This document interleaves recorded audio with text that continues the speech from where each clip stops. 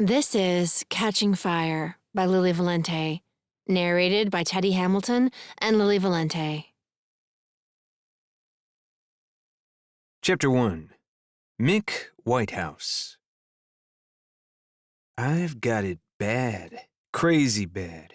So bad not even a gorgeous redhead with legs for miles and a dress so low-cut it's offering a handwritten invitation to stare at her cleavage can keep my thoughts from the girl who walked away.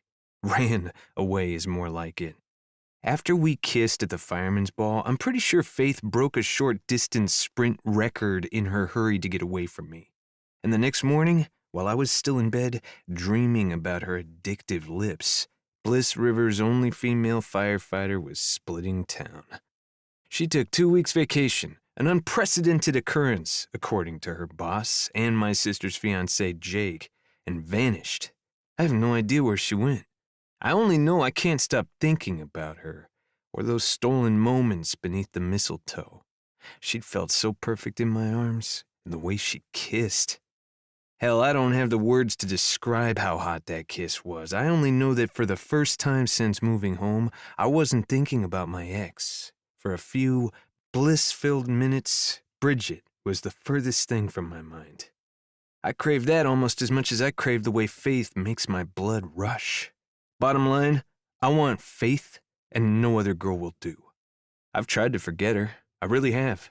First with Betsy, then Therese, and now Nina, whose chest has to be in danger of frostbite in that tiny blue dress with only a light sweater around her shoulders. Why isn't she wearing more clothes? At the very least, she should have on a winter coat. Wishing a hot girl in a revealing dress was more covered up. What is wrong with you? Thanks for coming out. I smile at Nina, ignoring the inner voice. There's nothing wrong with me. Nothing some quality time with Faith can't cure, anyway. I don't want a long-term relationship or any of the associated angst. I just want to make Faith come a few dozen times before we go our separate ways. She isn't interested in anything serious either. She made that abundantly clear. So we'd be perfect for each other. She said she didn't date, after all. Not that she didn't like men in general, or me in particular. There's still a window open there. A tiny window, maybe, but... Yeah, thanks for dinner, Nina says as we stop in front of Icing, the bakery my sister's just opened on Main Street. I had so much fun tonight. Me too.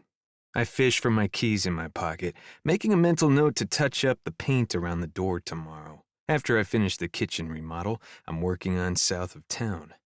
The bakery's only been open a week, but it's already a Bliss River hotspot and has the chipped paint to prove it. Almost every morning there's a line out the door and down the street as people queue up to get their favorite cookies, pastries, bread, and cakes before Icing sells out for the day. Last Saturday was rough, and I don't expect tomorrow will be any different. By tomorrow morning at 7, people will be milling around outside, gossiping and laughing as they wait for the shop to open, making far too much noise for me to sleep in, which is as good a reason as any to end this date early. I yawn as I pull Nina in for a quick, platonic hug. See you at the New Year's Eve party. Drive safe. I figure that's the end of my latest failed date, but Nina doesn't seem to get the message. I could come up for a while, if you want, she says, angling herself between me and the door. I'd love to see your new apartment. It sounds like so much fun, living above a bakery. I silently curse myself for moving out of my parents' house, where I was living with my sisters while Mom and Dad are in Florida for the winter. True, my sisters were driving me crazy, especially once they started planning Naomi's wedding and the entire living room looked like a marriage bomb exploded in there. But I have to admit at times, their date-repelling qualities came in handy.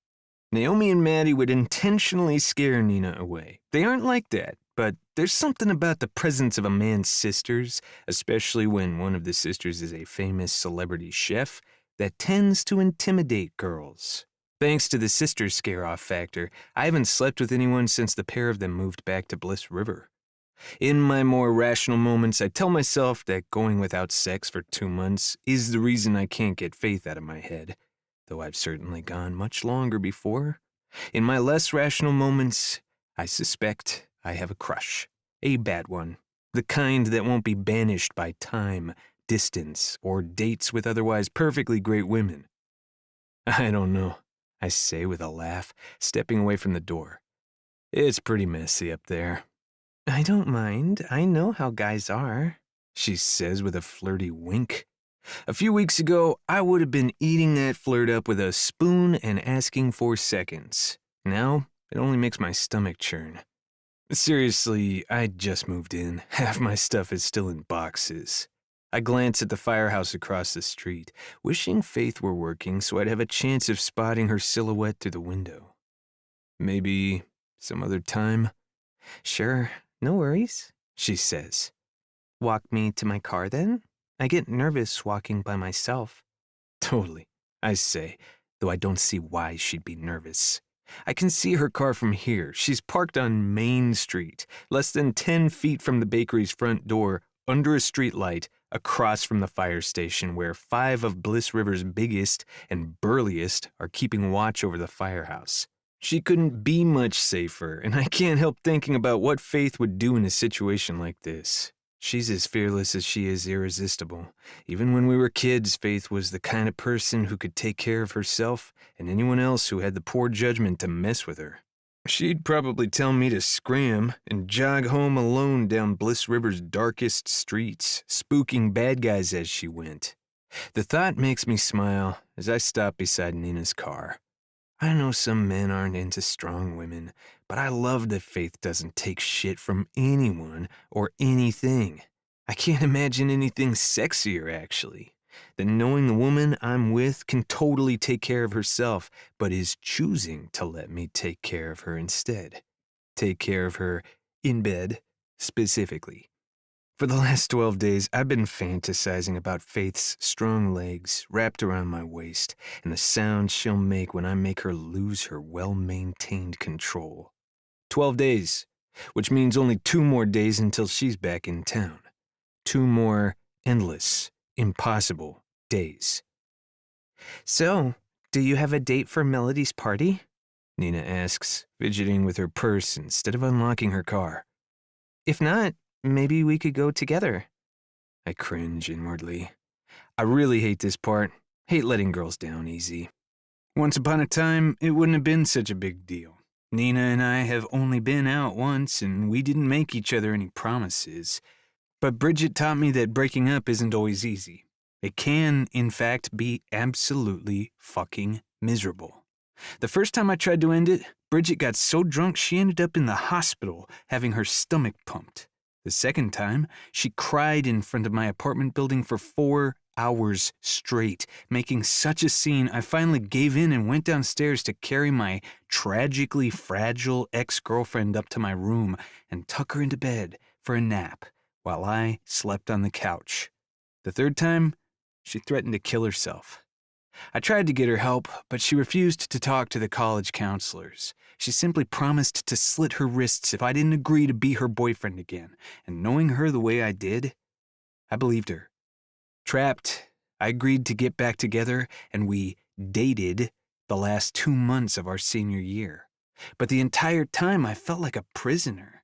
By graduation day, I was so miserable and exhausted and sick of being held hostage that I left the ceremony early, loaded my stuff into my truck, and hit the road with my gown still on over my jeans and t-shirt.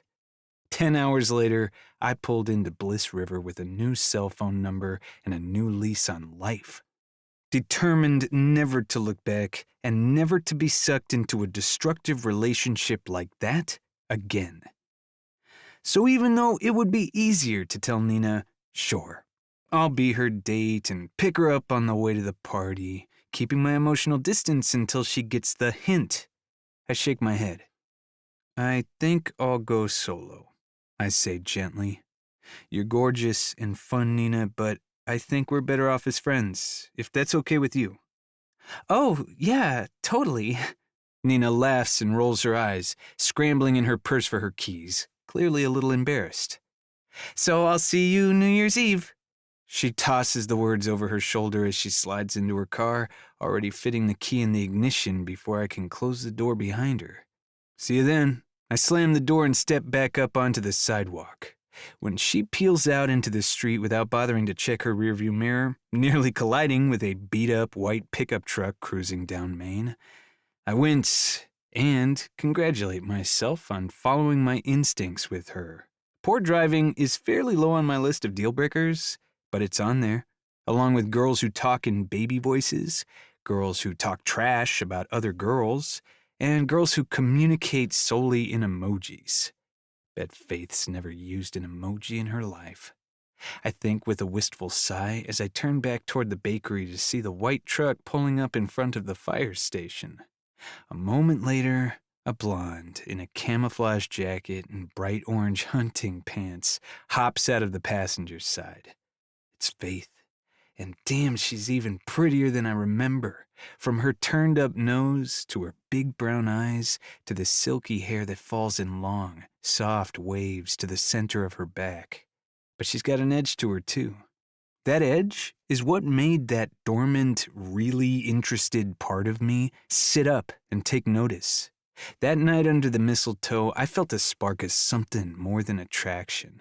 I'm curious about Faith, in a way I used to be curious about girls I liked before Bridget.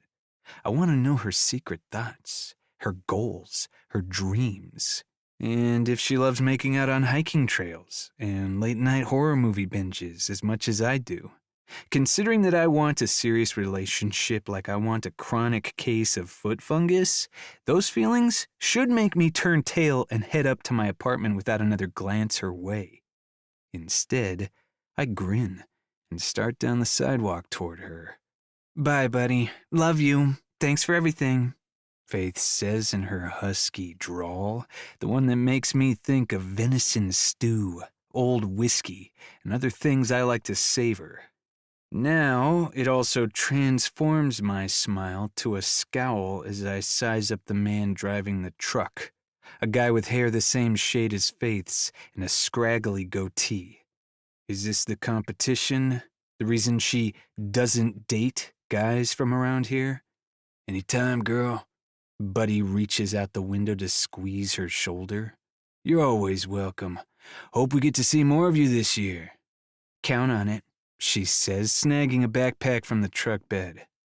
Are you sure you can't stay a day or two? I know Jake and Jameson would love to see you. Nah, I've got to get back. I've missed too much work this week already, he says, easing off the brake. But tell Aunt Prissy and the boys hi for me. Will do. Faith waves goodbye to her cousin. He seems like a cousin, or maybe like a good old friend. Either way, he's going, and I'm right here. A fact that makes me smile as I call out, "Welcome home! How was your trip?" She turns, her grin falling away. You? She shakes her head, her tone inferring that seeing me crossing the street is only slightly less annoying than stepping in bubble gum, or possibly something grosser. What are you doing here? I live above the bakery now. I keep smiling, refusing to take her scowl at face value. She acted irritated with me at the ball too, but she also kissed me like my mouth held the last gasp of air in a burning building. Things aren't always what they seem with Faith, which is part of the reason she's so damn interesting. Great, she sighs and swings her backpack over one shoulder. When did that happen? Last week, right after the store opened. I step onto the sidewalk beside her. Not long after Jake and Naomi got engaged. A lot of things have changed while you've been gone. She snorts in a way I find inexplicably sexy. No surprise there. I knew that was going to happen. My tail tingles when people are about to get hitched, and it was tingling big time for those two. I arch a teasing brow. Your tail? Yes, I have a tail, she deadpans. A thick, stubby, vestigial tail, like that blonde singer with the money sign in her name, but I kept mine instead of having it amputated. Interesting. I furrow my brow. By any chance, would you and your tail be interested in a drink later this week? Don't, she says in a softer voice. We talked about this. We did not, I say, playing dumb. I don't remember any talk about your tail. If I had, I would have asked Maddie to knit you a tail warmer instead of the horrible vest she made me for Christmas. Her lips quirk. It's just a hint of a smile, but enough to give me hope. Come on, I say. Give me a chance. Let me take you and your tail out to dinner. I don't have a tail, she says with a sigh. I hum low in my throat. Disappointing, but the offer still stands. I told you I don't date, she says, then adds in a mumble. Especially guys like you. What does that mean? My brows pinch together. I don't know what kind of guy you think I am, Faith, but I'm not the bad kind. I don't want anything nefarious. I just want to take you out, get to know you, and have some fun together. And hopefully get you out of my system before I get any more obsessed. She wrinkles her nose, but she doesn't immediately shut me down. Seriously, I press. I'm a decent human. I love my family and would do anything for a friend.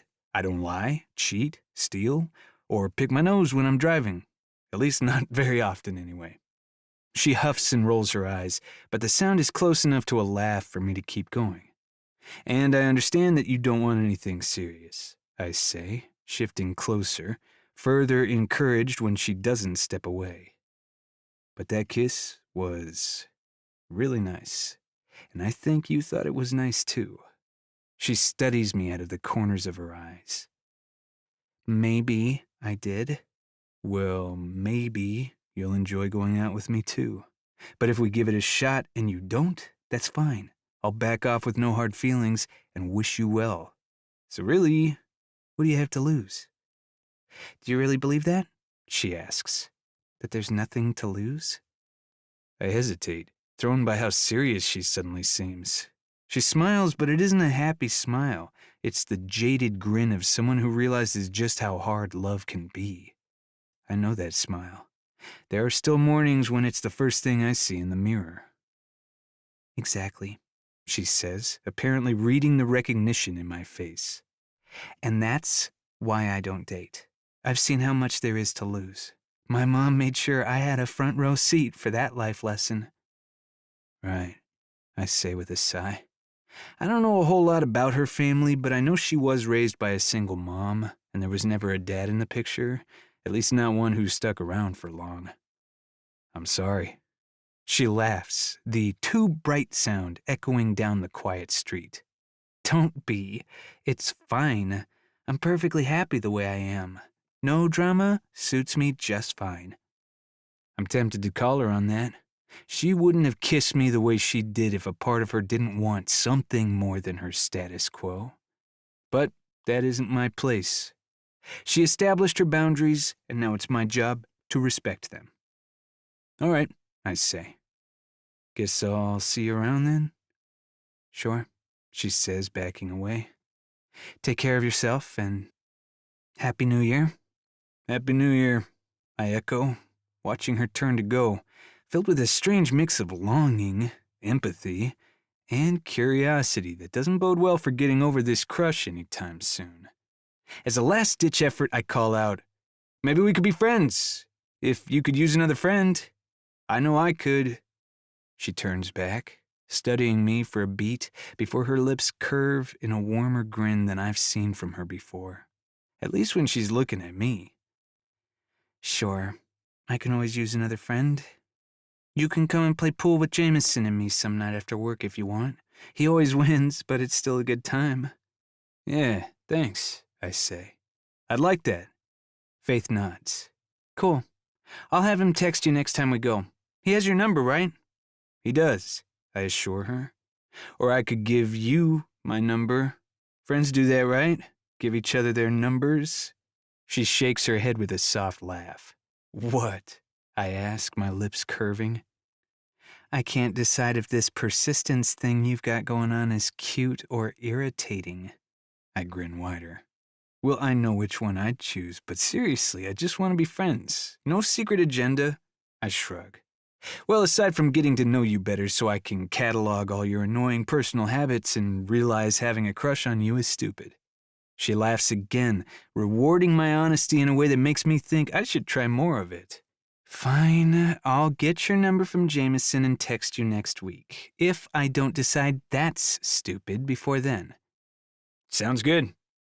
See you later, friend.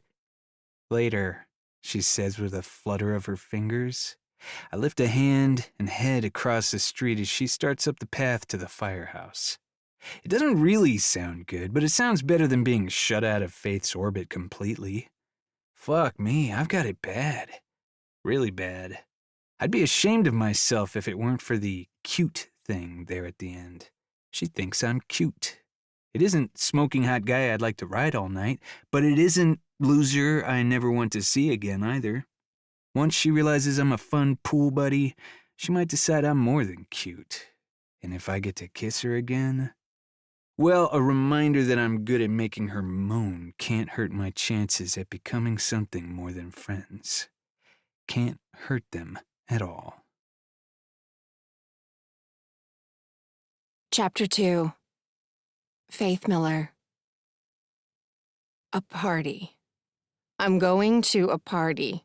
Willingly, without anyone bashing me over the head and dragging me from my house. Without threats or bribes or the lure of birthday cake to get me out the door.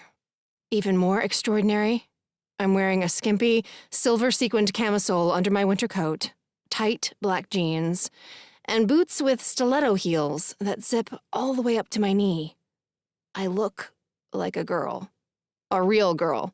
The kind who drinks too much pink champagne and giggles with guys in dark corners and makes out with a stranger at midnight on New Year's Eve. I look the part. And if I have anything to say about it, come midnight, I'll be locking lips with someone I barely know. The thought is way out of my comfort zone, and vaguely repulsive, to be honest. But I'm committed to this plan. I need to banish the memory of Mick Whitehouse's kiss from my thoughts. And if making out with other guys is the only way to make that happen, I'm ready to pucker up and say, smooch me. Still, I'm so anxious I haven't been able to sit still all day, and I'm starting to get dizzy from all the deep breaths I've huffed in and out in the past 10 minutes. Don't be nervous. My friend Kitty gives me an encouraging thump on the back as we hurry down Main Street, past restaurants filled with people lingering over their New Year's Eve dinners. You're going to have so much fun. You swear Melody doesn't mind that you're bringing me along? Not at all, she says, dismissing my concern with a wave of her arm. She's excited to catch up with you. She's great, I promise. Girlier than my average friend, but fun and sweet. And once you're her people, she'll always have your back. You two will get along like peas and carrots, I promise. Cool. I exhale with a smile, trusting Kitty to give it to me straight.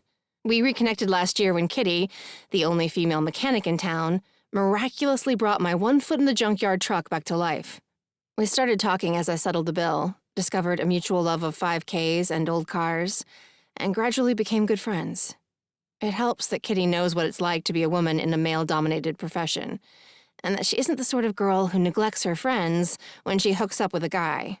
She and her boyfriend John moved in together a few months ago, but Kitty and I still run together every week.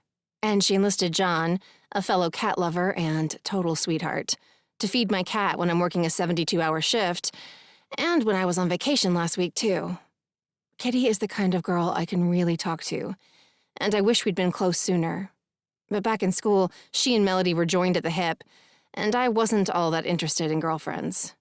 I spent my afternoons running wild with my 3 cousins, Buddy, Billy, and Buck, on their 40 acres. We rode 4-wheelers, hunted squirrel, and built forts out of the various construction gig odds and ends my uncle hoarded in his barn. By the time my aunt and uncle moved to Alabama, taking my cousins and partners in crime with them, I was too busy proving myself in my new job to worry about forming new bonds. Gradually, my coworkers became my friends, and later on, my family, and I stopped trying to have a social life outside of the Bliss River Fire Department. And I was perfectly content that way. Still, I'm glad Kitty and I reconnected. It's good to have a girlfriend my age, especially when it comes to tracking down New Year's Eve parties and eligible, kissable guys. All right, brace yourself. Kitty says, as we round the corner near the bowling alley and start toward an apartment above a shuttered bodega, where the New Year's Eve party is clearly already in full swing. Melody invited 50 people, so it's going to be crowded. And hot. I guarantee you'll be glad you wore a sleeveless shirt. Right, I say, my mouth suddenly feeling dry, yet sticky at the same time. The apartment is still a block away, but I can already hear the pulse of club music. People are dancing in there. Dancing. The only thing more stress-inducing than kissing. I'm not a bump and grind kind of girl. I'm a stand in the corner and roll my eyes at the people dry humping on the dance floor kind of girl. Hopefully, I'll be able to find a guy who feels the same way and avoid any embarrassing wiggling in public. A guy. A strange guy I'll have to make some kind of conversation with before the kissing starts. I swallow hard. I can do this, right? You can totally do this. And I'm so glad you're here. She gives my arm a squeeze as we head up the stairs toward the second-floor apartment. With John out of town at that stupid convention, I was dreading making an entrance alone. And don't worry, I'll stick close. I nod and try to smile, but fail. Now that I'm seconds away from being surrounded by other 20-somethings, 20-somethings who have social lives and party on a regular basis, instead of hanging out at dive bars with firefighters a decade older than they are, or snuggling on the couch with their cat every Saturday night, I'm starting to wonder what the hell I was thinking. This isn't me. This is the opposite of me, and is probably going to be about as enjoyable as being electrocuted. Repeatedly. I'm seconds away from telling Kitty adios and making a run for it, when the door at the top of the stairs opens and Melody March appears on the landing.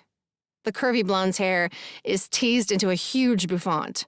Combined with her cat eye eyeliner and black chiffon baby doll dress, she looks like a 1950s movie star, making me feel seriously underdressed in my jeans and boots. Kitty and Faith! Melody holds out her arms, wiggling her fingers for us to hurry. I've been watching for y'all from the window for an hour. Get up here and let me get you both a drink. Kitty laughs and falls into Melody's hug. The moment they part, Melody reaches out, dragging me down for a tight squeeze. I suddenly feel very tall and also very welcome. I'm so glad you could come, she says, smiling up at me. Kitty's told me so much about you. I know we're all going to be great friends. Well, as long as you two don't try to make me go running, she amends with a laugh, because the only way I'm going running is if I'm being chased by zombies. And zombies would probably be slow, I say. So even if they were chasing you, you still wouldn't have to run. She grins. See there? I already like the way you think. Come on in. Let me take your coats. She ushers us inside, raising her voice to be heard above the music. What can I get you? Beer, champagne, or some deceptively sweet punch that will knock you on your ass if you have more than 2 glasses? Beer, Kitty says, but none of the light stuff. It tastes like pee. My gaze flicks from one side of the party to the other, relieved to see several clutches of people avoiding the dance floor. But there are a sufficient number of partygoers bumping and grinding to make me feel anxious. Something that will knock me on the ass a little might not be a bad idea. I'll have some of that punch, please, I say. Great, be right back. Melody turns, threading her way through the crowd toward the makeshift bar set up on the kitchen counter. There are punch bowls and cups, and every kind of drink container imaginable, from martini glasses to shot glasses, to those giant red wine glasses I tend to break. The food spread on the other side of the room is fancy, too, giving the gathering a more elegant vibe than the average college kegger. But then, Melody is a professional caterer, and obviously has a leg up on other hostesses. And the space itself is very party-friendly. The apartment is the most spacious I've seen in a long time. A large open-concept layout that gives people plenty of room to meet and mingle. It's packed, but it doesn't feel claustrophobic. And by the time I suck down my first cup of punch and go looking for my second, I'm feeling much more relaxed. You need anything? I shout to Kitty, who shakes her head and holds up her still half-full beer, before turning back to the guy she's been talking moonshine cars with for the past 20 minutes. I make my way to the punch bowl with a bounce in my step, surprised to find I'm having a good time. I'm not dancing, of course, and have no plans to commit that kind of party foul. But the music and the vibe are fun, and I've enjoyed chatting with Kitty's gearhead friends. Unfortunately, however, none of the guys I've met so far are kiss-worthy prospects. They all seem genuinely nice, not the sort who'd be up for a no-strings-attached make-out session. I need someone else. Someone with the same cocky swagger Mick has. The kind of guy who will think nothing of kissing me senseless and then walking away. Mick wasn't the one who walked away, and you know it. I ignore the thought and ladle out another glass of punch before turning to retrace my steps. The only reason Mick didn't walk away was because I walked away first. He's only interested in me because I'm hard to get. If I were to make the mistake of indulging my curiosity about him, of finding out if his kisses are as intoxicating as I remember, and if there's more to him than a nice sense of humor and a handsome face, I have no doubt he'd walk. Once they realize you're vulnerable to their spell, guys like Mick can't bail fast enough. I've seen it happen to my mom way too many times. Getting involved with a guy who makes your head swim is a bad idea. Speaking of swimming, Melody wasn't kidding about the punch. I glanced down at my cup, surprised to find it already half empty. If I don't want to be unconscious on the chaise lounge before midnight, I need to slow down. In fact, it might be a good idea to grab a few chips and pretzels, something to soak up the alcohol before any more of it goes to my head. And if I slip outside onto the deck, I can cut around to the other side of the apartment to the snack table without setting foot on the dance floor. I'm having fun, but no way am I ready to get any closer to that unholy territory. Kitty's still deep in conversation, so I ease around a group of guys discussing the last Falcons game and head for the glass door leading out onto the deck. The apartment isn't huge, and Kitty will be able to find me if she needs me. I step outside and pause, pulling in a deep breath of cold, head-clearing air before turning and plowing face first into a brick wall. No, not a brick wall, I realize, as I stumble backward. A guy built like a brick wall. A guy with a pretty nice face to match all those muscles, too. Things might be looking up on the New Year's kissing front. Chapter 3. Faith. The man's heavily muscled chest completely fills my vision, blocking my view of the people behind him. Sorry, I tilt my head back to get a better look at the wall's head. It's a decent head, with blue eyes, a strong jaw, and several eyebrow piercings.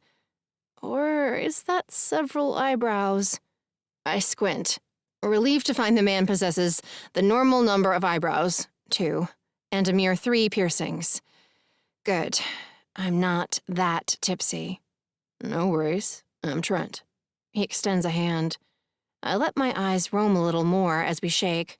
His arms are covered in tattoos that wind around and around his forearms before disappearing beneath the pushed-up sleeves of his black sweater. He's definitely a gym rat. You don't get muscles that defined without a lot of work. And somehow manages to exude swagger, even while standing still. In other words, he's exactly the type of guy I'm looking for. Our chance meeting should make me happy.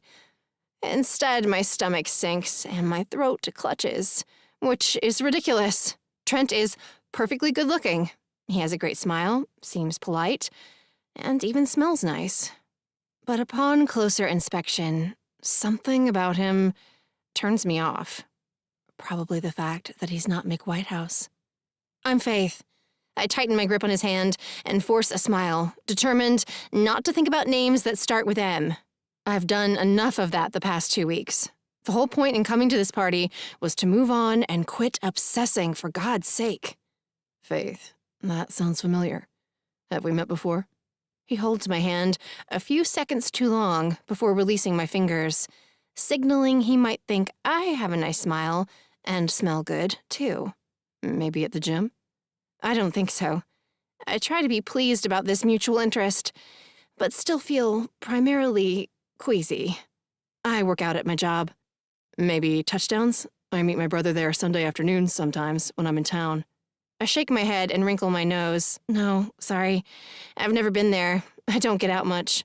Way to sound interesting, lame ass. Trent grins. Me either. I spend most of my life at the gym or work. I run a bike shop just outside Atlanta. Cool. I take another sip of my drink, stalling as I try to think of something else to say. Bikes with spokes or bikes with motors? Spokes, he says. But I own a chopper. You ride? I'd like to, but I've seen too many motorcycle accidents. I'm with the Bliss River Fire Department, and we assist on a lot of those calls. The ones where the person in the car doesn't see the person on the bike, and bad things ensue. He bares his teeth as he sucks in a breath. Yeah, that's a problem. I ride mostly in the country, though, and try to be careful. So, you're an EMT? I'm certified, but primarily I'm a firefighter, I say, bristling the way I always do when people automatically assume I'm something other than a firewoman.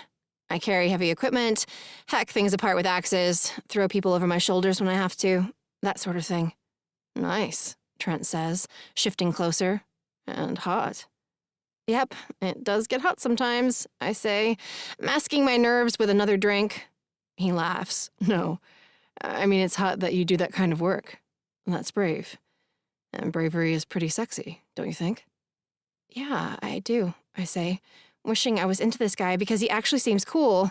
Why, oh why can't my stupid brain stop thinking about stupid Mick? Trent advances another step. Are you here with someone? No? The words emerge as a question, and I wince a little, but Trent doesn't seem to notice. Me either. He reaches out, bracing his arm on the wall above my head, the same way Mick did before he kissed me in the gazebo. But that night, I was tingling all over, dying to know what it would feel like for Mick's lips to touch mine.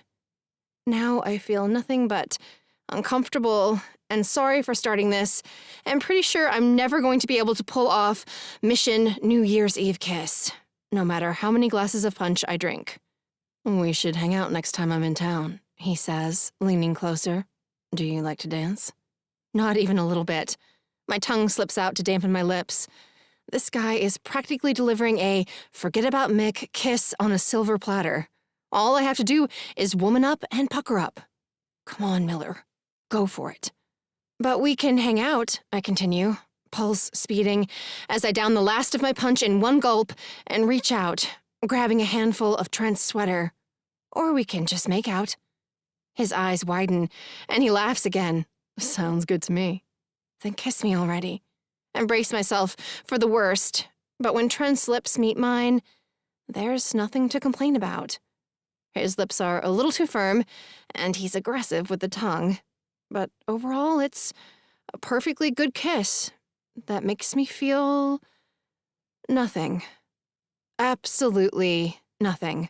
No tingles, no sparkles, nothing but vague relief that Trent is big enough to block the cold wind and warm enough to ease the chill bumps from my arms. But when his hands grip my hips, I know I have to put an end to this. I don't want to give him the wrong idea. Trent and I aren't going to be leaving this party together, and I'm not going to let him maul me in public. A kiss is one thing. I've seen several couples making out in the corners of the room, but groping is another. I need a second. I pull my lips from his, blinking as the sky behind his head pulses, the stars spinning no matter how hard I try to focus. Okay, he says, his hands returning to my waist. You want to get out of here? Maybe get a cup of coffee somewhere? That punch is no joke. I shake my head and immediately regret it. The stars spin harder, and Trent suddenly sprouts a third eye in the center of his forehead. Oh no, I mumble, as my stomach churns more violently. No, no, no. Suddenly, a familiar voice pipes up from behind Trent's massive back. Get away from her. Even before Trent turns, revealing the angry blue eyes and delicious black curls of the man behind him, I recognize the speaker. It's Mick Whitehouse. Again. The man's like a bad rash. I tried to tell Mick to stay out of my business, but the words come out all jumbled and wrong. My tongue is too thick and my stomach too sour, and the damn world won't stop spinning. Back off, man, Trent says, glaring at Mick. Everything's fine. No one's in danger here.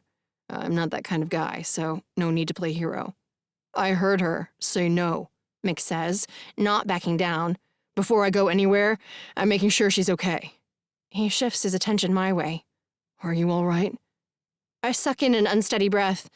Even with the world spinning, having Mick this close makes some primal part of me send up a cheer of approval. There's something about his eyes, about the way he looks at me like he wants to devour me and protect me at the same time, that's completely captivating. And completely frustrating. I lift a finger, closing one eye to make sure I'm aiming it at only one of Mick. I do not need protectoring. I clear my throat and will my dumb lips to cooperate. I do not need you to protect me, Mick Whitehouse. He nods. I know. You're tough, but you also sound pretty drunk. I am not. I snort laugh as I realize what I've said, then pull myself together again. I mean, I am not. That is what I meant. I hiccup unexpectedly and then cover my mouth and mumble, "Excuse me." You're excused, Mick says with a serious nod before turning to Trent and adding in a softer voice, "Sorry about the misunderstanding, but she's obviously wasted. I need to take her home. Why don't you give her your number? If she's interested, she can call you when she's sober."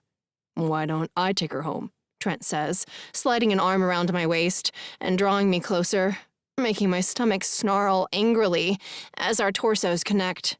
"I don't know you from a hole in the ground, man. And Faith doesn't seem very happy to see you. I think she's better off with me.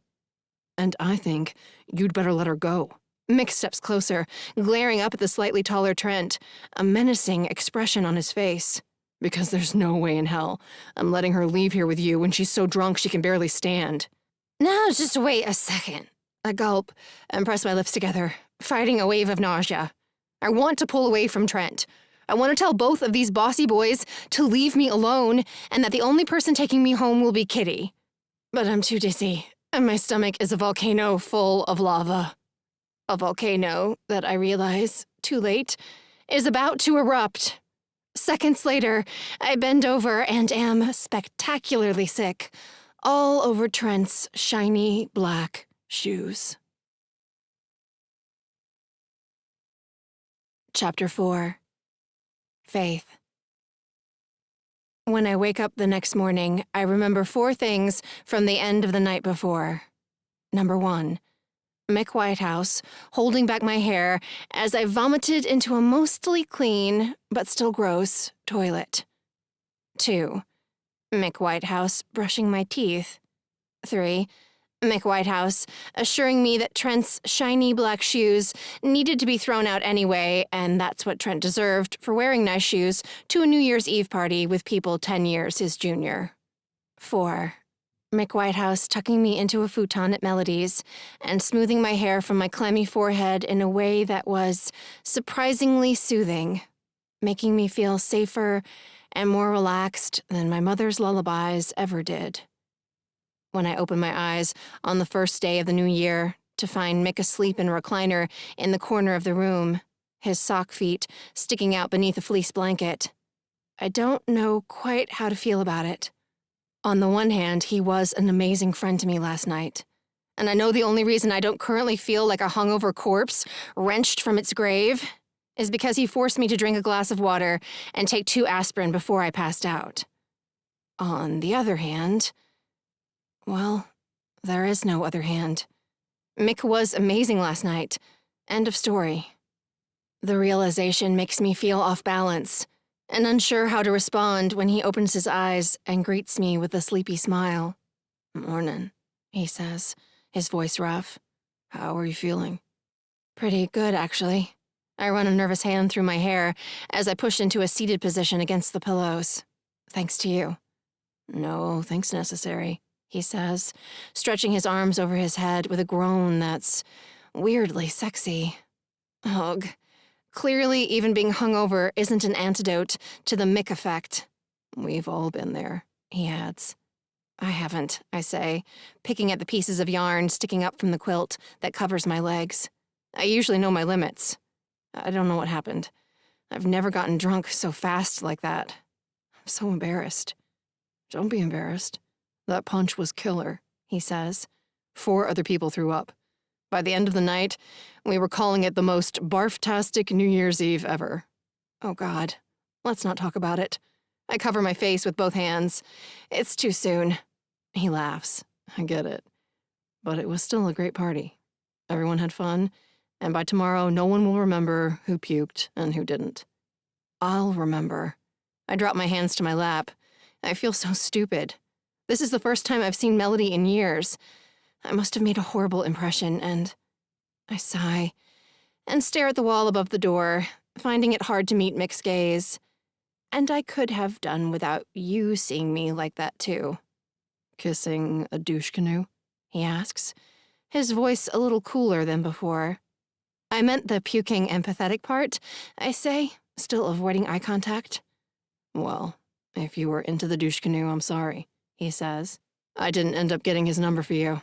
After you vomited on his shoes and I convinced him I was an old friend who had your best interests at heart, he headed for the door pretty quick.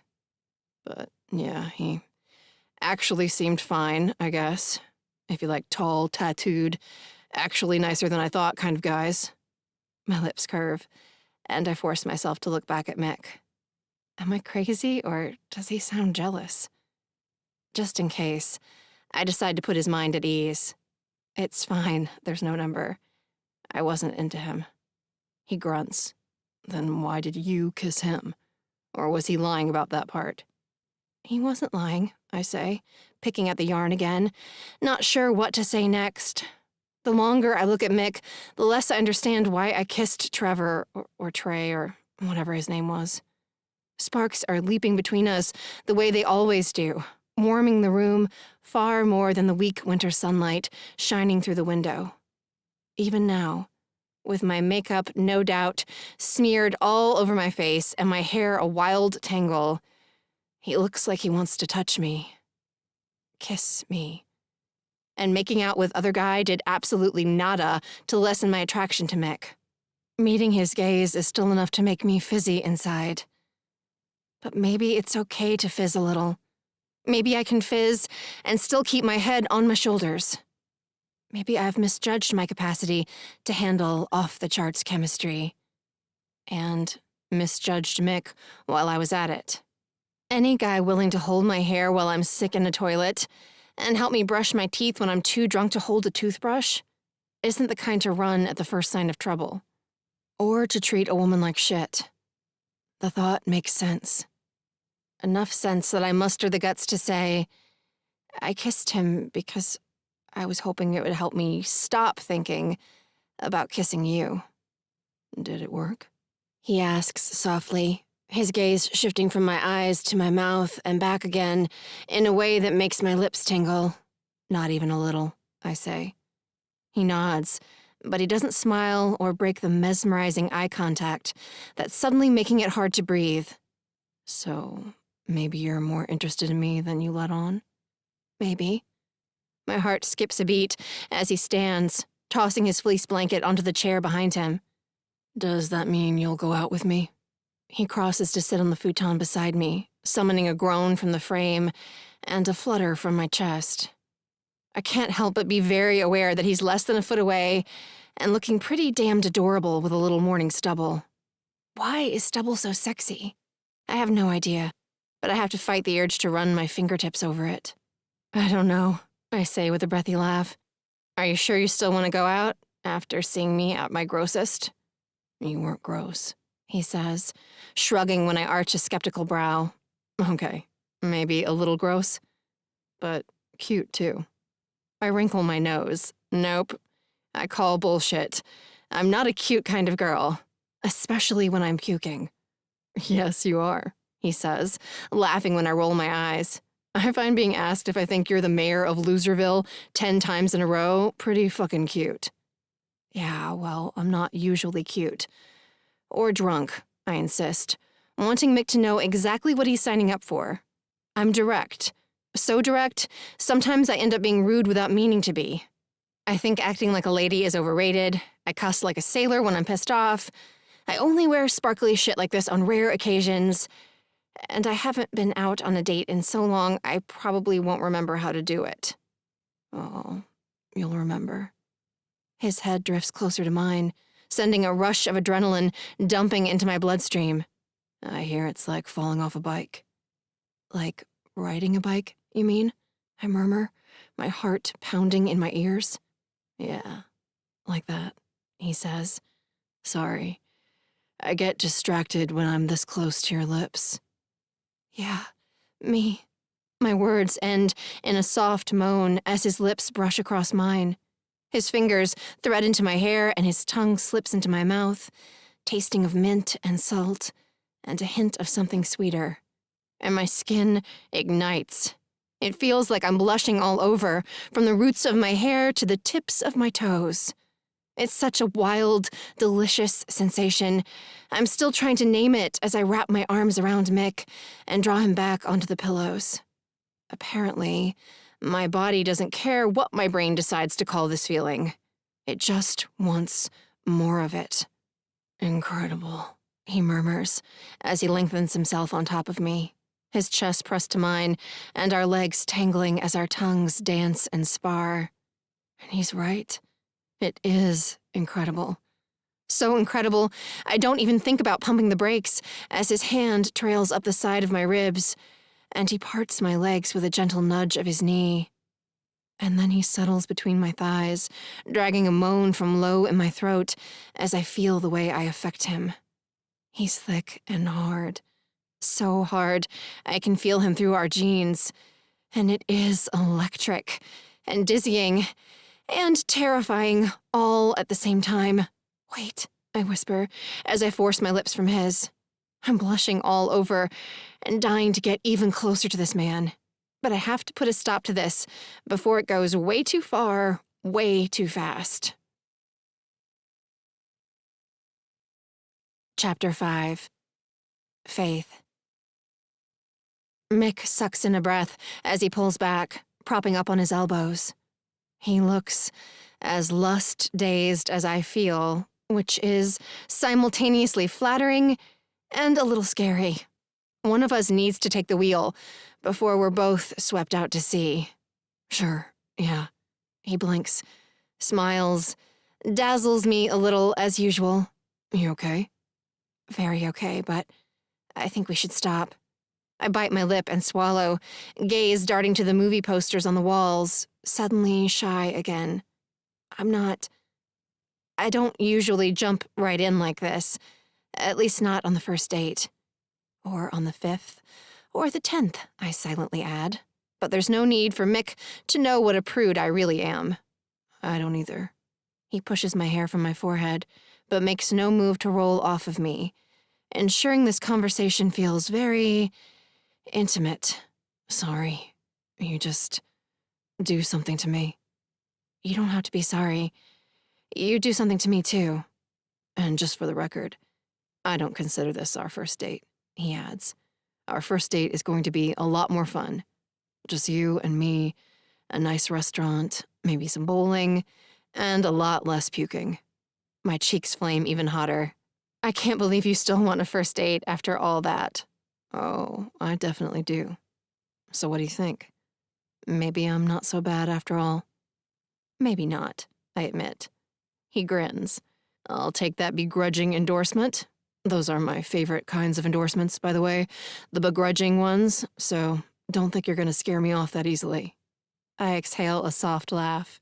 Okay, 1 date, I say, holding up a finger between us. That's all I'm offering. 1 date, and we'll see. Amazing. He drops a kiss to my cheek. That's the best news I've heard all year. The year's only a few hours old, I say wryly, giving his shoulder a nudge. So I'll take that for what it's worth. Making out is one thing. Having a conversation while Mick is still between my legs, and still hard, is another. I'm not nearly chill enough about this kind of stuff to pull this off for much longer. Smart. Mick rolls over, stretching out on his back beside me on the futon, with his hands behind his head. As I sit up, crossing my arms over my chest and willing all the tingling parts of me to calm the hell down, he adds with a grin. So, dinner? Tonight? I think I need a day to recover first, I say, though a part of me is just as eager for our tryout date. I want to see if we keep getting along this well, if he keeps surprising me in such pleasant ways. Tomorrow's my first day back at work since vacation. I don't want to be worn out by the end of my shift. Mick grins wickedly. And why would you be worn out, Miller? Were you planning to keep me up all night? No. I smack his thigh. That well-muscled thigh that I do not want to see out of those jeans, thank you very much. At least, not yet. Sometimes I work 3-day shifts. This week I go in at noon tomorrow and don't get off until noon on Thursday. And my bunk is in an old utility closet where the pipes clang the entire time I'm trying to sleep. His brows pinch together. They make you sleep in a utility closet? I shrug. I don't mind. At least I have some privacy, and don't have to listen to Kevin snore in the guys' bunk room all night. And it won't be for much longer. The new firehouse is going to have 6 individual rooms, so everyone on shift will have their own space. Nice, he says. And maybe when you guys move to the new place, my sister will spend less time making googly eyes at the other side of the street. I laugh. Jake's the same way. We've started singing Moon River every time we catch him staring out the window. That's awesome, he says with a grin. I usually throw rolls at Naomi, but Moon River is way better. More embarrassing. And less needless destruction of innocent bread. We have to do something to reinforce the message that drooling over your boo in public is gross at their age. I snort. At any age. Agreed. He nudges my knee with his fist. But if you can't help yourself, it's okay. I won't judge. I can even stand in my window at a certain time each day to make it easier for you, if you want. In your dreams, White House. I roll my eyes. But I can't deny I enjoy chatting with him nearly as much as I enjoy making out with him. Nearly. Seriously, though, I'm excited about our date, he says, the teasing note gone from his voice. But I'd love for us to have more time than the hour or whatever you get for dinner while you're on duty. So maybe Thursday night when you get off would be better? Or will you need to head home to crash? Thursday would be fine, I say, assuming we don't have any middle-of-the-night calls on Wednesday. Cool. Then I'll pick you up Thursday night at 7. He tucks a lock of hair behind my ear. We can get dinner and see what sounds like fun from there. Maybe a beer or bowling. Beer and bowling. 7 is good, but I'm terrible at bowling, I say, resisting the urge to shiver as his fingertips linger on my neck. We could go to the shooting range instead, and I could kick your ass at target practice. He grins. You're on. But I wouldn't be so sure about kicking my ass. I know my way around a weapon, Miller. I haven't missed a deer season since I was in diapers. Nice. I return his grin. That'll make beating you so much more fun. For a girl who couldn't brush her own teeth last night, you talk a big game. For a guy who struck out every time I watched him play softball, you have a high opinion of your own hand-eye coordination. That's it. This is war. He tackles me, summoning an unusually girly giggle from my chest as he traps me between his powerful legs and rubs his knuckles against the top of my head. Stop it, I say, batting at his arm. You'll give me split ends. Oh no, not split ends. His fingers shift to my ribs, where he proceeds to tickle me until I'm gasping with laughter and so out of breath that when Melody opens the bedroom door, spatula in hand, and demands to know, what's going on in here, Mick? Do I need to defend this woman's honor? I can't say a word. Sorry, Mel. He grins as he releases me from his thigh prison. Just messing around. Did we wake you? No, of course not. She waves her spatula through the air.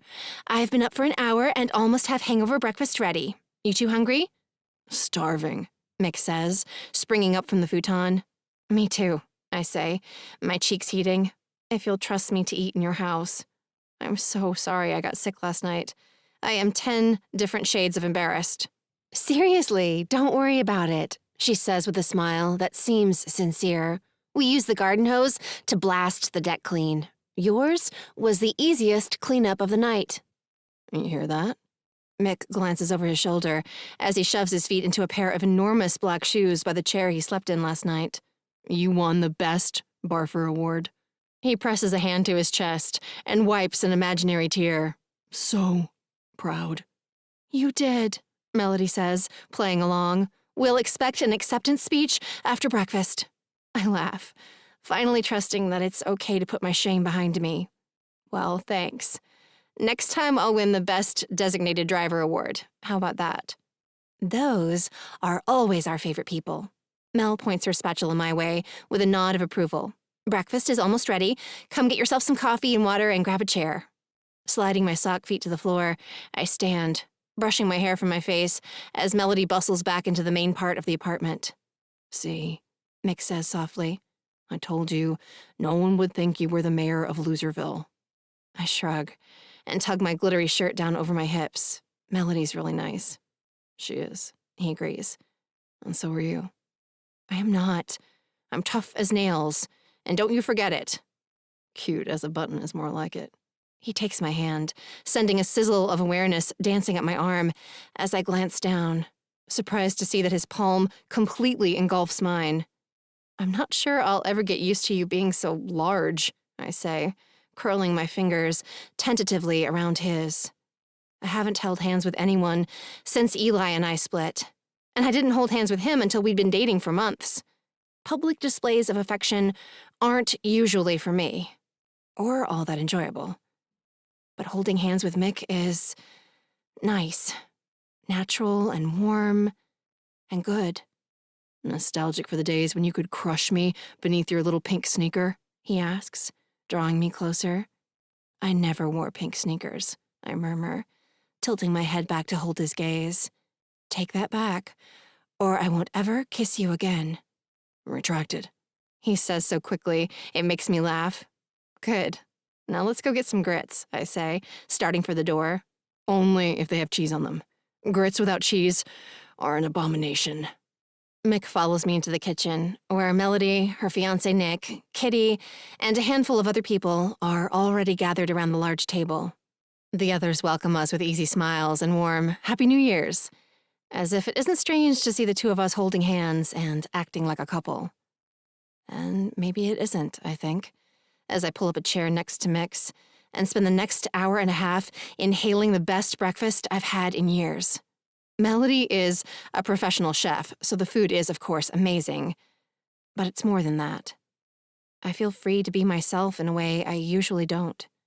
I'm sitting next to a guy who, despite the fact that I vomited in his presence mere hours ago, thinks I'm cute.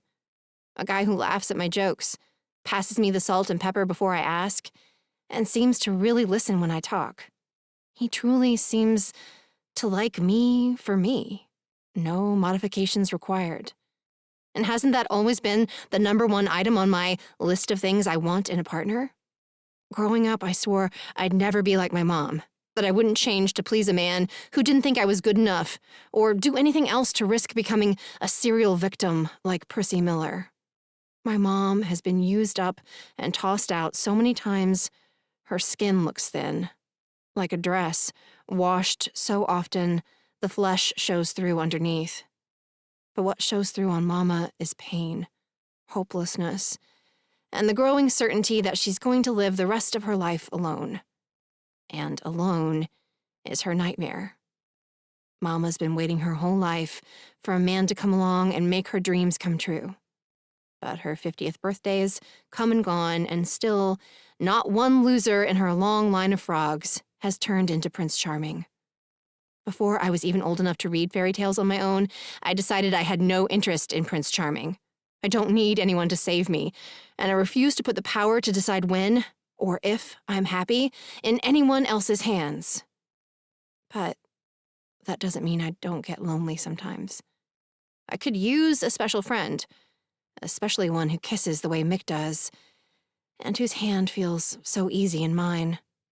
I don't like the idea of not seeing you for 3 days, he says later, after we've thanked Melody and are wandering through the cool winter air toward the fire station. You'll see me, I tease. I'll be right across the street. You can shoot googly eyes my way whenever you want.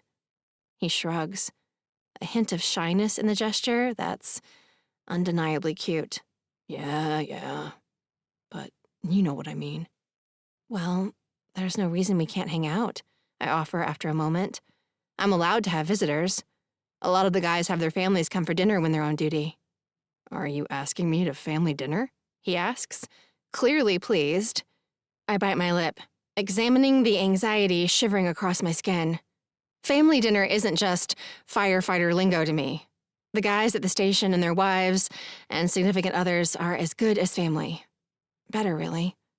None of them ever make me feel like I'm a burden or a disappointment, or only useful when they need bailing out of a bad situation. I'm open to dating Mick, but am I ready to introduce him to my family? How about we have lunch, I say, hating to walk back an invitation but needing to honor the knot forming in my stomach. Or you could come work out with me one afternoon. If we don't have training or maintenance that needs to be done, I usually start around 2. He nods. Cool. That sounds like fun. I've been lifting in the garage at my parents' house, but it's freezing in there. I stop next to him on the sidewalk, across the street from where my truck is parked. Great. I'll text you tomorrow as soon as it's safe. I have to make sure Jameson isn't around, or he'll tease the shit out of me for having a boy over. Mick grins. Am I the first boy you've had over? Yes, but don't start feeling special, I say as I back away. Wouldn't dream of it, he says, still grinning. I don't date, remember? I add with a laugh. You do now, he says, with a wink so disarming, I can't think of a snappy comeback. So I simply roll my eyes and say, whatever, White House. Smell you later. Not if I smell you first, he calls after me, making my lips quirk up in a goofy grin that feels weird on my face. Weird, but in a good way. So far, the new year isn't shaping up as expected. But I can't deny I've had more fun this morning than in the last month of mornings combined. And the reason for that is watching me unlock my truck and swing up into the driver's seat with a smile on his handsome face. Chapter 6. Mick. I like working out, I do, but it's not something I get excited about anymore the way I did when I was first bulking up and putting on muscle. It's something I do to stay in shape, but today I can't fucking wait to hit the gym or to see my workout buddy. I jogged down the stairs leading from my apartment the next afternoon with a spring in my step and a smile on my face. A smile that vanishes as my older sister, Naomi, dashes across the bakery to block my path to the front door. You're not going anywhere. She throws out her arms in a dramatic none shall pass gesture, with her honey-streaked brown curls pulled into a ponytail and a bright pink show-me-some-sugar apron on over her clothes. Naomi looks sweet enough to be hosting a children's baking show, but the expression on her face is all business. What? Why? I ask, wondering what I've done this time. I'm glad Naomi and Maddie are coming out of their respective funks. But as their spirits have improved, my sisters have reverted to picking on me like they did when we were kids. I'm trying to be a good sport about it, but I'm nearly 24 years old, for God's sake. I'm not a child, and I can be trusted to live by myself and cook my own meals without setting the apartment above the bakery on fire. You're staying right here. Naomi points a threatening finger at my chest, and that's final. Lifting my hands in the universal sign of surrender, I back away, my workout towel hanging from my fist like a white flag. Evidently, it's going to take longer to get across the street to the fire station than the 5 minutes I just texted Faith. What? I ask again. I swear I didn't touch anything in the bakery kitchen, not even when I really needed milk for my cereal. Liar! Maddie, my middle sister, pops up from behind the glass display case, her cheeks flushed and her brown ponytail frizzy from spending the morning in the kitchen. I caught you on the nanny cam I hid in between the flour sacks. You are a milk thief, Mick Whitehouse. I shoot her an incredulous look. You were spying on me? I was checking up on you, she says in a tone that makes it clear she feels zero remorse for setting up video surveillance on a family member. And my checking reveals that you are a big, hairy liar. It was 3 tablespoons, I mumble, rolling my eyes. Seriously, I was careful not to take enough to cause any recipe fallout. My cereal was barely damp. I don't know why you two are so stingy with the milk anyway. You have 8 to a dozen gallons in there at any given time. We also have health codes to think about, Naomi says with a judgmental sniff. Well, I didn't rub my hands in feces first, I say with exaggerated patience. I just went in with clean hands, poured a tiny bit of milk into my clean cereal bowl, and walked back out, keeping all my nasty man germs to myself. Speaking of nasty man germs, Naomi crosses her arms at her chest. This is about more than milk, and you know it. No, I don't. I have no idea what's going on. I link my hands behind my neck and lift a tortured gaze to the ceiling, praying for strength. Why couldn't I have been born first, God? Why? This could have been all avoided if I were the oldest. I just know it. Maddie told me all about your plans. Naomi pokes me in the stomach, hard enough to make me grunt. And it's not happening. You are not going to make Faith another name on your hit list. I don't have a hit list. I hop back when she tries to poke me again. Yes, you do, she says, lunging forward to jab me in the ribs before I can escape. Ow! I cross my hands over my midsection, doing my best to look pitiful the way I would when Naomi was 17 and I was 7 and in trouble for sneaking into her room to play hobbits trapped in the dragon's cave under her bed. Unfortunately, my pitiful face doesn't work nearly as well now that I'm a good 6 inches taller than my sister. Since you moved back home, you've dated half the single women in Bliss River. Naomi stalks me across the tile as I back away. You're making a name for yourself as a man whore, Mick, which is fine if that's what you want to do. Lord knows I'm not here to judge. I'm just here to make sure you stay away from Faith. Yeah, I really like Faith. Maddie pops up from behind the display case again like a meddling whack-a-mole determined to ruin my chances with the one girl who's made me feel truly excited about a date in what feels like years. I like her too, I say, glancing over Naomi's head at the front door, willing someone to walk into the bakery and save me from the 3rd degree. Liking someone and wanting to get into their pants isn't the same thing, Naomi says in a condescending voice that makes my teeth itch. And I'm not going to let you— Okay, now hold on a hot second, I say, irritation trumping my desire to keep the peace. I love y'all, and I respect your opinions, but you are not my keepers or my parents. You don't decide what I do or who I date, and you don't get to comment on my sex life, ever. Oh, come on, Maddie says, her tone softening. Don't get your feathers ruffled, baby brother. You're only sticking your noses where they don't belong. I pin Maddie with a hard look, then shift my gaze to Naomi. Then back to Maddie, for good measure, hoping they'll get the message that I won't be rolling over and letting my bossy older sisters tell me what to do. Not this time. I really like Faith. We're working out together today, and I'm taking her out on Thursday, and that's all I have to say on this subject. Naomi's lips part, but I cut her off before she can speak. This isn't up for debate, I say. I have nothing but good intentions with Faith, but even if I didn't, this intervention would be insulting to me and to Faith, who would be pissed if she knew you two were talking about her like she's some kind of helpless idiot who can't make up her own mind about whether I'm an asshat or not. Naomi and Maddie exchange a look, then duck their heads. There now, aren't you sorry? I ask after a moment. Don't you feel ashamed? Maddie nods, and after a moment so does Naomi. You're right. Sorry for meddling, she mumbles. Have fun, and say hi to Jake for me. I will. I move toward the door. You two be good while I'm gone, and in the future try to remember that not only am I a grown man and a decent human being, I'm also your tenant, and probably the only person in town who will pay to live above a place where people start banging pans at 4 a.m. All right, we get it, Maddie says. I'll take the nanny cam home today. Good.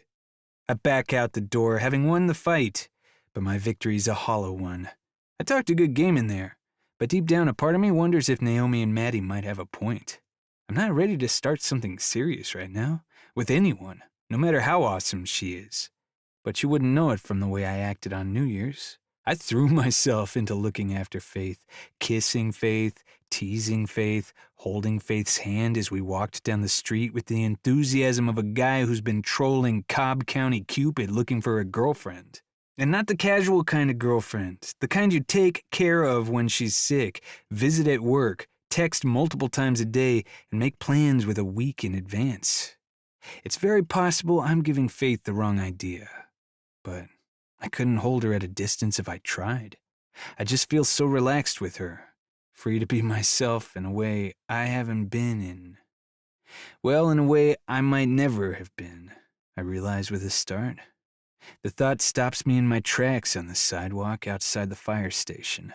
Until Bridget, I was awkward around girls who I liked as more than friends. For better or worse, I was a runt in high school and got a late start in the dating game. I had a lot of catching up to do during my first year of college, struggling to learn the rules everyone else seemed to have down pat.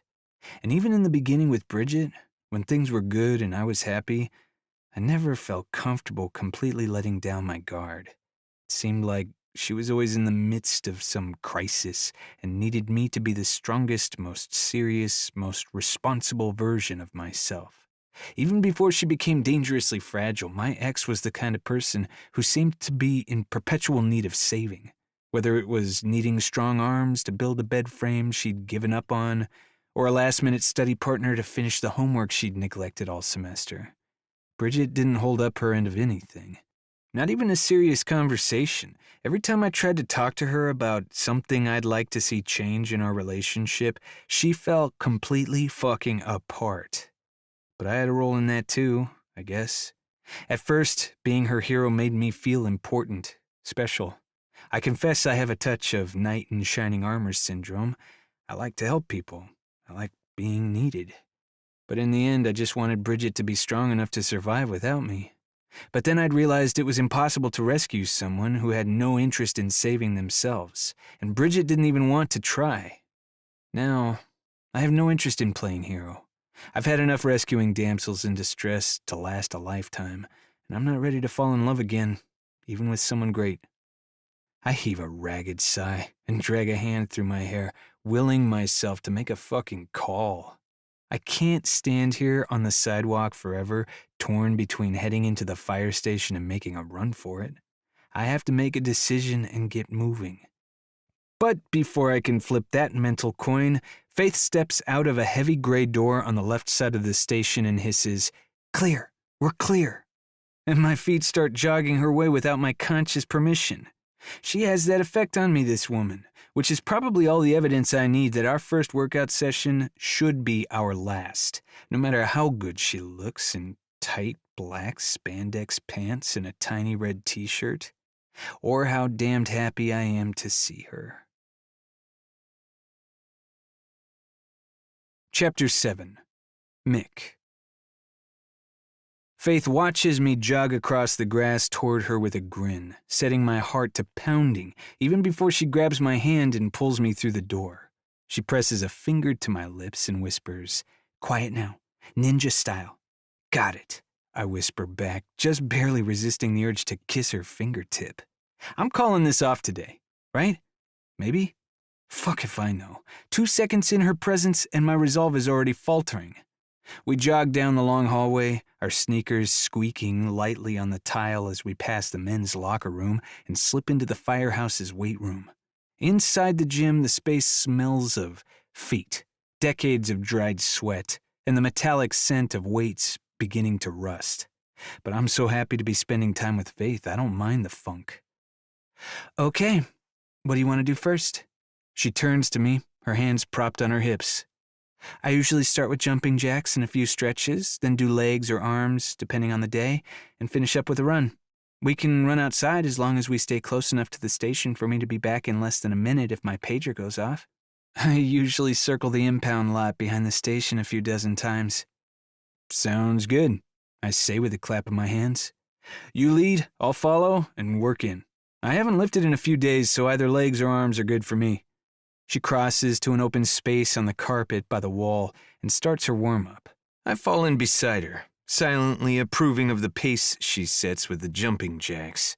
Within the first few minutes, it's clear she isn't here to play, a fact that becomes even more obvious as we move into a grueling circuit targeting calves, inner and outer thighs, and quadriceps. We shift between the machines crowded into the small space with companionable ease, our conversation limited to discussion of reps, constructive feedback on form, and the occasional words of encouragement. But when silence falls, it isn't uncomfortable. In fact, I find working out with Faith pretty damn relaxing, except for the moments when I can't keep my eyes from wandering where they shouldn't. Faith's body is a thing of beauty at all times, but Faith in action, with her strength, flexibility, and raw determination on display, is so damned sexy, it's a minor miracle I'm able to keep my own body under control. But a hard-on in these flimsy track pants wouldn't be easy to conceal. "Okay, what do you think?" she asks, her breath coming faster as we finish our last set of weighted squats and set our dumbbells back on the stand. "Want to do some sit-ups and then head out?" "Yeah." I dry my sweat-slick hands on my towel. I think another 10 minutes in here or so is all I can take before my nose falls off. She laughs as she swipes an arm across her forehead. "Oh God, I know, it's horrible, isn't it? It's the carpet.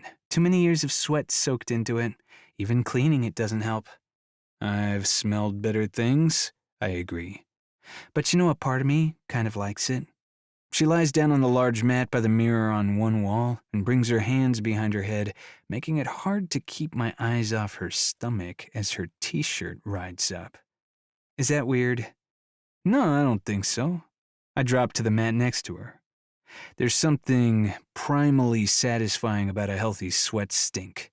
"Yeah, and it reminds me of good times growing up," she says. "My cousins and I used to come here and work out with Uncle Tip after school. It was a family thing." "That's cool," I say, exhaling as I bring my elbows to my knees. "My family was never into exercise. They're more into cooking and eating and talking about cooking and eating." I lie back, but Faith remains at the top of her sit-up, staring over her shoulder as my shirt rides up. "Are you checking out my abs?" I tease. "No," she says, her breath rushing out as her gaze flicks back to the mirror. "It's okay," I say, drawing the hem of my tee up a little higher. "I don't mind. You can ogle me all you want." "I don't want." "Come on," I wheedle. "One more peek. You know you want to." She pops to her feet and turns to stare down at me, letting her gaze drag up and down my stomach before she sighs. "You're a mess. You know that?" "Takes one to know one." I stand, too, and slip my arm around her waist. Even with both of us sweaty and sticky, it feels so good to touch her, to have her lean into me. "I'm not a mess." She tips her head back, bringing her lips inches from mine. "And I don't kiss while I'm on duty, so don't even think about it." "Too late," I confess. "Well, stop thinking, and let's get going." She giggles as she spins out of my arms and jogs toward the door at the back of the room. "This workout isn't over. Only slackers skip the run, White House." "There are other ways to get your heart rate up, Miller," I shoot back, following her out into the sunny winter afternoon. "Things a lot more fun than running." It's cool outside, probably no more than 45 degrees, but after our time in the weight room, the air feels good against my skin. I'm already smiling, looking forward to the run when Faith turns to me. All the teasing and laughter vanished from her expression. "Yeah, well, I don't do those sorts of things casually," she says, seeming uncomfortable for the first time since we met up today. "So if that's what you're looking for, we should probably stop this right now." I blink, but don't grant myself the luxury of a hasty apology. I don't like seeing Faith uncomfortable, but I'm also not sure what I'm looking for. As much as I really don't want to ruin our nice afternoon, I guess now is as good a time as any to have the "how serious do we want to be and are we on the same page" talk. I did promise her I'd be honest after all, and I make it a point to keep my word. "I'm not sure what I'm looking for," I say, holding her gaze. "At first I just wanted to date you long enough to get you out of my system, but—" "Well, that's great," she says, rolling her eyes. She starts to back away, but I reach out and catch her hand with mine, stopping her. "But it's not like that now, I promise. I really like you, so much, but I spent the last year of college in a really difficult relationship." She frowns. "Is that code for shitty and traumatizing?" I huff out a short laugh. "Oh, yeah, that for sure. And because of that, I'm not ready to jump into something serious again right now. Not even with someone I like as much as I like you. Faith cocks her head, studying me for a moment before she says, "So, you just want to be friends with benefits or something like that?" I shake my head. No, it's not like that. Well, not really. I shrug uncomfortably, cursing myself for heading down this road before I had my shit sorted. I ought to know better than to start a defining the relationship talk without advanced preparation. I honestly don't know, Faith. I just like spending time with you. You're funny and interesting, and I feel like I can be myself when we're together. I like making you laugh and working out with you and kissing you, and I kind of just want to relax and see where that goes. Her forehead furrows. As long as it doesn't go to a serious place. Yeah, sort of. I brace myself to be told to go to hell and rot there, but she surprises me by saying, "All right." All right? My brows lift. She crosses her arms and nods. Yeah, totally. This was honestly moving too fast for me anyway. I like the idea of taking a step back. Oh, well, good, I say, wondering why her words sting a little. This is exactly what I wanted, the best case scenario, isn't it? As long as we lay down some ground rules, she continues. First, no hand-holding in public. That will give everyone in town the wrong idea, and you know how they love to gossip. Second, no sleeping together. Her cheeks flush a little pinker as she glances up at the building behind me. Because, like I said, I don't do that casually. I respect that, I say. And I do. I can't say I'm thrilled about being barred from her bed, but she knows what she wants, and I respect that about her. A lot. And third, no hard feelings when it ends. Her eyes meet mine again, an edge in those brown depths that makes me wish we'd never started this conversation. I'm all for having fun together, but when it's over, for whatever reason, there's no drama, from either side. I nod. All right. Good. Then, let's stop talking and start running, she says, jogging toward the impound lot. I only have 30 minutes before I have to be back upstairs. Want to do 4 warm-up laps, 4 sprints, and then 4 somewhere in the middle? Sounds perfect, I say, falling in beside her. It does sound perfect. Both the course for the run and the course she's set for our future. It's exactly what I was hoping for. A fun, no-strings-attached relationship, custom designed to make sure no one gets in too deep and no one gets hurt. So why do I feel like I struck out? Big time. Chapter 8. Faith. I'm torn, confused, and worst of all, wishy-washy. By Thursday afternoon, I've almost canceled my date with Mick 10 times. But every time I start to text him, I hesitate. And then hesitation turns to indecision, and sooner or later I end up calling myself a wimp for even thinking about chickening out and shove the entire Mick situation to the back of my mind and eat another donut hole from the stash by the coffee station. He's just a guy, and I don't get stressed out about guys, especially guys who aren't boyfriend material. It doesn't matter that Mick's touch makes my insides melt, and I want to sleep with him more than I've ever wanted to sleep with anyone. I laid down the ground rules, and we're both going to abide by them. We'll hang out, have fun until something or someone better comes along, and part ways without either of us needing to step out of our comfort zone. It's the perfect plan to keep loneliness at bay while remaining open to finding Mr. Long-Term, should he happen to come along. It's going to be fine. Just fine. Still, by the time 7 o'clock Thursday night rolls around, I'm pacing the floor in front of my apartment door, wondering what the hell I'm getting myself into. It's not a big deal, I mutter to my cat, Captain Snugglepants. I mean, I'm all about self-control. Just because a guy gets under my skin doesn't mean I'm turning into mama. And even if I were, I would check myself into rehab before I'd hand over my life to some loser. I have nothing to worry about. At all. Captain Snugglepants watches me from his perch atop the couch, a judgmental look in his green eyes, that seems to accuse me of protesting too much. Whatever.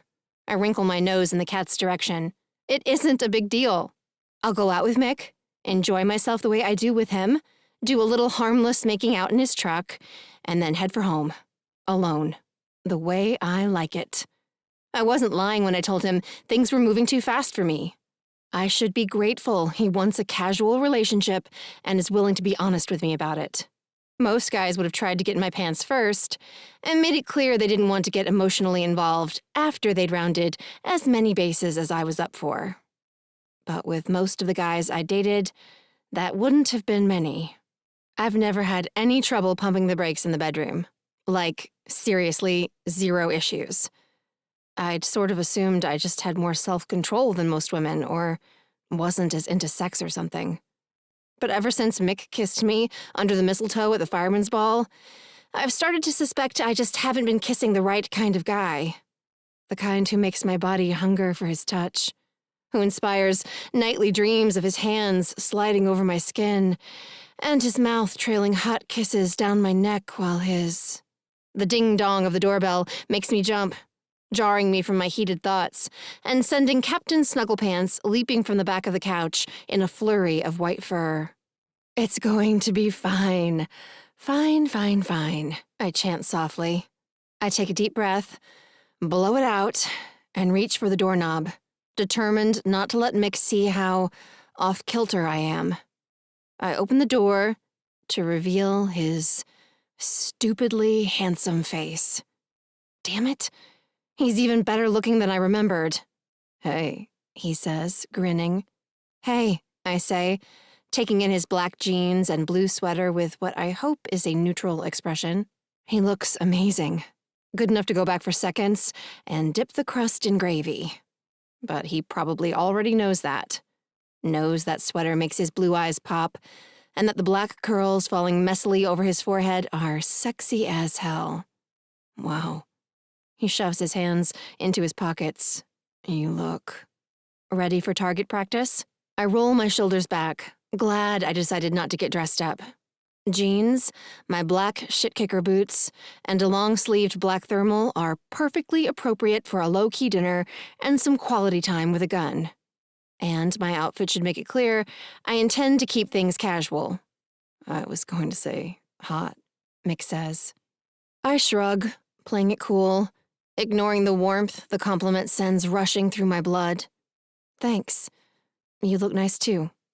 Thanks, he says. So, you ready to go? Yeah, just let me put out some food and fresh water for the cat. I motion him inside. I'll only be a second. He closes the door behind him and casts a curious glance around my place, a smile spreading across his lips. Those tempting lips that the weak, girly part of me would like to kiss until neither of us remember the dumb bargains we've made. What's the smile for? I ask, my frustration with my wayward thoughts finding its way into my voice. Nothing, he says. I just didn't think you'd have so much white, fluffy stuff in your apartment. What's wrong with white, fluffy stuff? I prop a hand on my hip, ignoring Captain Snugglepants, who is now twining in and out between my legs, yowling for his supper. I always feed him around 7, and he knows to expect his food dish to be filled before I make any moves toward the door. Mick shakes his head. Nothing. I like it. It's cute. I've told you several times, White House, I am not cute in any way. I know. He crouches down and extends a hand for the cat to sniff.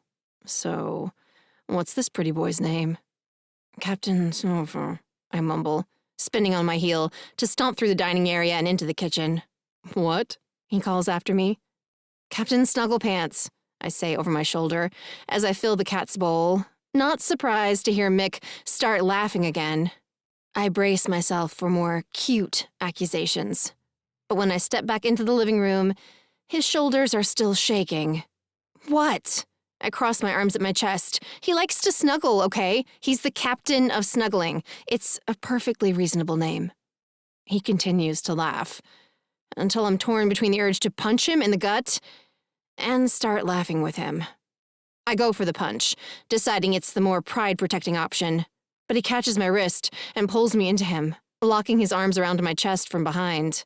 "What's with women wanting to abuse me lately?" he asks, his breath warm on my neck and his strong front pressed to my back in a way that makes my cheeks burn hotter. "First Naomi, and now you." "Must be your natural charm and charisma," I shoot back, not caring for the quiver in my voice or the tingles skittering across my skin. "Must be." His arms tighten around me for a moment before he releases me with a suddenness that makes my head spin a little. "Are we good to go?" He clears his throat. "We have reservations at David's for 7:30. I figured we could walk there and then come back to pick up my truck to head out to the firing range." My forehead knits. "David's? That's awfully fancy." "I finished a big remodeling job yesterday," he says with a shrug. "I'm feeling flush, and I want to take you somewhere nice. My treat. You can't deny they have the best steaks in town." "I wouldn't know," I say. "I've never been." "Well, then we have to go," he announces, with an intensity that leaves no doubt how seriously this man takes his steak. "I need to see the look on your face when you have your first bite of the ribeye. It's going to blow your mind." Should I change? I motion down to my decidedly casual outfit, still uncomfortable with the idea of Mick spending so much money on me. That doesn't seem low-key, but maybe I'm reading something into this that I shouldn't. Mick isn't wealthy, but his parents are well off, and his older sister Naomi is a gajillionaire. He probably eats out at fancy restaurants all the time, and doesn't think a thing of it. Unlike yours truly, who hadn't eaten anywhere without a 99-cent menu until my first fire station holiday party. Mick shrugs again. "Nah, I don't think so. Some people dress up, but you don't have to. I've seen families there in t-shirts and jeans." "Okay." I force a smile, determined to stop reading too much into things and stressing out. The whole point of a casual relationship, after all, is to avoid stress, and I intend to have a good time or die trying. It's time to prove to myself that I can do things like this. Like date a guy without worrying about where it's going from the first kiss and freaking out about becoming my mother. "Then let's hit it," I say. "I'm starving. I ran today and I think my stomach is about to start digesting my pancreas." Mick laughs, holding the door open for me as we step out into the cool night and head down the stairs to the street. "Yeah, we wouldn't want that," he says, as we emerge onto the sidewalk and head toward Maine. "I hear you need your pancreas for reasons I can't remember." "Digestion?" I nudge him in the side with my elbow. "I thought you said you had a college degree." "I do," he says, "but it's in computer programming. I could hack into your medical records, but my understanding of human anatomy is pretty remedial." I glance up at him, my brow furrowing. "So, how do you go from getting a degree in computer programming to working as a carpenter and handyman?" "I don't know," he says, his gaze falling to the cracked sidewalk beneath our feet. "By the time I finished school, I was feeling pretty burned out on code, and sitting in a chair all day. I needed some time to relax, work with my hands, get back to basics, you know?" I nod.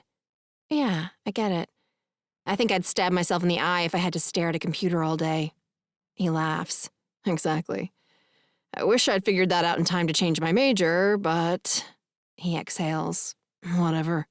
A degree is a degree, and something to fall back on if I need it down the road. But honestly, I've been thinking about doing an EMT course or something. I'd like to be more helpful." "I'm sure people who need new kitchen cabinets appreciate your help." He grins. "Yeah, but you know what I mean. I'd like to really help people. Like you do. I admire you guys a lot."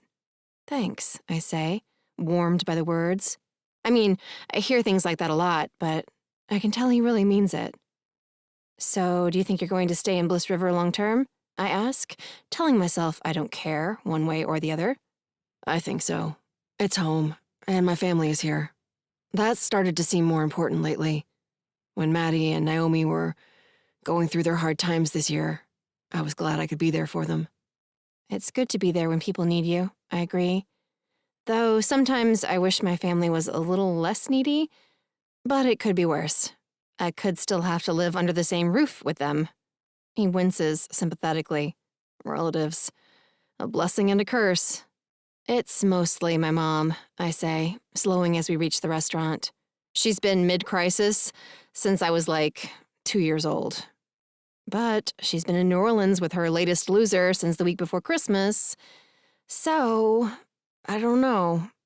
I can't believe I'm saying this, but I'm actually starting to miss her. Nothing wrong with missing your mama. He opens the door for me and slips his arm around my waist as we move toward the hostess station. I'm missing mine too. She and Dad have been in Florida since November. He turns to give his name to the hostess, and I allow myself a brief moment to relish how nice it feels to have his arm around me. We agreed on no hand-holding in public, but we didn't say anything about arms around waists. This is probably acceptable, right? Or at the very least, not a violation of our agreement. Even if it were, you wouldn't say a word. You're weak, Miller. At this rate, you'll be stripping that sweater off of him with your teeth by 10 o'clock tonight. I bite my lip and will myself to step away from temptation. But then the hostess motions for us to follow her through the restaurant, and it's just easier to let Mick's arm stay where it is until we sit down. Once we're seated, at a candlelit table in a cozy corner of the darkened restaurant, that I must admit is unacceptably romantic, the easy conversation resumes without a hitch. We talk about his parents, my mom, his latest remodeling job, and my rather odd work schedule. So you don't go back to work until Monday? He asks. Monday at noon, I say, moaning with appreciation as I set my fork down and gaze sadly at my empty plate. Oh my God, that really was the best ribeye I've ever had. I hate to see it end. I think I'm going to tear up a little. Mick laughs. Don't tear up. We'll come back again before too long. I glance up, meeting his gaze across the table. Confusion and contentment warring inside of me. On one hand, I'm so pleasantly full and enjoying myself so much, it seems a shame to go poking at things. But on the other hand, it isn't low-key to hint that we'll be dining out at fancy restaurants together for the foreseeable future. In the end, confusion wins out. I'm about to ask Mick what's up with him, and if this is really what he considers a casual date, when my phone blares like a foghorn inside my clutch.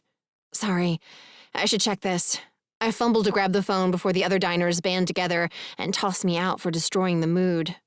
It's an unfamiliar number, but I answer anyway, thinking it might be one of my cousins.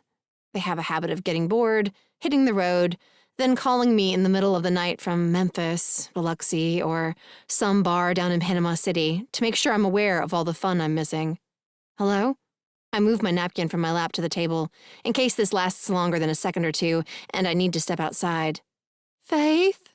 The second the voice on the end of the line sobs my name, I know the night is ruined. That's what I get, I guess, for saying I missed the architect of chaos.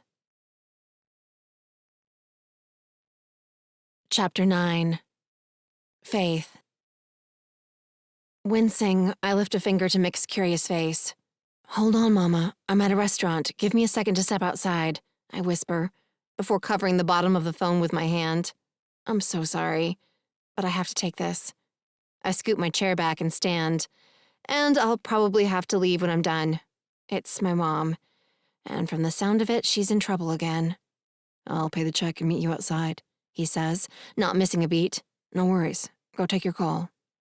I nod, relieved it doesn't seem like he's going to make a big deal out of me needing to bail.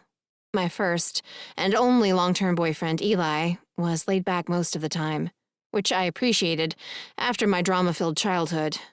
But he hated sudden changes in plans. Every time I had to back out of something at the last minute, whether it was because of my mom, or because somebody at the firehouse needed help, or simply because I was exhausted from a long night at work, Eli would sink into a sulk that lasted for days. His final sulk, which started at a Halloween party when I wanted to go home early because I'd been awake for almost 24 hours and was afraid I was about to fall asleep in the punch bowl, was the last straw. I dumped him that night and have only occasionally thought of him since. Sure, there are nights when I get so lonely I curl up in a ball on the couch with Captain Snugglepants and cuddle the hell out of him like a pathetic old cat lady. But most of the time, I'm just fine. Eli and I ended up together because it was easy, not because we had hot and heavy feelings for each other. The last 6 months of our relationship were pretty annoying, and it's far better to be alone than stuck with someone who annoys you. My mama, of course, is of a different opinion. She'll take an awful boyfriend over no boyfriend any day. What's up, Mama? I step out into the darkened street, wandering away from David's front door to stand in the warm glow of a streetlight. Oh, honey, Mama chokes out, her voice thick with tears. I'm so sorry. Don't be sorry, I sigh, barely resisting the urge to roll my eyes. Mama always starts off with a good 5 minutes of apologies. But as far as I'm concerned, they're a waste of time and breath. If she was really sorry for inconveniencing me, and occasionally, when I've been called in to help kick men twice my size out of her house, for example, putting me in danger, then she would have changed her behavior by now. But she hasn't changed. Not one bit since I was a little girl. The only difference now is that I'm old enough to help bail her out of trouble instead of clinging to her leg, feeling powerless to make her stop crying. It's bad this time, baby, she says with a sniff. So bad. Gary left me. I'm sorry. I stop fighting the eye roll. Gary, my mom's latest, is a creep who works on an oil rig 6 months out of the year. He rolled into Bliss River a few months ago, looking like a mountain man with 6 types of critters living in his beard. He was, to put it bluntly, gross. I wouldn't touch him with a 10-foot pole for a dozen oil money-funded vacations and a pony. He took my money, and he left me. She sucks in a breath, her voice going high and thin. And I've only got one more night paid up at the hotel. Come tomorrow morning, I'm going to be kicked out onto the street. I'm going to be homeless in New Orleans, Faith. You're not going to be homeless in New Orleans, Mama, I say with a sigh. I'll wire you some money and you can... But there's nothing close to the hotel, and I don't have my car. It's still in the garage at home, she cuts in, sounding increasingly hysterical. And it's already dark out. And this isn't a good part of town, Faith. There are drug dealers out there, and all these sad little girls selling themselves on the street. Gary said we should stay here because we'd get more vacation for our money, but I was scared, even with him here. Now, I'm all alone, and I don't have a dime for a cab or even any supper, and I don't know how I'm going to... All right, Mama, all right. I curse beneath my breath, lowering my voice as Mick emerges from the restaurant. Text me the address of your hotel and your room number. I'll call you in pizza delivery tonight and be there to pick you up by tomorrow morning. Oh, thank you, baby, she sobs, sounding significantly more relaxed now that she's gotten the answer she obviously wanted. Thank you so much. You're welcome, I mumble. See you soon. I hang up with a weary sigh. Looks like I'm going to be making an all-night drive to New Orleans.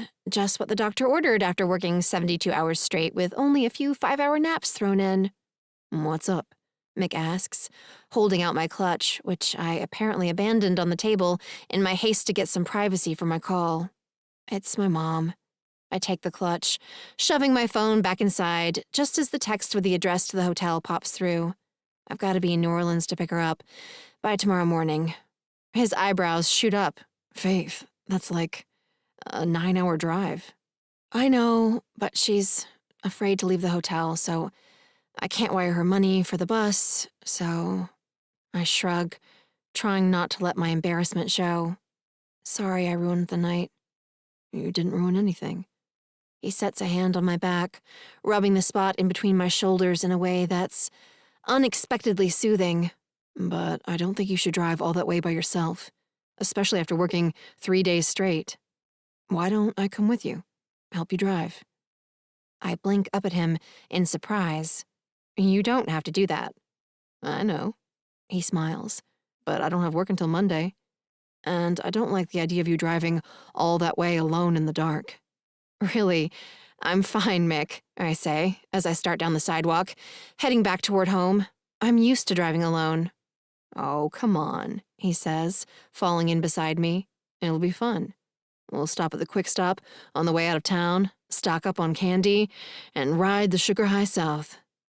I peek at him out of the corner of my eyes, torn. Leaning on Mick probably isn't a good idea. But I am a little worn down. And Jameson and Jake will probably appreciate a break from being my go-to guys for mama-related problems. On occasions when I feel compelled to call in reinforcements, the Hanson brothers never make me feel guilty. But Jake is probably enjoying a night off with Naomi, and Jameson is at work, so... All right, I say, feeling lighter as soon as the words are out of my mouth. Good. He wraps an arm around my shoulders as we cross the street. I'm glad. I'm not ready to say goodbye just yet. Me either. The words are out of my mouth before I can think better of them. But Mick doesn't seem weirded out. He just smiles down at me and hugs me a little closer to his side.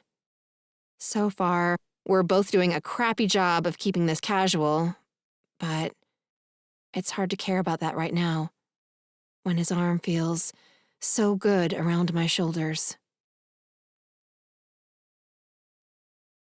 Chapter 10. Mick. I can't decide if I'm having the best or just the strangest date of my life, but I'm having a blast, and somehow I know this is a night I'll never forget. By the time Faith and I reach the Alabama state line, we've eaten all our candy stash and moved on to nursing extra-large coffees to stay awake. By the time we spot the sign announcing we're 50 miles from Mobile, we're so exhausted we have to pull over and chase each other around the truck in the cold night air to catch our second wind. And by the time we cross into Mississippi, we're blasting 80s power ballads and singing along at the top of our lungs, having decided the only way not to fall asleep at the wheel is to never stop singing. Wow, Miller, I say, reaching over to turn down the volume after a rousing rendition of Don't Stop Believin'. You couldn't carry a tune in a bucket with 2 hands and a wheelbarrow. What a jerk you are, she says with an outraged laugh. And to think I was just going to tell you what a nice voice you had, too. I do have a nice voice, I say, laughing, when her fist shoots across the bench seat to punch my shoulder. But not hard. She's going soft on me, I think. What can I say? I'm a classic Irish tenor. You're an arrogant son of a gun is what you are. She shakes her head in mock disgust. Is there anything you aren't good at, Mr. Fabulous? I take a moment, humming beneath my breath as I consider the question. I can't cook to save my life. Sometimes I steal milk from my sister's fridge and lie about it. And I'm not great at tennis. I've never played, she says. I know things are changing now, but growing up, all the girls who played tennis wore those short skirts, and I'm not into sports with short skirts. That's a shame, I say, meeting her glare with a grin. What? I can't help it. I think you'd look great in a tennis skirt. And you'd look great in a kilt, but that doesn't mean you're going to wear one while you play soccer. I bob a shoulder. Why not? Seriously? She arches a brow. You'd really wear a kilt on a soccer field? If I knew you had a thing for guys in skirts and were watching from the stands, I would. I wouldn't even wear boxers underneath. She laughs, and my smile stretches wider. I love her laugh. It makes my chest feel as warm as the first sip of Maddie's salted caramel hot chocolate. I honestly think you're serious, she says. I am, I confirm. She shakes her head. You're a strange one, Whitehouse. Probably. But I like strange, she says, her voice a little wistful, a little sweet. I like you too, I say, reaching out to give her thigh a light squeeze. At first, she stiffens, but then she sighs, and her thighs ease apart the slightest bit, enough to make my heart stutter and things low in my body ache, and memories of how nice it was to kiss her on that futon on New Year's Day dance in my head. God, I'm dying to touch her, to pull over to the side of the abandoned highway and kiss her until she moans, to slip my hand up her shirt and down the front of her jeans and wake us both up with something a lot more fun than singing along with the radio. Mick, she says after a moment, a hitch in her voice that makes me think she feels it too. The potential energy building between us, filling the truck cab with enough electricity to set off sparks. Yeah, I curl my fingers, pressing them into her skin. She's cut off by a frantic honking sound as my thigh begins to vibrate. Shit. Sorry, I say, digging into my front pocket. Is that your phone? She laughs. What is that, a goose? Yeah, it's Maddie's ringtone, I say, pulling out my cell. It's an old family joke. Tell you in a sec. I answer the call. Hey, Maddie, where are you? She demands, her anxiety clear in her pinched tone. I got to the bakery 5 minutes ago and the door to your apartment was wide open and your truck was out front, but I couldn't find you anywhere. I thought you'd been kidnapped. I haven't been kidnapped, I say, rolling my eyes. Sorry, I probably forgot to lock the door when I ran up to grab my toothbrush and stuff. It won't stay closed unless you lock it with the key. Then you should fix it, she says, her voice still thin and half an octave higher than usual. You're a handyman, for God's sake, and you almost gave me a heart attack thinking something horrible had happened to you. I was imagining murder most foul. You watch too many true crime shows. I absolutely do, she agrees, but that's no excuse to give me a heart attack. You're right, I'm sorry. Thanks for calling to make sure I'm not buried in a shallow grave somewhere, I say, and I'll fix the door as soon as I get home. And when will that be? Maddie asks, her worried voice giving way to her in search of gossip voice. And why do you sound so wide awake at 4 a.m? Knowing better than to even try to keep my personal life to myself, I fill her in on the situation. As Faith takes the exit to stay on the I-10 West down toward New Orleans. What's the plan after you get there? Maddie asks, the clanking of pots and pans in the background signaling that she's starting a batch of something while we talk. Maddie opens the bakery 4 out of 6 days a week, arriving at 4 a.m. and staying until Naomi relieves her sometime between 10 and noon. In 4 hours, she somehow manages to make enough bread, cookies, and cakes to replenish icing's shelves for an entire day. Maddie says it's simply a matter of being organized, but I suspect there's some sort of magic involved. I can't make a single batch of edible cookies in 4 hours, let alone a few dozen. We're going to pick up Faith's mom and then head back home, I guess, I say, meeting Faith's eyes and mirroring her shrug. We haven't discussed the plan in depth, but it seems like we're both on the same page. Oh, no, you're not, Maddie says. You can't drive that many hours all in a row. You have to get some sleep first. Maddie, it's fine, I say with a sigh. We'll figure it out. Maybe her mom can help drive while we sleep, or... No way. She cuts in as Faith gives an exaggerated shake of her head that makes it clear having her mom drive would mean taking our lives into our own hands. I'm going to book you a hotel room. I sigh. Maddie, please, we don't want to spend a day sleeping off a road trip in New Orleans. Especially not with my mom in the same room, Faith whispers with a shudder. She'll drive us both insane by 10 a.m., maybe 9. And Faith isn't up for quality time with her mom right now, I add, hurrying on when Maddie tries to argue. Faith and I are both responsible adults. Remember, we had this discussion. Trust me, we'll pull over and rest if we need to. It's going to be fine, my sister sighs. I'm calling Naomi. Don't call Naomi, I order. She's still asleep and call you right back, she says, ignoring me as usual. A beat later, the line goes dead. Great, I mutter, tossing the phone into the cup holder. So she's calling Naomi? Faith hums beneath her breath. That means Jake will find out too, and he's a huge, hairy stickler for safe driving. I mean, for obvious reasons after what happened with his first wife, but still, he's going to give me shit if we don't stop to rest. I nod. Back in high school, Maddie and Naomi had a friend fall asleep at the wheel after a study date.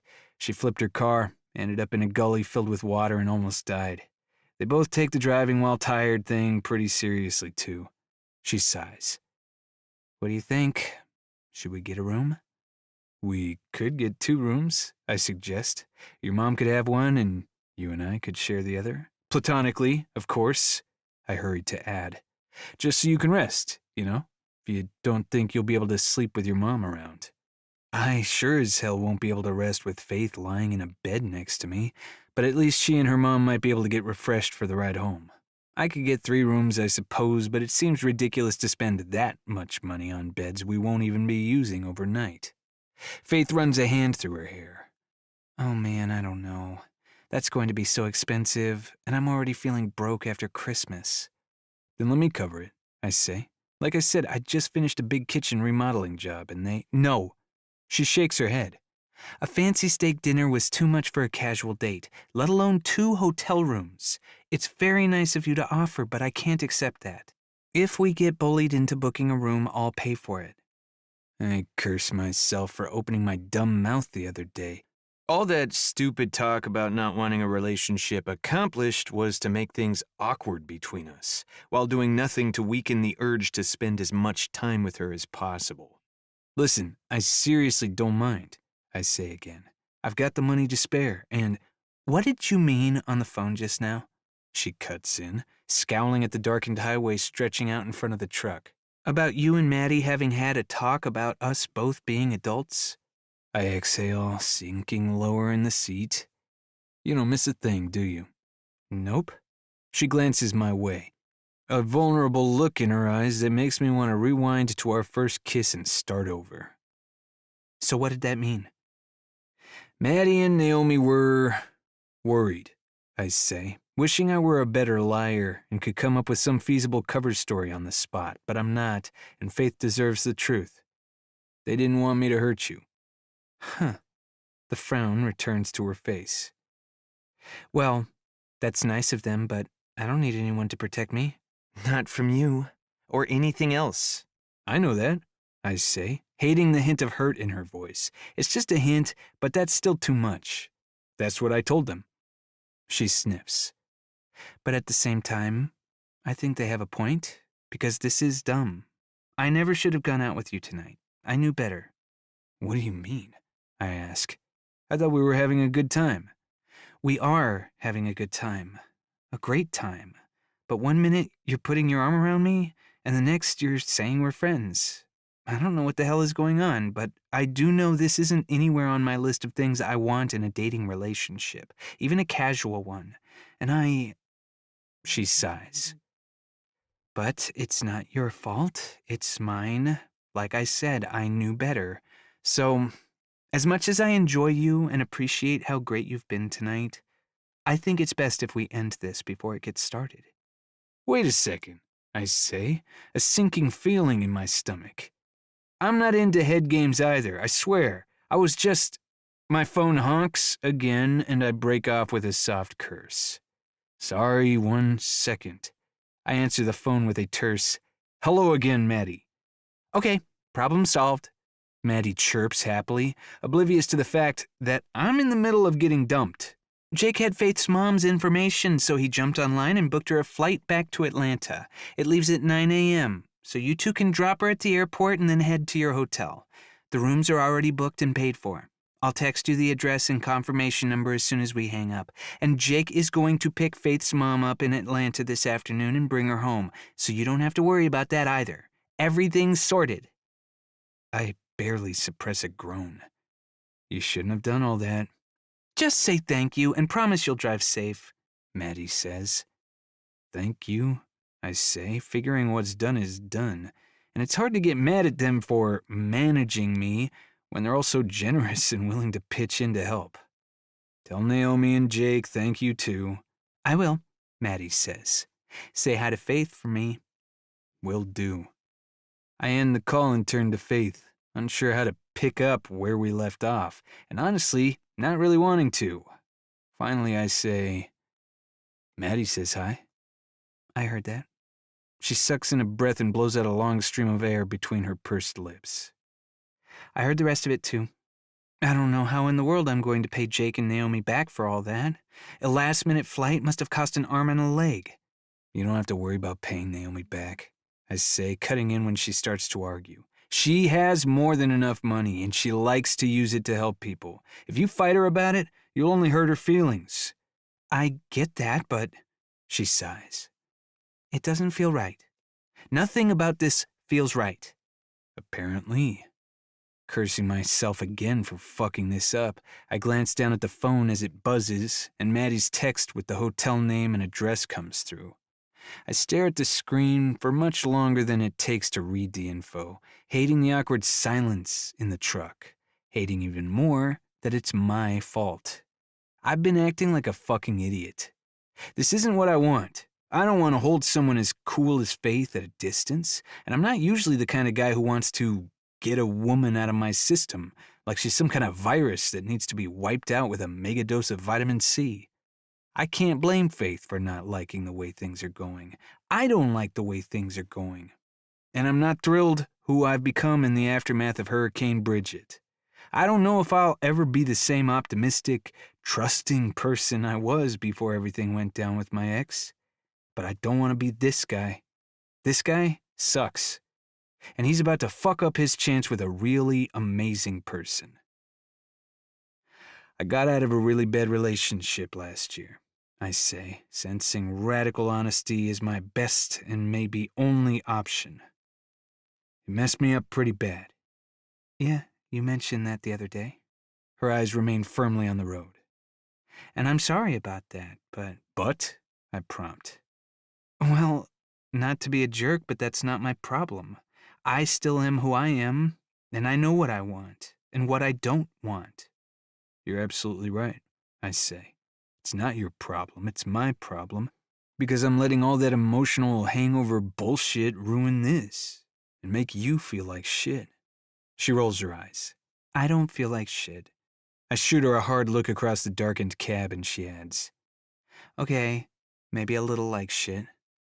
I'm so sorry for that. That's the last thing I want to do. I mean, what I said that night at the ball, kissing you is something special. You're special. And I should have been making you feel that way, not acting like a fucking coward. It's okay to be gun shy after you've been hurt, Faith says softly, still not taking her eyes from the road. I get that, but I really like you. I cut in, wishing we could pull over to have this talk so I can look her in the eye, but knowing we don't have time to waste if we're going to get her mom to the airport on time. We have fun together, I continue when she doesn't respond. And I don't want to lose the chance to see where this could go because I was afraid I'd end up in a bad situation again. I'm not your ex. No, you're not, I agree. You're pretty much the exact opposite of my ex, and I can't tell you how grateful I am for that. I'm really sorry I got us off to such a bad start. But if you'll give me another chance, I promise I won't screw up again. She's quiet for a long moment before she says, I used to hear that all the time. Hear what?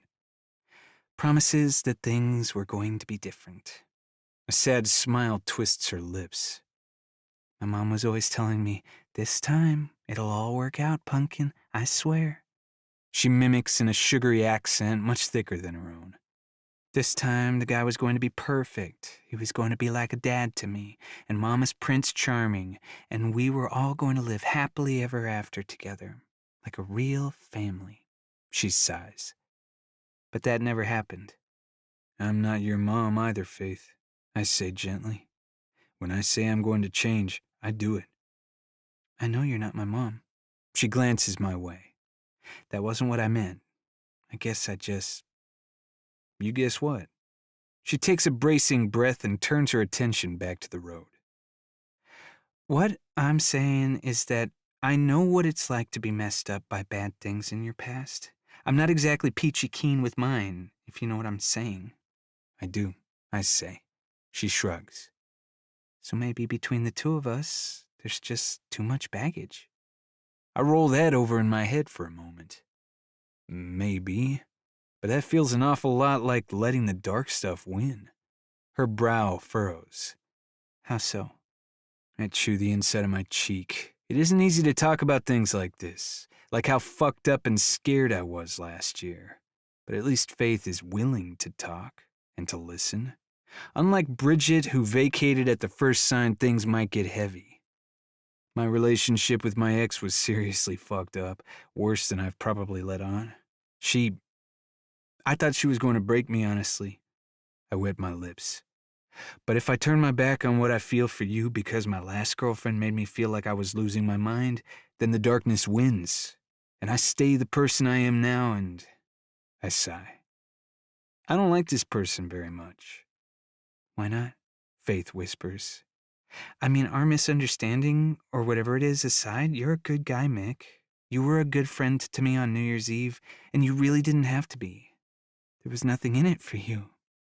Well, thanks. My lips quirk up at the edges. I know I'm not all bad, but I hate that I've let myself stay broken. My throat tightens as I realize how true the words are and how much I regret it. I've held on to the hurt and copped out on doing the work to get over the bad shit and move on. And because of that, I wasn't ready when a 1 in a million person came along. She shoots me a look out of the corners of her eyes. Are you for real? I'm for real, I say, my pulse picking up. But we barely know each other, she says, but there's doubt in her tone, and I'm not sure she's buying her own argument. I know I have fun with you. I feel comfortable with you. I trust you to give it to me straight. I risk a smile. Maybe even a little too straight. It's a problem, she says. It's not, I like it. I also like how loyal you are to your friends, how committed you are to your job, how smart you are, how good you are at kissing. Her lips quirk. Yeah, you're pretty all right at kissing, too. And not to brag, but I take direction really well. I reach over, threading my fingers gently through the hair at the nape of her neck. With a little guidance, I'm sure I can up my kissing game. You don't need any guidance, I'm about to ask her what I am, when she brakes and pulls to the side of the road, shoving the truck into park before turning to me with wide eyes. Yeah?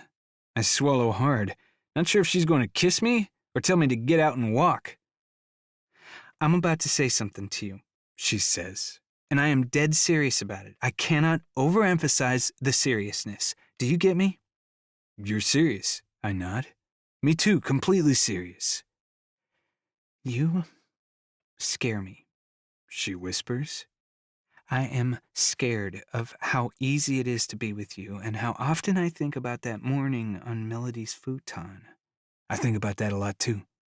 And that's scary, she says, her pitch rising. I'm scared of getting so into you and how good all that tingly, sparkly stuff feels that I lose track of the person I want to be. I don't want you to lose anything. I rush to assure her. I like you just the way you are, and I wouldn't— Please, let me finish. She lifts a hand between us, her fingers trembling a little. But I'm more scared of what you said before, of staying stuck in the past, in the dark.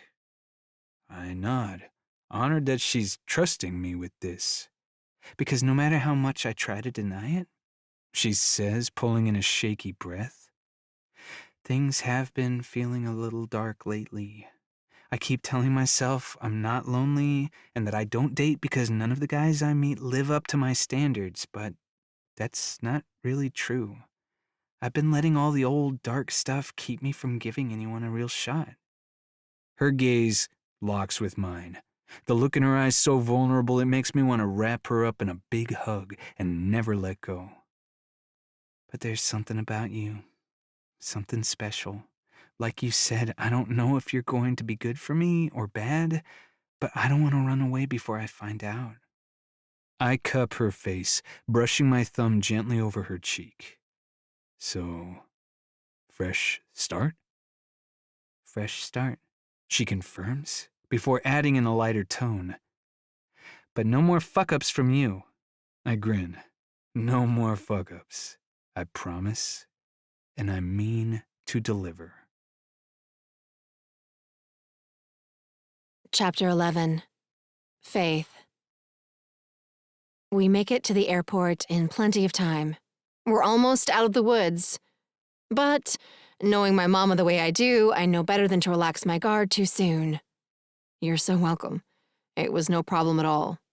Mick hefts Mama's suitcase from the back of the truck with an ease that belies the massive size of the thing. Mama beams from the airline's curbside check-in, and I do my best not to make eye contact. But even without it, I can feel the delight vibrating in her general vicinity. Priscilla Ann Miller is in ecstasy that I arrived in New Orleans with a handsome man who swept into her dingy hotel room like a knight in shining armor.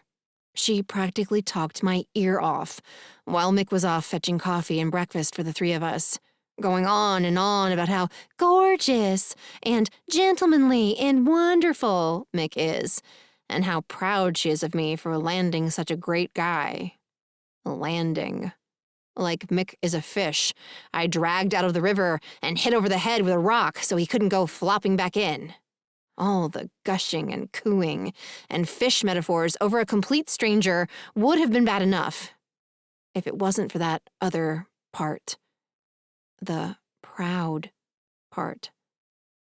I was never a great student, more due to a lack of enthusiasm than intelligence, but I led my junior high volleyball team to a state championship, lettered in soccer, volleyball, and cross-country in high school, and graduated top of my class at the Firemen's Training Academy.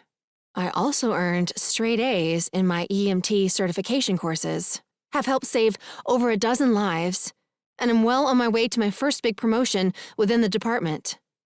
But not once, after any of those things, did Prissy ever say she was proud of me. She congratulated me and saved up to buy me a Letterman's jacket and helped Jameson pick out a really nice cake for my academy graduation party. But never have I heard the P word pass her lips.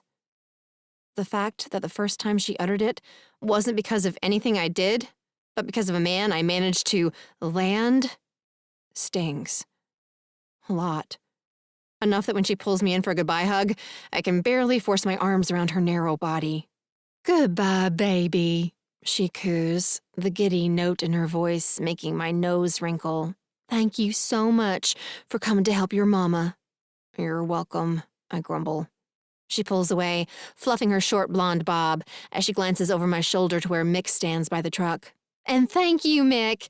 You two have a nice nap today, and take good care of my baby girl on the way home." "I will, ma'am," he says, with a warm smile. I want to run over and wipe off his face. Or kiss off his face. After our talk in the truck, I was totally looking forward to more kissing. It really felt like we were on the same page, and that for once, things might actually work out. I drove into New Orleans, feeling high on life and exciting possibilities. Now I feel curdled. Like milk that's gone bad at the back of the fridge and is sitting there festering, waiting to ruin someone's cereal. As we wave goodbye to Mama and swing back into my truck, I slouch in the passenger seat, glaring out at the unreasonably sunny day, wishing I knew where my sunglasses had gotten off to. I'd like something to hide behind, a shield to protect me from Mick's curious glances until I can purge the sour from my system. "Want to talk about it?" He eases out into the airport traffic, heading back toward downtown and the hotel Naomi booked for us. "Talk about what?" I sniff and keep my focus out the window, watching people dragging luggage and children into the terminal on their way to destinations unknown. I've never been on a plane before, and can't imagine what it would have been like to go on an airplane trip when I was a kid. Back then, Mama and I barely had money for groceries, let alone planes or vacations. "The fact that you've been scowling since we left your mom's hotel, maybe?" Mick says gently. "Did you two get into a fight while I was grabbing breakfast?" "No." I don't intend to say anything else about it. Unfortunately, it seems my lips don't get the memo. "She just drives me crazy," I say in a rush. "She wouldn't stop talking about how amazing you were and what a good job I'd done forcing you to date me or whatever. She just went on and on, even when I told her I didn't want to talk about it." He grins. "Well, I am pretty amazing." "No, seriously," I say, not in the mood for jokes. To hear my mom talk this morning was my greatest accomplishment. Apparently, getting a good-looking guy to drive me to New Orleans is the most impressive thing I've achieved in 23 years of life. He's quiet for a moment, before he reaches out to rest a warm hand on my thigh. "Yeah, well, I think it's obvious your mom's priorities are a little out of order." I snort. "You think? Have I told you I like it when you snort?" he asks, making me snort again, this time with laughter. Because I do, he continues. I think it's sexy. You're weird, Whitehouse. I smile his way, admiring how the morning sun lights up his strong profile. He grins back, his blue eyes sparkling. You feel better? A little, I say, in a grudging tone that I'm not really feeling anymore. It's kind of crazy how fast he can cheer me up. Then do you think you can help me find the hotel? I could use a navigator. Sure. I pick up his phone. A few moments later, I have the info loaded into the GPS. You need to head right out of the airport and get back on the highway. But looks like we're only 20 or 30 minutes away. Thank God, he sighs. I'm so tired I'm starting to hallucinate. I swear, I thought I saw a clown waiting at that last crosswalk. I twist around to look through the truck's back glass, and my brows shoot up. You're not hallucinating. There's a guy in a clown suit, wearing a ball cap, and carrying a guitar case. I turn back around with a laugh. Looks like New Orleans is a pretty entertaining place. Too bad all we have time to do is sleep, Mick says with a yawn. But I'm too beat to even think about seeing the sights. Me too. A cold, dark room with some heavy blankets and a fan going. Sounds like heaven right now. He moans. Oh man, that does sound good. I love a cold room when I'm sleeping, and lots of blankets. I make a soft, considering sound, trying to play it cool. Guess we'll be compatible bed partners then. Was there ever any doubt? He asks, a husky note in his voice that makes me blush. I'm going to be too tired for that too, I warn, so don't get any ideas. I know. He pats my leg with an affection that makes my chest feel tight. Just teasing you, Miller. That all right? That's all right, I say, before turning my attention back to the directions, ignoring the flutters in my belly. I definitely want to explore our compatibility.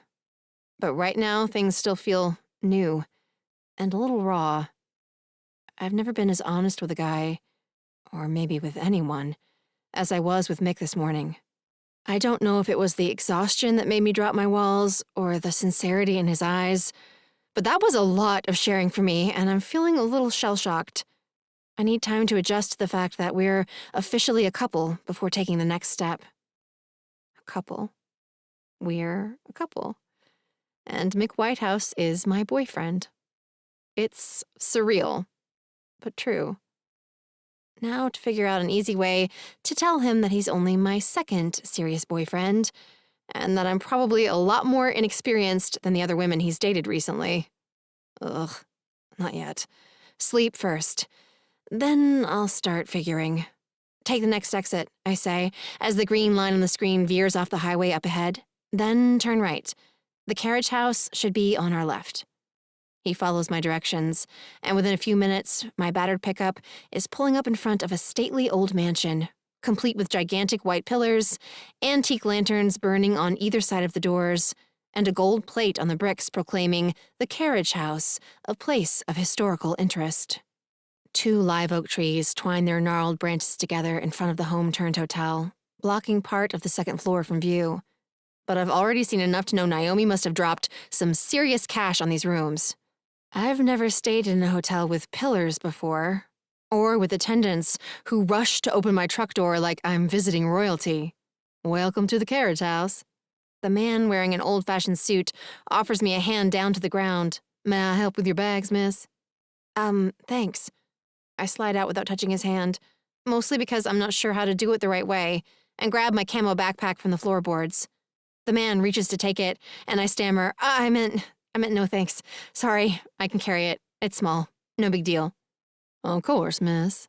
The man, Thomas, according to his shiny gold name tag, smiles in a way that makes me feel slightly less stupid. Like he gets that this is all a bit much, but it's part of the job for him. Do you have any other luggage you'll need help with today? I shake my head, grateful when Mick appears beside me.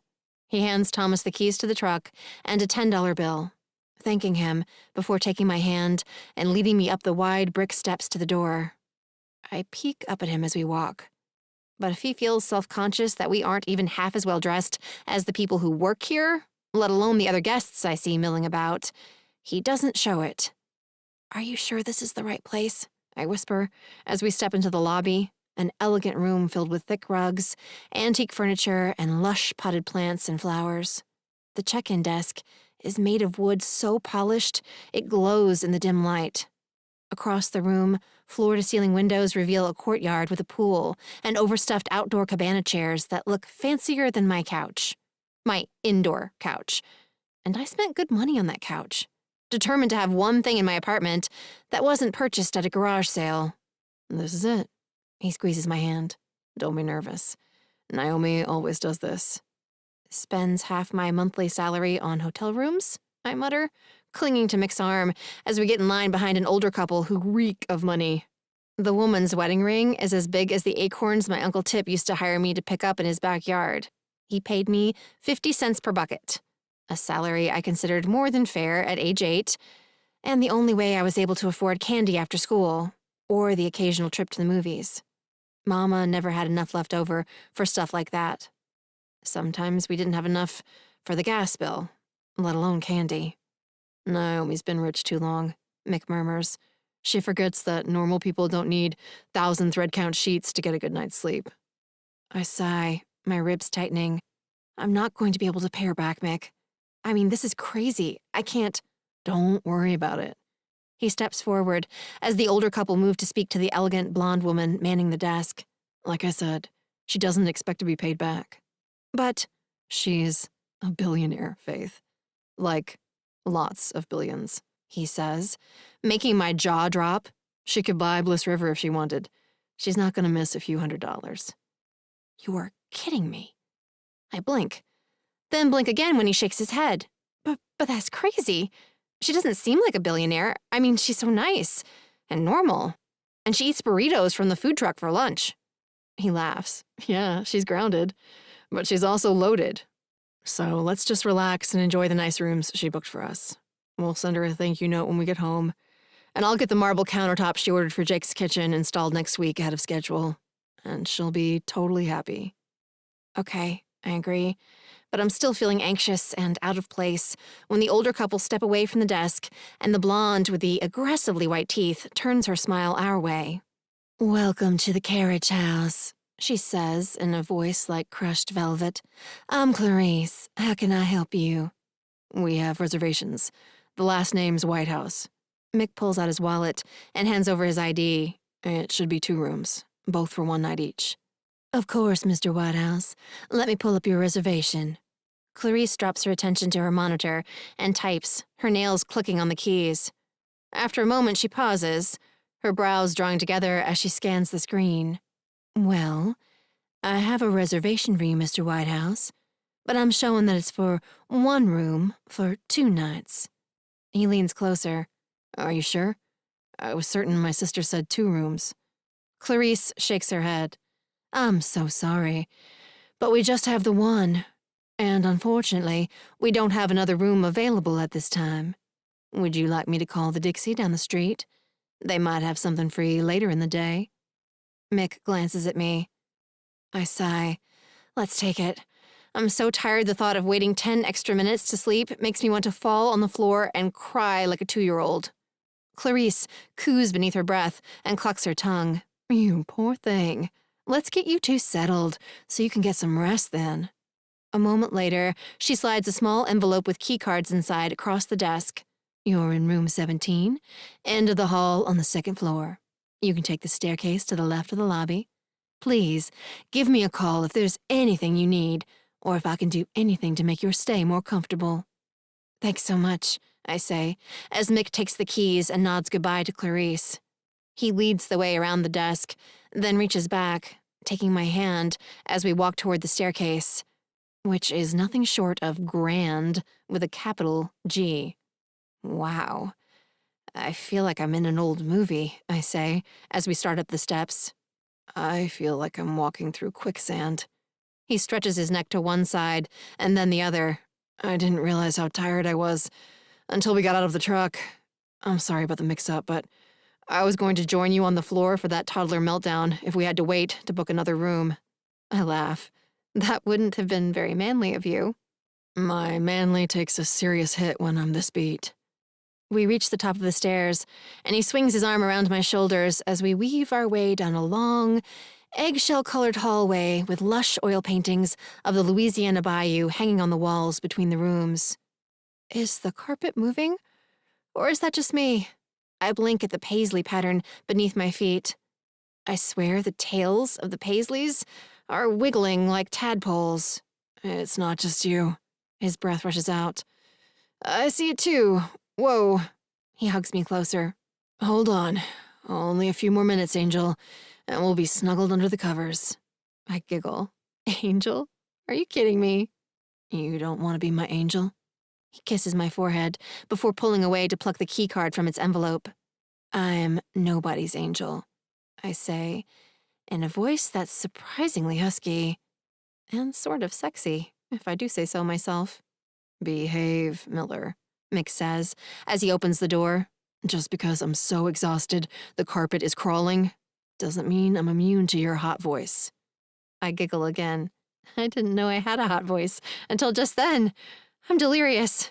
I pat his cheek as I slip past him. Come on, let's pass out. Inside, the room is every bit as grand as the staircase, with a 4-poster bed covered in a white duvet so fluffy the mattress looks like a cloud hovering in the center of the space. I'm dimly aware of vaulted ceilings, a chandelier, impressive furnishings, and a sitting area with an antique clawfoot sofa. But it's the bed that makes me sigh with relief. Oh, man. Mick shudders beside me. Race you to see who can get ready to jump in that bad boy first. You're on. By the time I reach the bathroom door, I already have my toothbrush and toothpaste out of my backpack. The bathroom is swanky, too, with marble countertops, 2 sinks, a shower and a tub, mounds of thick, fluffy towels, toiletries in tiny glass bottles, and a toilet with a separate door of its own. But I'm too tired to properly appreciate the fancy. I feel like a zombie, fresh out of the grave. I brush my teeth and wash my face in record time, tag team Mick for the toilet, and am back beside the bed in 5 minutes flat. It's only then that I pause, realizing all I brought with me was a change of underwear and a spare t-shirt. What am I going to sleep in? I mumble, the problem baffling my exhausted brain. There are fluffy white robes in the closet, but they're too hot and bulky to sleep in. Underwear. Mick steps out of his jeans beside me and drags his sweater over his head. I won't look, I swear. He moves past me, wearing nothing but boxer briefs and a white undershirt, looking so good half-dressed that I almost hate to see him disappear beneath the covers. I hesitate for a second, a little nervous about stripping down in front of him for the first time. But he did promise not to look, and I want to be in that bed with my eyes closed so bad my bones ache with it. Shoving body insecurity aside, I wriggle out of my thermal shirt, peel off my jeans and socks, and circle around the bed to crawl in beside Mick, wearing nothing but my white tank top with a built-in bra and a sensible pair of pink bikini panties. I didn't think you wore pink, he mutters as I pull the covers up. You said you wouldn't look. I glare his way. He laughs. Sorry, I couldn't help myself. Get in here, little spoon. He sighs happily as I roll onto my side and he scoots close. With his arm around my waist, he pulls my back against his front, snuggling me into position until I fit just right. I like you in nothing but underwear, he says, his breath warm and minty on my neck. You're not so bad yourself. I snuggle a little closer, relishing the tingles that spread over every inch of me as our bodies press closer. Electricity races from the top of my head to the tips of my toes and back again, filling me with a floaty, giddy feeling, even as sleep drags at my lids. Good night, beautiful, Mick whispers, his lips moving against the sensitive skin at the back of my neck. Before I can confess, I like beautiful a lot more than angel. Like it a little too much, probably. I'm out. Chapter 12. Mick. I wake up hard, but I make zero effort to get out of bed. I don't want to move, to do anything to disturb the woman asleep in my arms. We shifted position in our sleep, and now Faith's head is on my chest, her arm thrown across my stomach, and her leg hitched up around my thigh. She's warm and soft and feels so good snuggled against me, I don't even mind that she's drooled a little on my shoulder. In fact, I kind of like it. You like her snorts and think her drool is cute. Might as well propose right now and be done with it. I smile at the ceiling. I won't be proposing anytime soon, but I can't deny how natural it feels to wake up with Faith. Just easy and right. I feel lighter than I have in months, hopeful, and so happy I can't help dropping a grateful kiss to the top of her head. She moans sleepily and shifts, sliding her leg away from mine. What time is it? I glance at the clock on the bedside table. 3 o'clock? Oh my God, you're kidding me. She lifts her head, swiping a sleepy hand across her face. Ew. She glances down at my chest and makes an embarrassed sound. Shit, Mick. I think I drooled on you. You totally drooled on me, I say, my arms snaking around her waist. I'm so sorry. Don't be sorry, I say, rolling over and pushing her back onto the pillows. I like it. She arches a dubious brow. You like it? I do.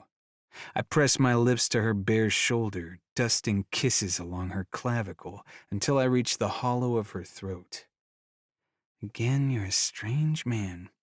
She sighs and arches her back, granting me easier access to her neck as she wraps her arms around my ribs. Good thing you like strange men, I remind her as I kiss her throat, her jaw, her cheek, before finally bringing my lips to hers, capturing her mouth for a long, deep kiss that summons a soft moan from her throat. I don't know about that, she says, her breath coming faster as she pulls away. But I like you. I like you too, I whisper. She sucks in a swift breath, her flesh tightens through the thin fabric, and thoughts of kissing her there and everywhere else, dance through my head, making my already aching body ache a little harder. God, that feels... She trails off and her eyes flutter once, twice, before curling my fingers over the top of her shirt and tugging the fabric down. My first glance at her bare skin takes my breath away. She's beautiful, so beautiful that my first kiss to her is more reverent than passionate. So pretty, I murmur against her soft, soft skin. Mick, She breaks off with a soft gasp. I want you so much, I say. I want you too, she says, threading trembling hands into my hair. But Shit, I can't think when you're doing that. Do you want me to stop? No, God, no. She spreads her thighs, and I settle between her legs. And maybe, she adds, as she wraps her legs around my hips. Maybe what? I ask, having trouble thinking straight. It's hard to think when we're this close to naked. Maybe this is dangerous, she says. Don't worry, I've been tested, and I'm good, and I have condoms. I kiss her again slow and deep, my tongue sliding against hers. Wow, she finally says against my lips. That was... I pull back to study her flushed, clearly satisfied face. Good. Amazing. She lets out a shaky breath that's not quite a laugh. I mean, I have a vibrator, but I've never felt anything like that before. Your ex didn't know what he was doing? I slip my hand from between her legs and tangle one side of her panties with my fingers. I'm dying to strip them down her thighs, and I'm about to suggest I go grab the condoms when she says Eli was okay, but we never slept together. I freeze. You never slept together? I try to remember how long Jameson said Eli and Faith dated. I think he said a year, maybe more. Faith shakes her head and bites her lip. I mean, we slept together. We slept over at each other's apartments and fooled around, but we never... And he never made me... He never made you come? I ask, outraged on her behalf. Why not? Was he selfish? Inept? Both. She shrugs and her gaze fixes on something over my shoulder. No, he was just kind of shy, I think. And I was too, about telling him what I wanted in bed anyway, and... Well, we didn't talk about it much, and we never even got all the way naked together, so... I blink, then blink again, as what she's trying to tell me finally penetrates. You're a virgin. She rolls her eyes. Well, yeah, technically, I guess. You've never had sex? No. Not even oral sex? She blushes and huffs. Given it, not received. Eli was an asshole then. It's settled. He should have been begging to kiss your... I say before adding gently, and it's also settled that you're a virgin. Textbook definition, in fact. She exhales. Yeah, okay, fine, I'm a virgin. But I really wasn't planning on having this conversation right now. I mean, we've only been dating for 2 days. This whole making out after waking up thing snuck up on me. It's okay. Don't be embarrassed, I say, silently breaking the bad news to the guy downstairs. Faith clearly isn't ready to go any further right now. And honestly, I'm not either. This makes me want to wait, to be sure she's ready. And I can make it as perfect as possible if she decides she wants me to be her first. I'm not embarrassed, she huffs again. Then why won't you look at me? I brush her hair gently from her forehead. I don't know. She crosses her arms and glares. I laugh. She glares and continues to glare. You're cute when you pout. I'm not pouting. Or cute, she says, then adds with a sigh, I always thought something was wrong with me. I frown. Wrong with you? In what way? She shrugs again, smaller, shyer this time. I don't know. I was a late bloomer. I was never interested in guys until after high school, and then... She nibbles at her bottom lip. I dated before Eli, and I liked messing around with those guys and with him, but I never lost control, you know? I never even felt tempted. I guess I'd started to think I wasn't the type of person who was super into sex. But now you might be changing your mind? Smug is not a good look on you, she says, but she smiles when I laugh. I mean, what clued you in? The moaning my name was nice, I say, my fingers brushing back and forth across the sliver of bare stomach between her underwear and tank top. She exhales a shaky breath. You are something else. Something good, I hope? She nods, but there's uncertainty in her eyes. What's wrong? I rest my palm lightly on her stomach. Nothing, she says. I just want to wait a while before we take this much further. Not because I don't want to, She pulls in a breath. I don't want to slow down, but I don't want to speed up either. Does that make sense? Absolutely. Just ignore me. I've been trying to talk myself down, but... I trail off, my face going hot as her eyes drift lower. Ignore you? Now why would I want to do that? She smiles as she rolls onto her side, brushing gentle fingers across my cheek that make me shiver. I'm a virgin, yeah, but that doesn't mean I don't know how to return the favor. My brows shoot up, and my mouth goes dry. Yeah? I mean, you don't have to. Honestly, Oh, hush. She cuts in, grinning as she leans close. It's a gentle kiss, a connected kiss that makes the moment she rubs me through my boxers that much sweeter. Sorry, I say, still breathing hard as I kiss her forehead. Why? Her brows furrow. I shrug, a little shy for some reason. It's not like I haven't done this before. Lots and lots of times, in fact, but I've never done it with her, or with any girl who looks at me like Faith, like she sees through me but doesn't mind the parts I've always tried to hide, the uncertain parts, the scared parts. I don't know, I finally say. The mess, it's messy. She trails a playful, sexy finger It's okay. I kind of like the mess. Like my thing for drool? I ask, making her laugh. Exactly like that.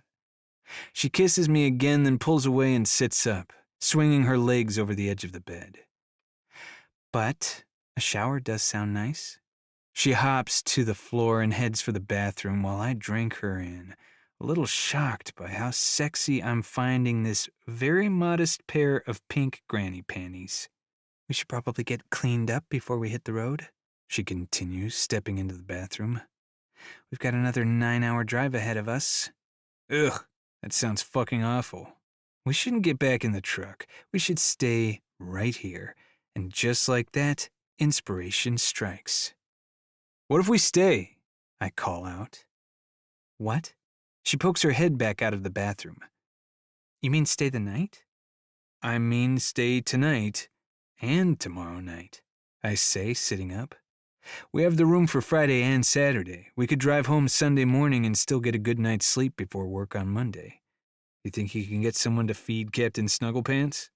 She shoots me a narrow look, clearly waiting to see if I'm going to tease her about her cat's name again.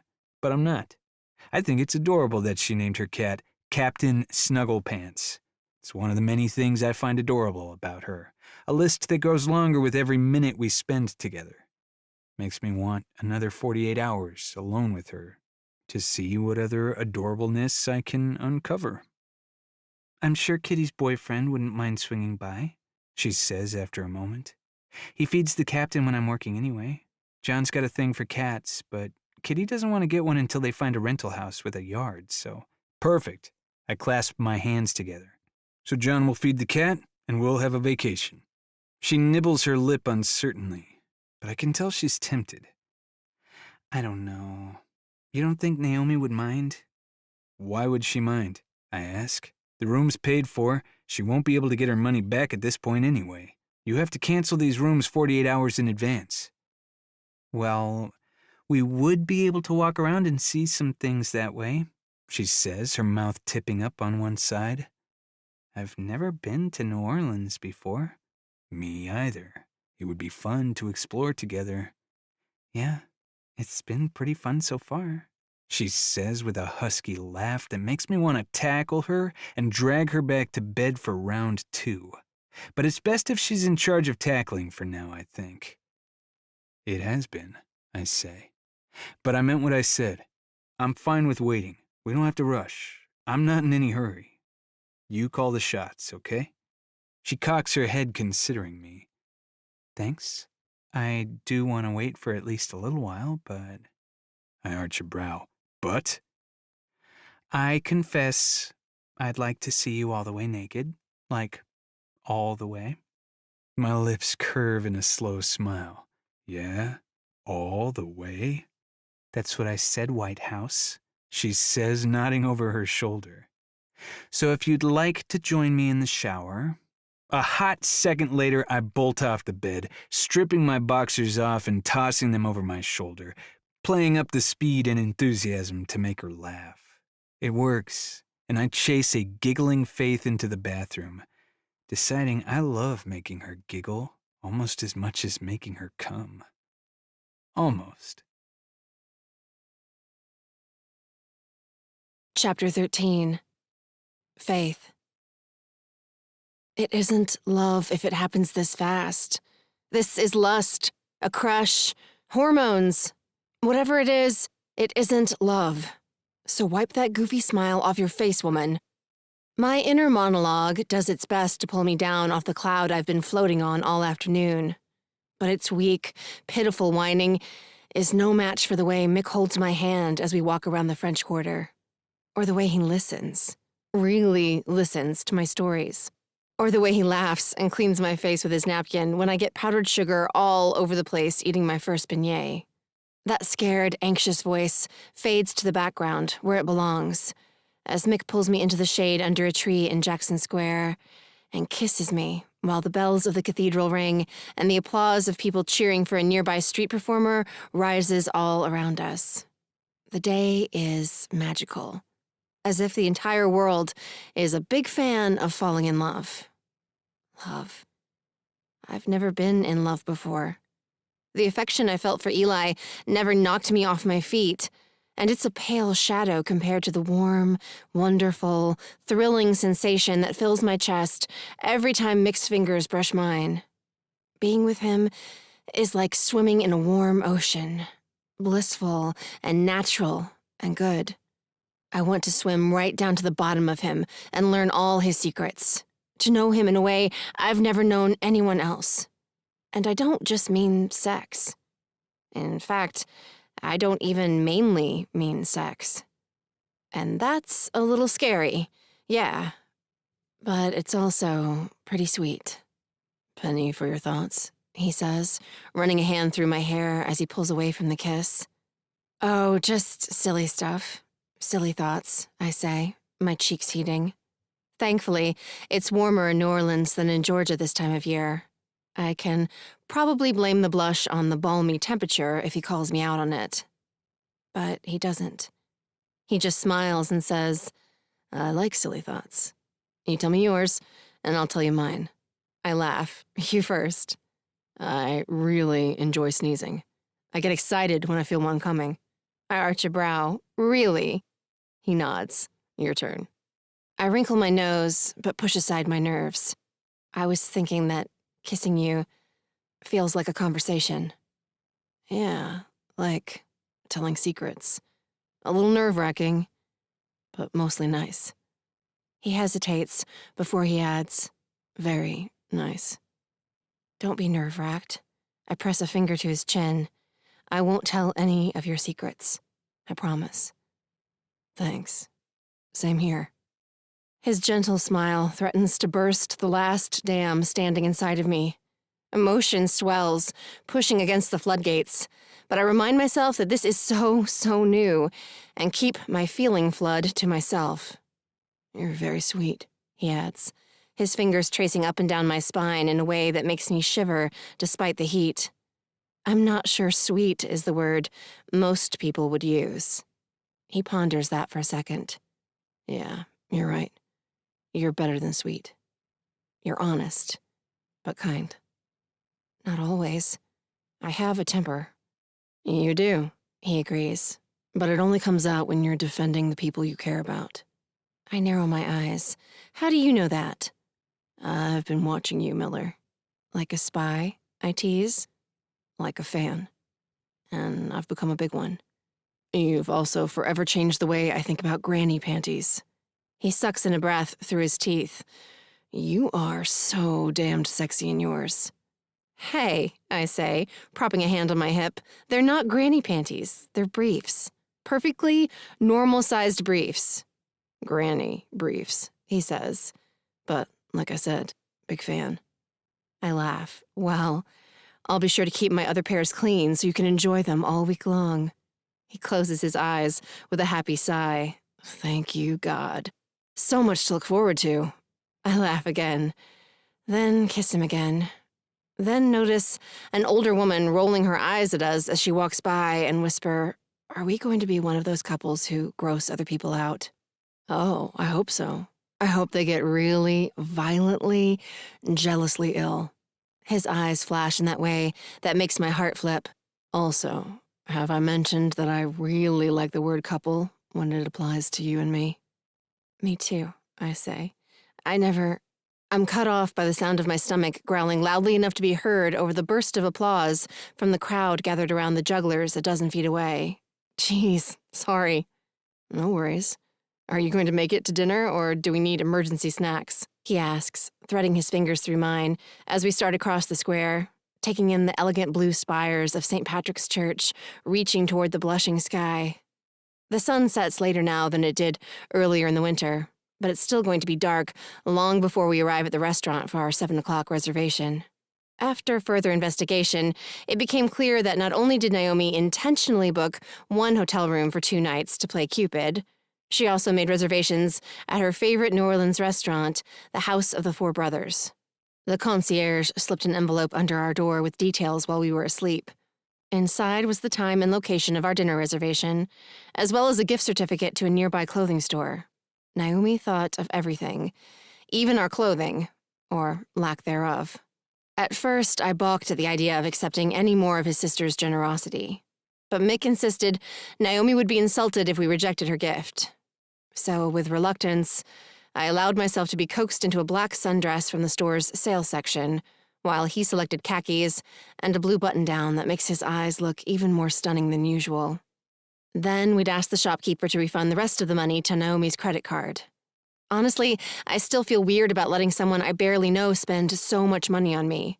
But Mick's comment about letting Naomi do what gives her joy makes sense. If I were rich, I'd rather spoil the people I love with my money than use it all up myself. I'd rather make sure people I know are struggling have groceries and nice Christmas presents for their kids than drive a fancy car or own a mansion.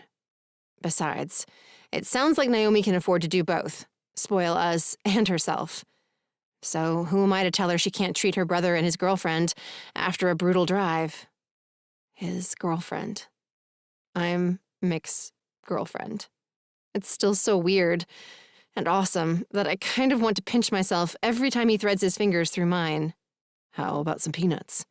He pauses in front of the cathedral, where food vendors, fortune tellers, and people selling crafts fight for space to spread out on the paving stones.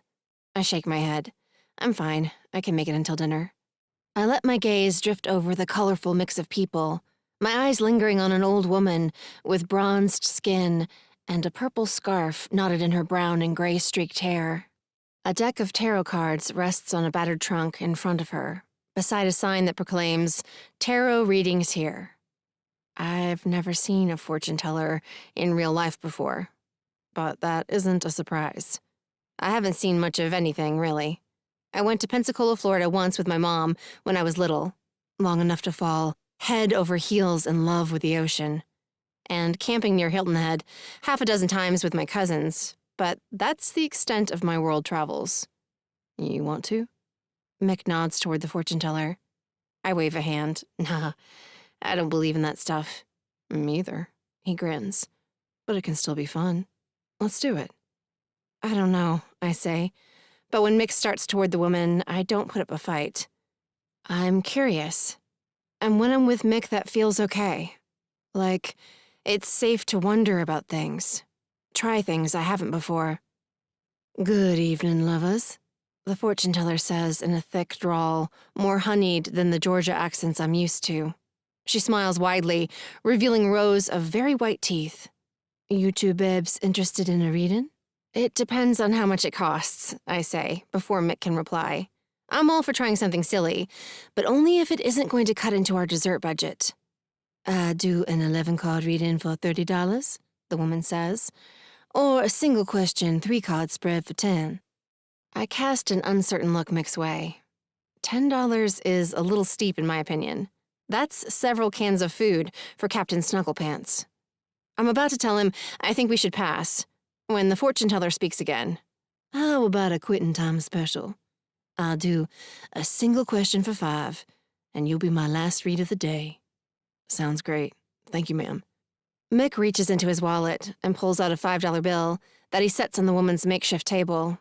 The trunk looks old and heavy, making me wonder how this relatively frail-looking woman, she can't be more than 5'3" and 100 pounds, is going to get this thing out of the square when she's ready to leave.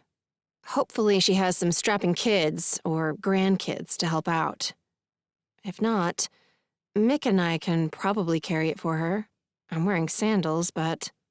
All right, Cher. The woman tucks the $5 bill into the pocket of her long, multicolored caftan with one hand, as she plucks the deck of cards from the table with the other. While I shuffle, I want you two young ones to focus on a question. Something you want to know about your future together. Mick glances my way, seeming a little unsure, which I totally get. Our relationship is so new. It's intimidating to think too much about the future. What do you think? He asks. Something low-key? I'm tempted to agree with him, but my gut says low-key isn't us. Hell, the fact that I'm comfortable thinking about us as us after a few days is proof of that. I shake my head. Nah. Go big or go home, right? He smiles, seeming pleased with the answer. All right. Let's ask if we'll still be having this much fun together this time next year. Chapter 14. Faith. My eyes go wide. Wow. So Mick's already thinking ahead. Pretty far ahead. But as someone who was just thinking pretty seriously about the L word, I really have no room to talk. I nod. Yeah, sounds good. An excellent question. The woman sets the cards on the edge of the table. Let's have one of you cut the deck, and the other will pick the cards. I reach for the deck. I'll cut. Sounds like less responsibility. Mick laughs. Thanks a lot. Does that mean I get blamed if the cards are bad? There are no bad cards. The fortune teller smiles as she reclaims the deck and fans it into a horseshoe on top of the trunk. There are only cards we understand, and those we haven't figured out yet. I resist the urge to sigh. This is starting to sound a little new age. Something I confess I've had a distaste for since Mama's love spell phase, when she was positive burning the perfect candle or wearing the right pink crystal around her neck would ensure her latest loser stuck around. But I push the wave of irritation away. This is just for fun, after all. No reason to take it too seriously. Mick selects 3 cards, and the woman arranges them in a row. She turns the middle card over first. The knot of batons. She nods, smiling as if this was what she was expecting. The card symbolizes readiness for a journey. You are both young and strong and prepared to embark on the coming exploration. You are filled with confidence and eager to discover the secrets adventures always hold. Mick and I exchange a look. He looks amused, but wary, too. We were just talking about secrets, and there's no way the fortune teller could have heard us clear on the other side of the square. He grabs my hand again, holding tight as the woman turns over a second card. She leans in, her brows drawing together as she glances at the card and then up to us, her eyes shifting back and forth until she finally says, the 9 of Swords. This one, it can mean many things, but in a relationship reading, this card often represents steadiness in the face of adversity. One of you may experience hardship in the near future. During this struggle, the other partner will be the 9 of Swords, the person who empathizes, but doesn't get sucked under in the flood, who stands strong in the time of trial. I let out a breathy laugh. Well, that sounds fun. The fortune teller smiles, but it doesn't reach her eyes. Life and love are not always fun, are they, Cher? But that's why we have card number 3, the card that gives hope for the future. She glances back down, turning over the last card with a satisfied sigh. Ah, the 7 of Swords, the knight in shining armor. She looks up again, and I fight the urge to roll my eyes. I don't want to be rude, but this lady has me pegged all wrong if she thinks that's what I'm looking for. I know better than to think a man is going to sweep in and solve my problems. Much better. One of you has a sleeping hero inside of them, she continues, earning my respect for introducing the possibility that I might be the knight. The emergence of this hero could be related to the adversity hinted at by the 9 of Swords. This may be the catalyst that spurs the inner hero to turn obstacles into cornerstones for the future. Mick nods, but his brow remains wrinkled. What's the verdict? Will we last the year? She holds up her hands, fingers splayed wide. This is the question, no? The cards give direction, but the decision is yours. She leans forward, gathering the cards into a stack before pulling a scrap of purple velvet from her pocket and beginning to wrap the cards inside it. Fate is not as cruel a mistress as some of these charlatans would have you believe, she continues, motioning around the square. Free will plays a part in your destiny. A big part. Don't forget that. Fate deals the hand, but you decide whether to stay or fold. She grins. Or make a house of cards. I frown, kind of wishing we hadn't done this.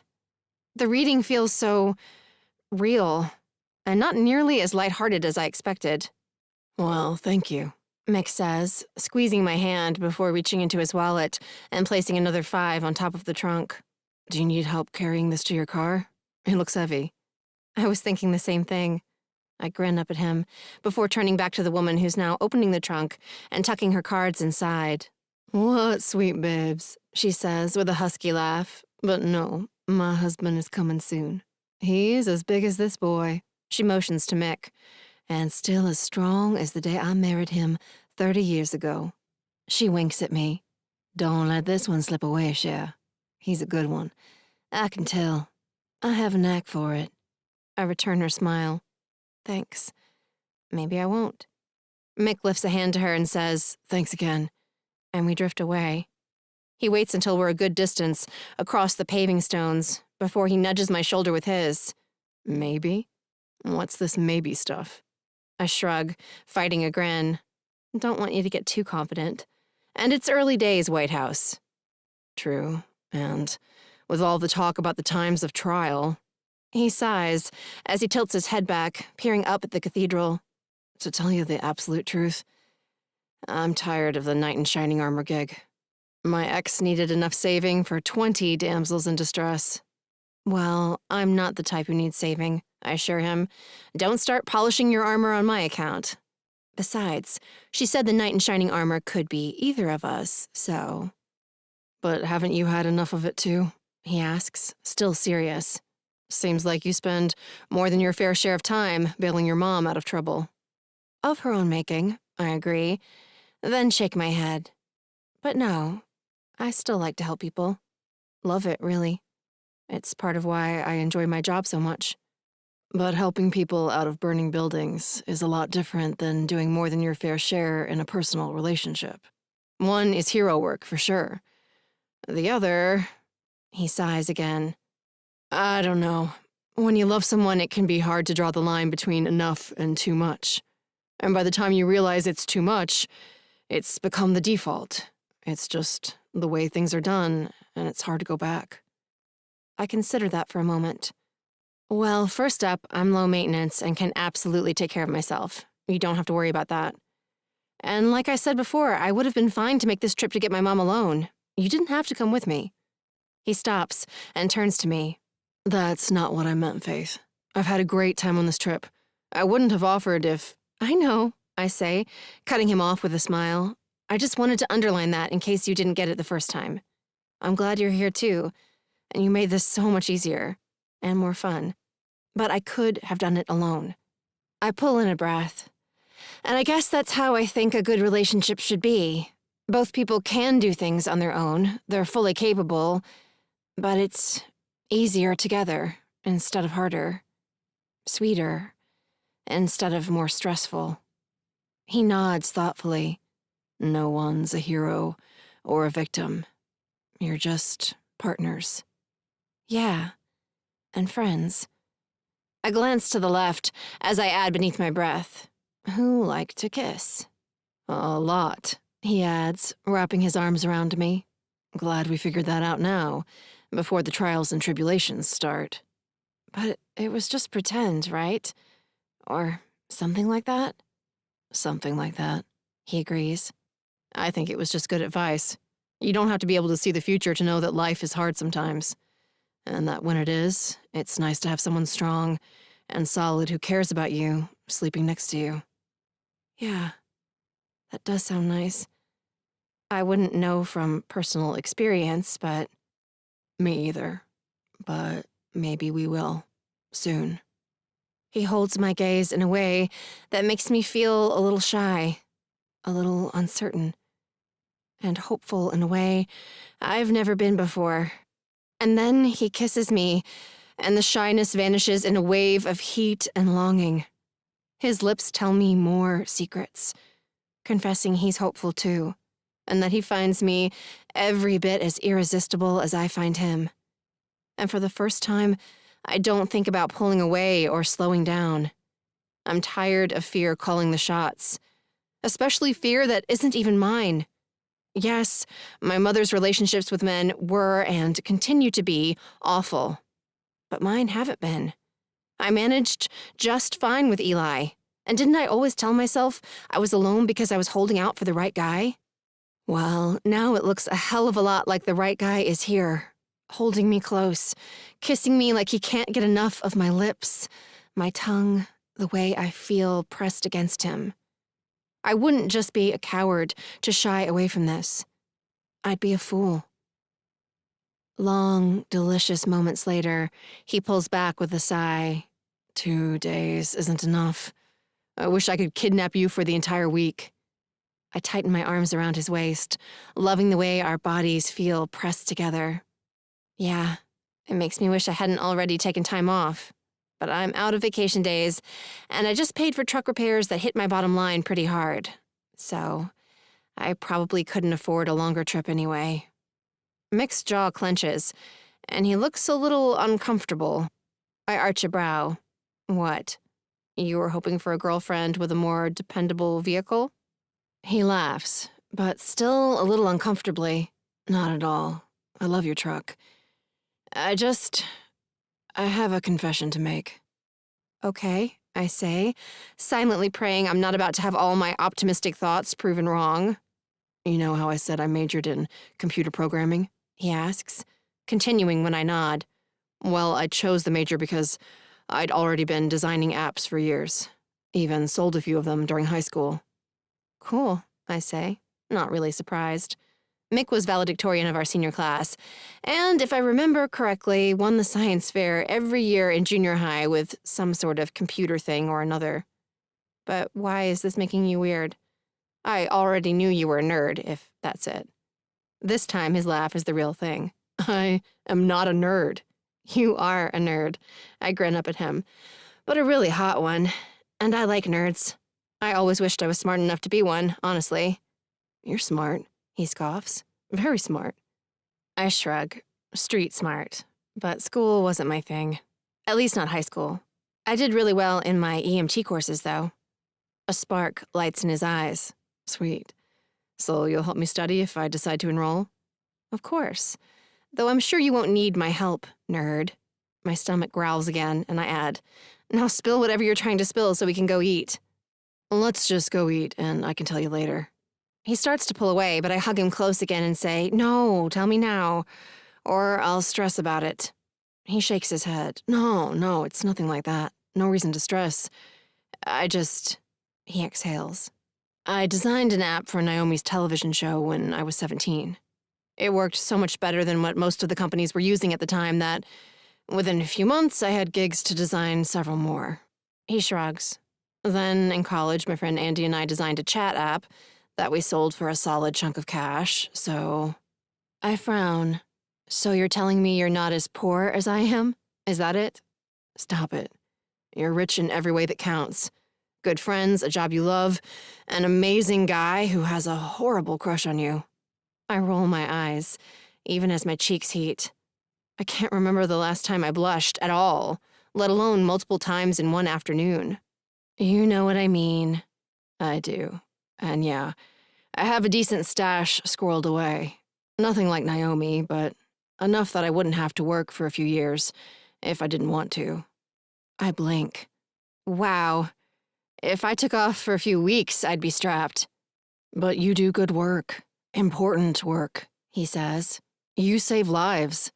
All I did was give people a reason to be even more addicted to their cell phones. He bends, bringing his face closer to mine. The only reason I said anything is that I don't want you to stress about money. I have money to spare. And as soon as you get some vacation days built up, I'd love to take you somewhere fun. My treat. My gaze drops to the ground as I let out a long, slow breath. What's wrong? He asks. I don't know, I answer honestly. I mean, an offer like that would have been my mother's dream come true. But it makes me feel... I sigh again. I don't know. Off for some reason. Maybe because you don't want to be like her, he suggests. Not even a little bit? I huff. Is it that obvious? What's obvious is that you're nothing like your mom, and you never will be. You're strong and independent, and have your shit together. And letting me pay for things isn't going to change that. You'll still be the same strong person, just with more fancy dinners to look forward to. At the mention of dinner, my stomach growls again, a long, low, mournful wail that makes us both laugh. Why don't we head to the restaurant? Mick asks, see if they can take us a few minutes early. Sounds perfect, I say, taking his hand as we turn toward Royal Street, relieved for an excuse to put the awkward moment behind us. I'll think about why learning Mick is loaded makes all my nerves come rushing back later. Once I'm not distracted by impending starvation. On the way out of the square, I glance back at our tarot card reader. She's all packed up for the night and greeting a giant man wearing a security team t-shirt. He leans down to give her a sweet kiss before tucking her trunk beneath his thick arm and starting for the opposite side of the square. They're obviously still in love. So much so, the air around them seems to glow a little brighter. I have no experience with love like that. I've never been in love, and my mom was lucky to make one of her relationships last a year, let alone 30. But maybe... I glance up at Mick to find him smiling down at me. It isn't a 30-year smile, but it's kind, real, and honest. So maybe, just maybe, happily ever after isn't just for fairy tales after all. Chapter 15, Mick. By the time we cruise into Bliss River on Sunday, Faith and I have been together for 3 days and nights straight. As an introvert, I should be craving some alone time, even when I was head over heels for Bridget and up for spending every waking moment together. I had to take regular breaks from the constant togetherness. I play a good extrovert at parties and networking events, but without solo time to recharge, I can start to feel a little frayed around the edges. But I don't feel frayed now. The only thing I feel as we pull up in front of the bakery Sunday evening, just as Melody flips the open sign to closed, is bummed. I'm not ready to say goodbye. I want Faith across the dinner table from me again tonight, beside me on the couch as I draw up sketches for the remodel I'm starting tomorrow, and in my arms when we head to bed. In the past few days, I've grown increasingly addicted to her smile, her laugh, and the feel of her snuggled against me as I drift off to sleep. The thought of waking without her drool on my shoulder tomorrow is enough to set off a depressive episode. A mild one, but still. What's wrong? Faith asks, laughter in her voice. You look like someone kicked your cat. I don't have a cat, I say glumly. Well, I do, and I'd better go feed and pet him like I mean it before he gets pissed and shreds the couch. She hesitates a beat before adding, but you could come with me if you want. We could hang out, order a pizza for dinner or something. I turn to her, feeling like a prison sentence has been lifted. Does this mean it's also cool if I stay the night? If so, I can be up to my apartment to grab my things and back down again in 10 minutes. Make it 5, and you have a deal, she says, making it clear she isn't ready to say goodbye either. Because I'm starving. You're always starving, I tease, leaning over to give her a swift kiss. Said the pot to the kettle, she murmurs against my lips. I laugh. True. And yeah, I want an entire pizza. Be right back. I swing out of the truck, mentally ticking off the things I'll need to head straight to the job site tomorrow as I start for the front of the bakery. I reach for my keys, but the door swings open before I can pull them from my backpack. Naomi and Maddie stand on the other side, both of them looking fit to burst. So how did it go? Did you take pictures? Naomi asks breathlessly as she closes the door behind me, setting the overhead bells to tinkling. Did you love the dinner? Did you have the crab cakes to start What about the room? Maddie cuts in. Was it as gorgeous as it looked online? And did you do the ghost tour of the French Quarter I texted you about? And the Voodoo Museum? Naomi adds. And all the beignets. I smile and pull Naomi in for a hug. Yes, we had a wonderful time. Thank you so much for everything. You're the very best. I say, before stepping away and heading for the stairs leading up to the apartment. That's it? She calls after me. That's all we get? What about the nitty-gritty? Yeah, Maddie agrees. We need details, especially the romantic ones. We'll talk later, I call over my shoulder as I fit the key in the lock. I'm in a hurry. I need to grab some stuff and get going. Faith's waiting outside. Is that right? Naomi's words fade away. A second later, I hear the bell above the bakery door tinkle again and curse beneath my breath. I cross to the window overlooking the street in time to see Maddie and Naomi descending upon Faith, cozying up to the driver's side window like puppies begging for a treat. Great, I mumble beneath my breath before spinning back into the apartment to snag a change of clothes, my laptop, and my sketch materials as quickly as possible. I love my sisters, and I'm grateful to Naomi for the wonderful weekend she helped make possible. But the sisters scare-off factor isn't something to be taken lightly. And if they scare Faith off, I'm going to lose it. We need to have a serious discussion about them keeping their distance until Faith and I are 100% solid. I don't want to risk messing this up. What we started in New Orleans is special, really special. I've never felt this way about anyone before. Being with Faith makes coffee smell better, donuts taste sweeter, and an afternoon walk feel like an adventure I can't wait to take again. When I'm with her, the whole world seems brighter, even when we aren't kissing.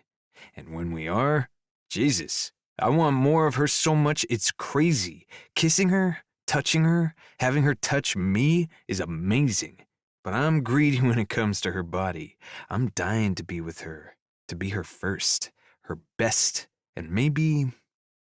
I'm trying not to think too far ahead just yet, but I'm thinking far enough to know I really, really don't want my nosy sisters to screw this up. I grab the last of my things and pound down the stairs, through the bakery, and out to the street, not breathing easier until I see Faith leaning out the driver's side window with a grin on her face, saying something that makes Maddie giggle. What's so funny? I ask with a mock scowl, secretly pleased that they're all getting along and that so far Faith seems immune to the sister scare-off factor. Nothing. Maddie bites her lip, clearly fighting a smile. You're just cute. I am not. I'm manly and badass. I shift my glare to Faith, whose grin widens in response. What stories have you been telling, woman? No stories, she says as I swing back into the truck and close the door. Maddie just asked where I got my necklace. She rolls the silver charm, a firefighter's hat, between two fingers before letting it rest on her chest. I told her you bought it for me yesterday as a remember our first vacation gift. I glance over to where my sisters are standing on the sidewalk, fighting to keep a straight face as Naomi gives me two enthusiastic thumbs up and Maddie jumps up and down and claps silently, grinning like a mad woman. Faith turns back to the driver's side window, nearly catching Naomi and Maddie, but not a second too soon they drop their hands nonchalantly to their sides and play it cool. I snort at them. Silly sisters, but also sweet. It's nice to know they so enthusiastically approve of my new girlfriend. Good to see you guys, but we should get going, Faith says to them. We haven't eaten anything since this morning. Okay, you two have a great night, Naomi says, her eyes twinkling. We'll catch up on all your news tomorrow. Thanks again for everything, Naomi. Faith turns the key in the ignition, sending the truck rumbling back to life.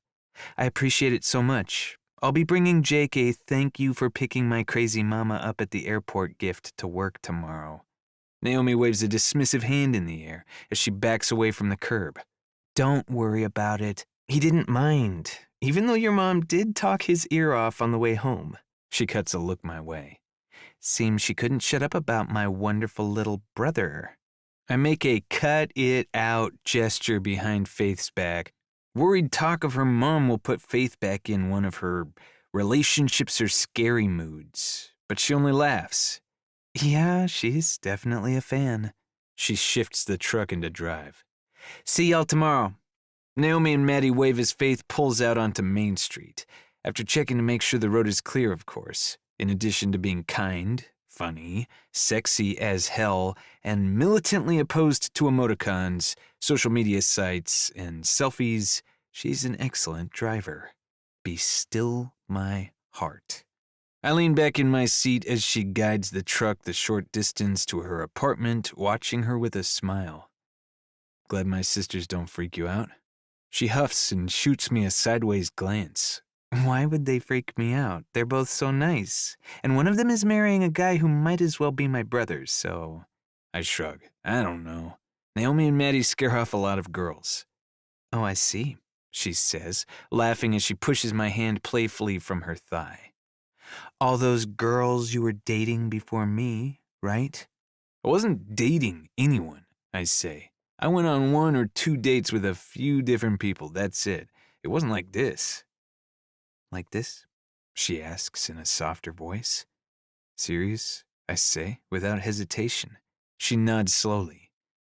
Yeah, it is, isn't it? It is, I confirm. So can I put my hand back on your leg? I like to be touching you as much as possible at all times. She grins, but it fades as she pulls up in front of her apartment building. By the time she shuts off the truck and turns to face me, she looks worried. What's wrong? I ask, reconsidering having me over to spend the night. No, but... She sighs. There is something that's been on my mind. Okay, shoot. I take her hand, the worry in my chest fading when she holds tight. My mom had me when she was 28, she says. I wasn't planned, and... Well, I know she loves me, but there were times when I could tell she felt burdened by having a kid she wasn't prepared for, with a man who didn't stick around long enough to see me out of diapers. I nod, though I'm still not really sure where this is going. I'm just saying, I'm not ready to be a mom. Not even close, she says, a mixture of shyness and anxiety mixing in her big brown eyes. Not that anything is going to happen tonight, but I think it's going to happen soon. And when it does, I want us to be careful because the thought of being responsible for raising a kid right now is really scary. I would be so afraid I'd screw it up. I need more time to raise myself first. Yeah, totally. I get it. I squeeze her hand. Though honestly, that probably means you're more ready to be a mom than most people. I think it's supposed to be scary, you know? People who aren't scared by that kind of responsibility are idiots. She shakes her head. No, seriously, Mick, I'm not even thinking about wanting kids right now, not even a little bit. Right, yeah, I say with a laugh. Got it, loud and clear. Me either. We're absolutely on the same page. But what if... She trails off as she stares through the truck's cloudy rear window. I mean, what if there's an accident? I know condoms don't always work, and the women in my family are insanely fertile, and there's no way I could be a firefighter and a single mom, even if I could convince my mom to help out while I'm at work, which I'm not sure I could, she sighs, or would even want to since she's a hot mess, and I know from experience she isn't really... Hey, there, hold on a second, I say, frowning as I cut in. Who says you'd be a single mom? If there were an unexpected baby, which I really think we can take precautions to avoid, by the way, I'd be as responsible as you are. I'd be there to do my share, whether you and I were together or not. She glances back at me, a doubtful expression wrinkling her forehead. Really? Would you? I mean, have you thought about what it would be like to have a kid? How much your life would have to change? I shrug. No, I haven't, I say, hurrying on when her lips part again. But I know right from wrong, and I would do the right thing. When I have kids, I'm going to love them and help take care of them, no matter what. And I have some pretty strong feelings for you, I say, my heart beating faster as that spark of something so much more than lust leaps between us again. I would never hurt you, Faith, or leave you alone to deal with something we're both equally responsible for. Her lips quirk. Yeah? Yeah, I whisper. I care about you. A lot. I care about you, too. She rests her hand on my chest, making me want to pull her into my lap and kiss her until she knows I'm not going anywhere, even if things get complicated. And I want to be with you so much it's killing me, she continues. But there's this voice in my head that keeps saying it isn't smart to jump in too fast, that there can be real consequences and I'm not ready for them. I cover her hand with mine. Then we don't jump in too fast. We wait until you're totally ready. Are you sure? She asks. I mean, if I got swept up in the moment and said I wanted to, you wouldn't? I wince. Well, that might be hard. I won't lie. But if that's what we decide is best, I'll stand by it. Though I might have to get up in the middle of whatever's happening and leave to make good on that kind of promise. No, forget it. I know it's not a fair thing to ask, she says with a shy laugh. You do things to my self-control, things no other guy has ever done before. I trust you, and I trust myself when my clothes are on, but when they're off. I hear you, I say, and I do. I'm not sure I 100% trust myself when her clothes are off either. If we're naked and she asks for more, I might buckle under temptation. Maybe we should keep our clothes on for a while, in the interest of keeping promises? She cocks her head.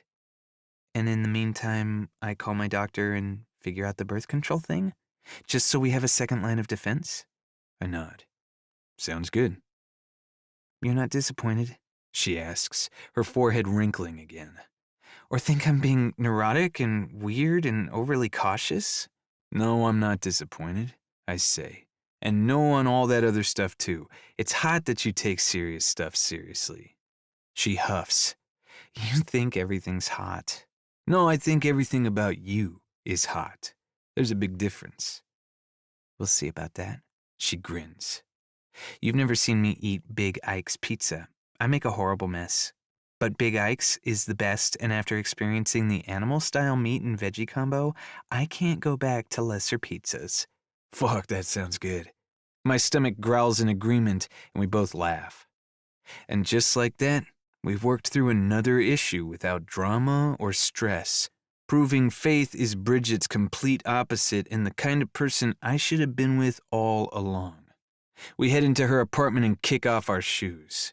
Faith coaxes Captain Snugglepants out from under a lounge chair and coos her apologies to him, while I order pizza and set out plates and napkins. We spend the rest of the night eating too much, vegging out watching mindless TV, with the cat purring between us, and holding each other in Faith's too small for two grown people full-sized bed, talking about the past and the future and things we've never told anyone else. As I drift off, Faith already heavy with sleep against me, with her head on my chest. I'm so happy, and happy to wait as long as she wants. There's no doubt in my mind, she's worth waiting for. Chapter 16. 5 weeks later. Maddie. I don't resent other people's happiness. I really don't. I'm not that person. I never have been. In junior high, after Imogen Kane beat me out for student council vice president, I baked cookies for her celebration party. In high school, when I learned my friend Meg was secretly dating my ex-boyfriend, just 3 weeks after we broke up, I wished them a long and happy future.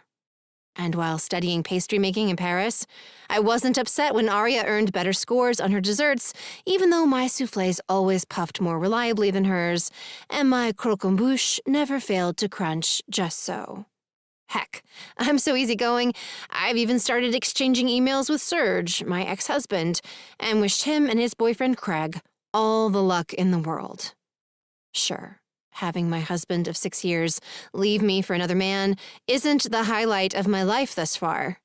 But looking back, I can see the signs that Serge wasn't fulfilled in our marriage, no matter how much fun we had together or how much he loved me. And Serge did love me. He still loves me. In his last email, he went on and on about what a gorgeous, sweet, wonderful, talented person I am. There's no doubt in his mind that I'll soon find the partner I've always deserved. I, however, am not so sure. Not sure at all. And as I watch Mick and Faith amble down the stairs from Mick's apartment with their arms around each other and their heads close together, lost in their own little world, I can't help feeling a little resentful. And maybe a teensy bit bitter. They're practically babies, I think, as I unload chocolate croissants into the display case. And neither one of them was even looking for love, but it fell into their laps, easy as you please. Meanwhile, I'm gazing down the barrel of my 30th birthday without a single romantic prospect on the horizon. I've been on half a dozen dates since moving back to Bliss River, but none of the men I've met are relationship material. A fact that makes me sadder than I like to admit. I'm all for standing strong on my own 2 feet, but I'm a relationship girl. I don't like being single. The last time I went this long without a boyfriend, I was too young to date. I crave companionship and conversation. Life seems dimmer somehow without someone to share it with.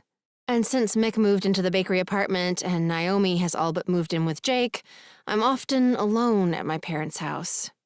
I feel like a ghost haunting the halls where I grew up, drifting along all by my lonesome, missing the love and laughter and good-natured bickering that once echoed through the house. I miss life as part of a large nuclear family. I started pestering Serge about starting a family only a few years after we were married, but he always found a reason to put off trying to get pregnant. First, we were too poor, which was true. Then he was concerned about getting quality maternity care on the Caribbean island where we worked. Then, only months before he confessed he was having an affair with a lifeguard at the resort, he said he wanted to wait until we were in our 30s, like his friends on the West Coast. Now I'm facing 30 alone, adrift, and uncertain as to what my future will hold. My parents will return from Florida in a month or so, and I'll need to find an apartment. I adore Mom and Pop, but they have their own rhythm now that they're retired, and I don't want to cramp their style. But aside from that... Maddie, you want to come? Mick asks, jarring me from my thoughts. What? I startle back into motion, sliding chocolate croissants onto the tray on the top shelf of the case. I asked if you wanted to come to breakfast with us, he says, his arms around Faith, cuddling her like she's a treasure he can't let go of for a second for fear some treasure-hungry pirate will snatch her away. Isn't Naomi coming in at 8? I nod, ignoring the pang of envy that flashes through my chest at the sight of the 2 lovebirds. Serge used to hold me like that. He always made me feel adorable, though not always desirable. Still, for years it was enough to be adored, cuddled, safe. Deep down, I want more from marriage than meh sex once or twice a month and oodles of cuddles. But there are times when I long for my old life, for Serge's arms around me and his voice whispering he loves me in his lightly accented English as we watch the waves roll onto the shore outside our island home. Yes, Naomi's coming in. I push the sad thoughts away as I shut the display case, knowing no good comes from dwelling on a past that's dead and buried. But I'm going to stay and help out. With Valentine's Day so close, we're expecting a lot of special orders, and I want to get started on them right away. Are you sure you don't need a break? Faith asks. You got here even earlier than usual this morning, didn't you? I thought I heard cookie sheets banging at 3:30. I'm sorry, I dropped one, I say, setting the empty pan on the counter behind me. Did I wake you? I was trying to be quiet. She shakes her head. You were fine. I'm just a light sleeper. Comes with the job. I went back to sleep no problem. And I never woke up, Mick says. I'm getting great at sleeping through banging pans, cats jumping on my face in the middle of the night, people kicking me in the spine when they have soccer championship dreams. That happened once. Faith glares up at Mick, but there's a smile on her face and a look of such adoration in her eyes that I can't help but smile too. Ah, young love. It's a little gross and completely envy-inducing, but I'm happy for my brother. He's found something with Faith. Something that looks like it's going to last through the puppy love stage into something really special. You two are cute, I say with a sigh, laughing when both Faith and Mick duck their heads. Aw, and now you're blushing. This is the sweetest thing ever. Couldn't be any sweeter if I dusted you both in sugar. Now get out of here, I continue, untying my apron and hanging it on the hook beside the door to the kitchen. Enjoy your breakfast and your day off. I'll save some cookies for you for later. Thanks. Faith waves as they head for the front door. Oh, and tell Naomi I'll get that broken cabinet fixed before tomorrow morning. Mick tosses over his shoulder. He's not doing as much repair work anymore. He's actually studying to become an EMT, and even considering joining the fire department with his lady love so they can be heroic and fit and fabulous together. But he still takes care of any handyman thing we need ASAP. He is such a good man, and absolutely deserves all the love and happiness in the world. Don't worry about it, no rush. I flutter my fingers their way as I pull off my hairnet and drop it into the trash. Have fun. Faith and Mick step outside amidst a tinkle of bells, and then the bakery is quiet. With a sigh, I pour myself a cup of coffee and pluck a still-warm chocolate croissant from the case. My treat for getting everything ready 15 minutes before time to open. I'm settling down at a table for two, trying to enjoy how nice it is to have more room for my plate, when the bells tinkle again. Forget something? You two always. I trail off when I look up to find it isn't Mick and Faith coming back through the door. It's Jameson Hansen. And he doesn't look happy. Yummy, but not happy. With his broad shoulders, beefcake body, shaggy brown hair, and chiseled jaw, Jameson is easily the most stunning man I've ever seen. Jake, his older brother, and Naomi's fiancé, is also quite good-looking. But Jameson is over-the-top, melt-your-panties-with-a-look gorgeous. And he knows it, of course. He has enough swagger for 3 men, and a smolder he unleashes upon the hapless women of Bliss River with practiced ease. I've seen that smolder in action, though I've never been on the receiving end of it. Jameson's only a year and a half older than I am, but growing up he treated me like a baby sister. Someone to be teased, picked on, and protected on the rare occasions when someone aside from himself dared to torment me. But definitely not to be smoldered at. Which was just fine with me. Jameson's gorgeous, but he's also a bad boy through and through. I'm not interested in anything bad boys have to offer. I want home, family, and stability, not trouble. And Jameson? He's a trouble magnet. Big time. You're alone, right? He asks as he stalks over to the counter, casting a cautious glance at the kitchen door. Good morning to you, too. I bite into my croissant, deliberately ignoring the question.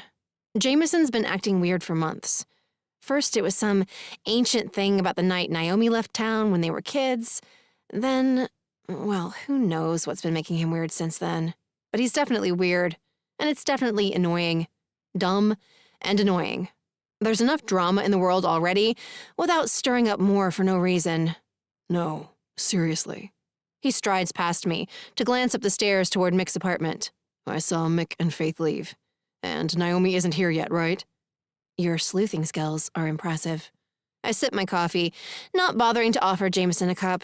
He seems wired enough as it is. What can I help you with?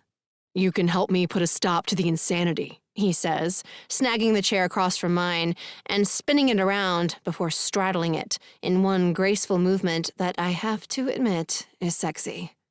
It's easy to see why women throw themselves at Jameson. He's an impressive physical specimen, charismatic, and smells so good. Sometimes it's hard not to lean in and take a big whiff of him. Even over the smell of my coffee and fresh pastry, his spicy, earthy, mouth-watering scent is interesting. It's a smell that's clean and dirty at the same time. It could easily turn a woman's thoughts in sexy directions, if she hadn't heard Jameson burp the ABCs or seen him run around with a pair of tidy-whitey briefs on his head when he was 8, pretending to be Evil Lord Underpants. But I heard the burps, and Evil Lord Underpants put a slug down the back of my dress at a town picnic. I am immune to Jameson's allure.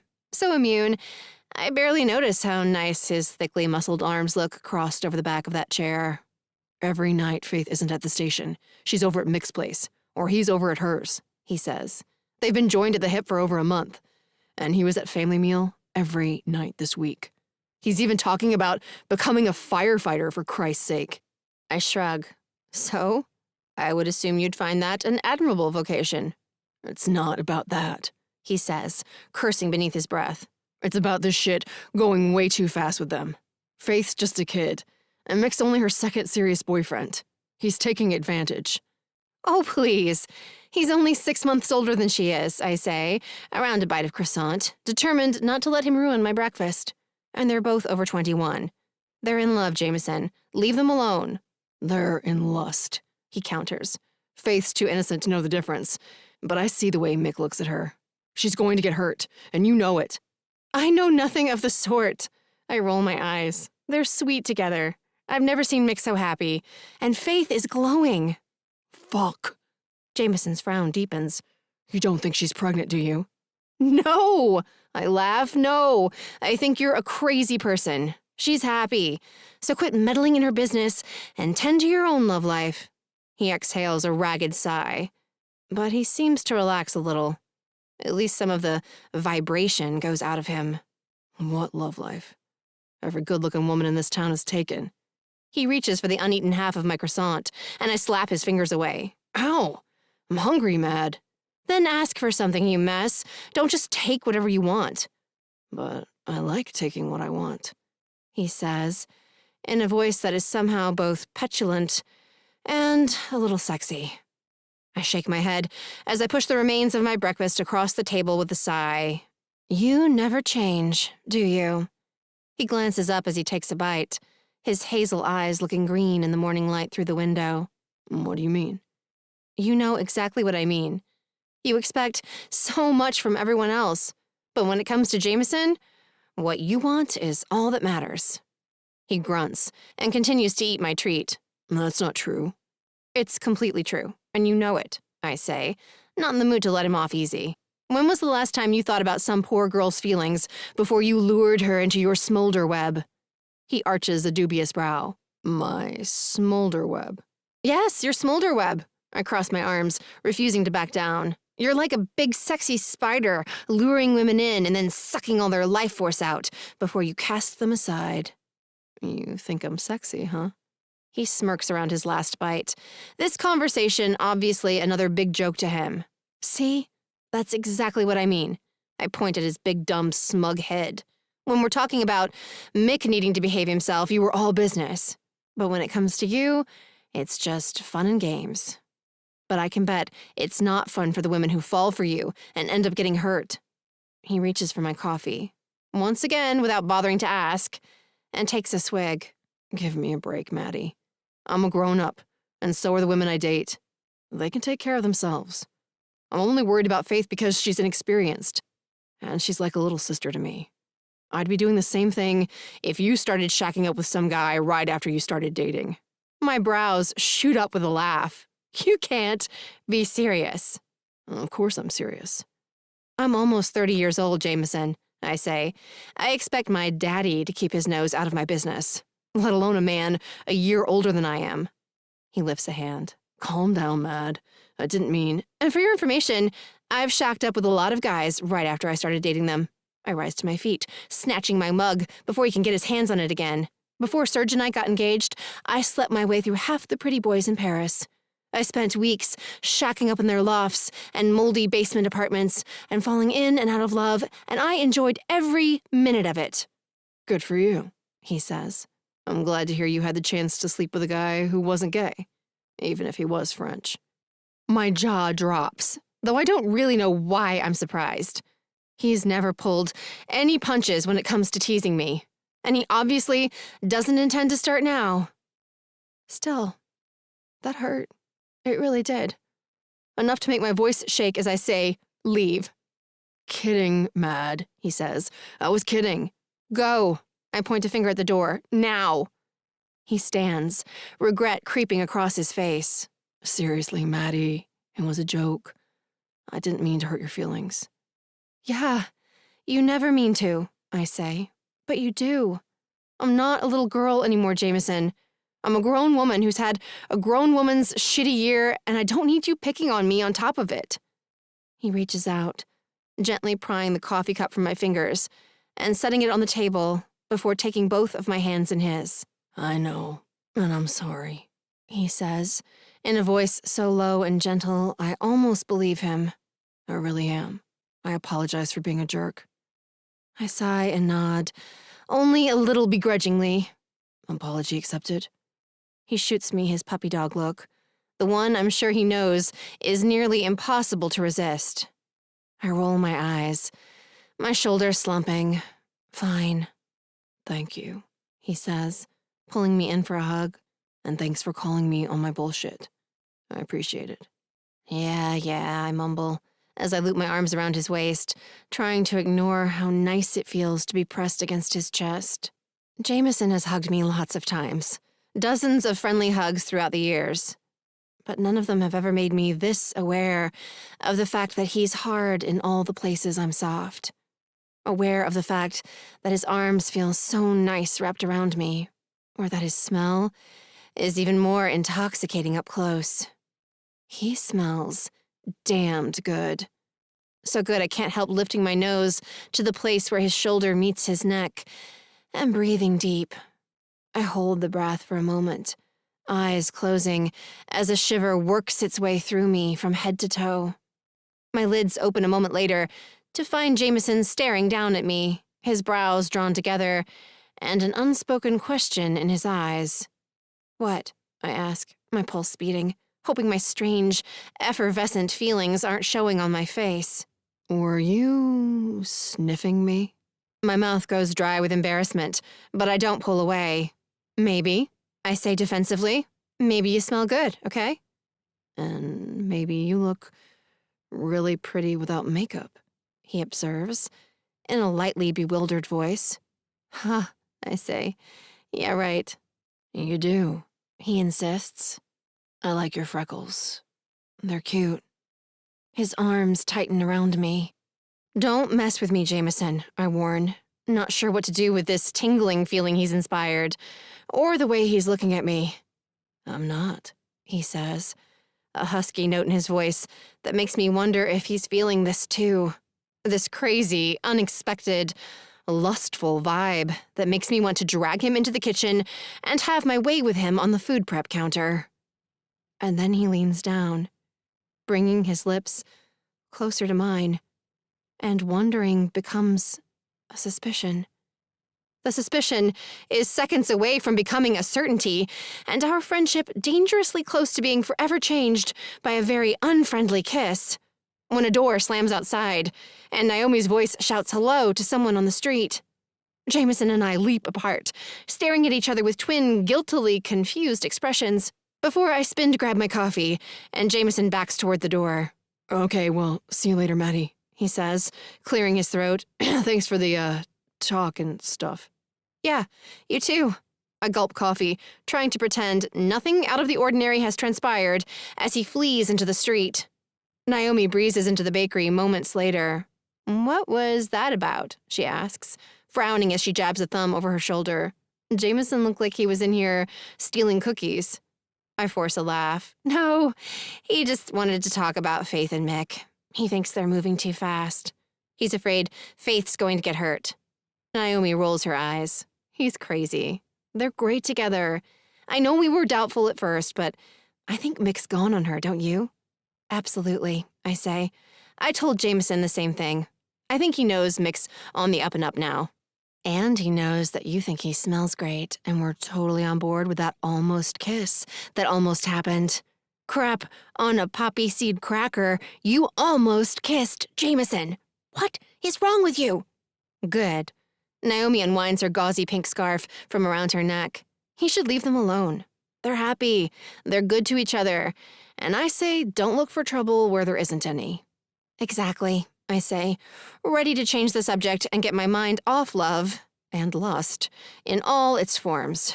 Speaking of trouble, how many tall, dark, and delicious Valentine's cakes do we have on order already? I thought the form said 112, but that has to be a typo, right? No, it isn't. Naomi practically skips behind the counter in excitement. I sold 50 more yesterday afternoon. Wow! My eyes go wide. I mean, it's a great recipe, but that's insane. Naomi presses a hand to her chest and bats her eyes. Well, thank you. It's one of my best, if I do say so myself. But it's the samples that sold it. That was a great idea. As soon as the customer had a taste, they were hooked. I grin.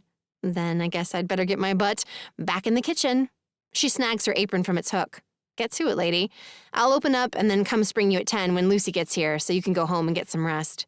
I don't need rest, I say, grabbing the empty plate from the table and heading around the counter. I'll stay until closing. We'll get twice as many cakes done cooking together.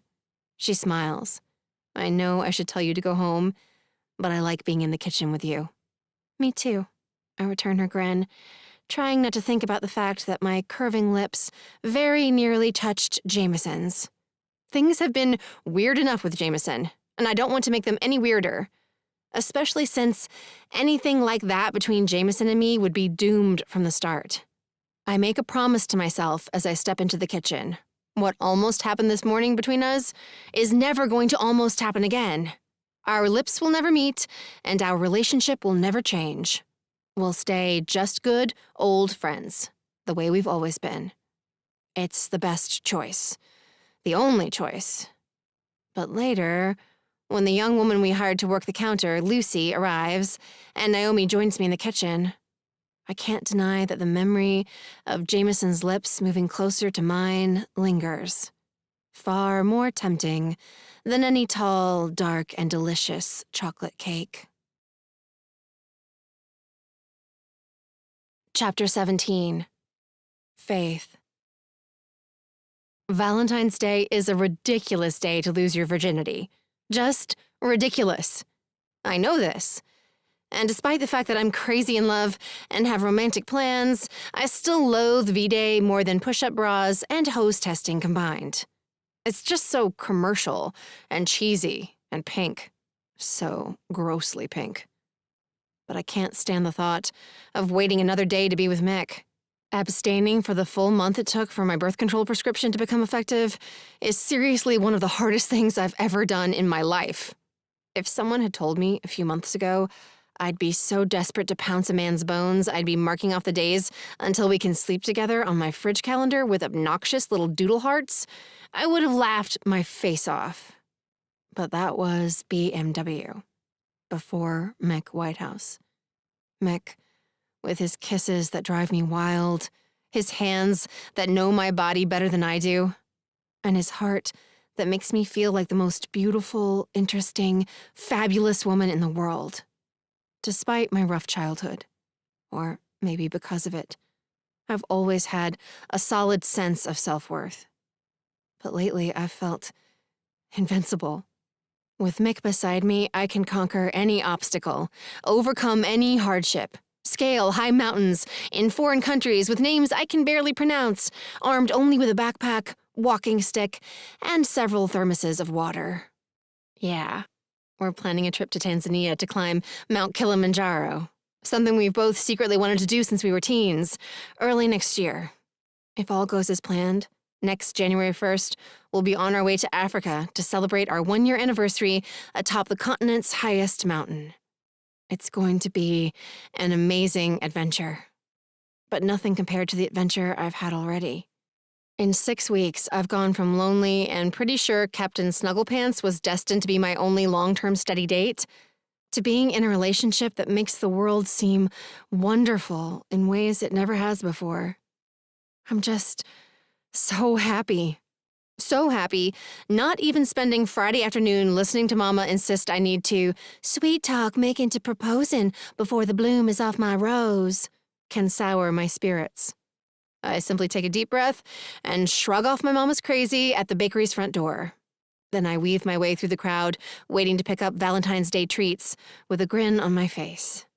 I hurry up the stairs, slip the key Mick gave me into the lock, and ease inside, immediately feeling at home, because this is where the man I love lives and breathes.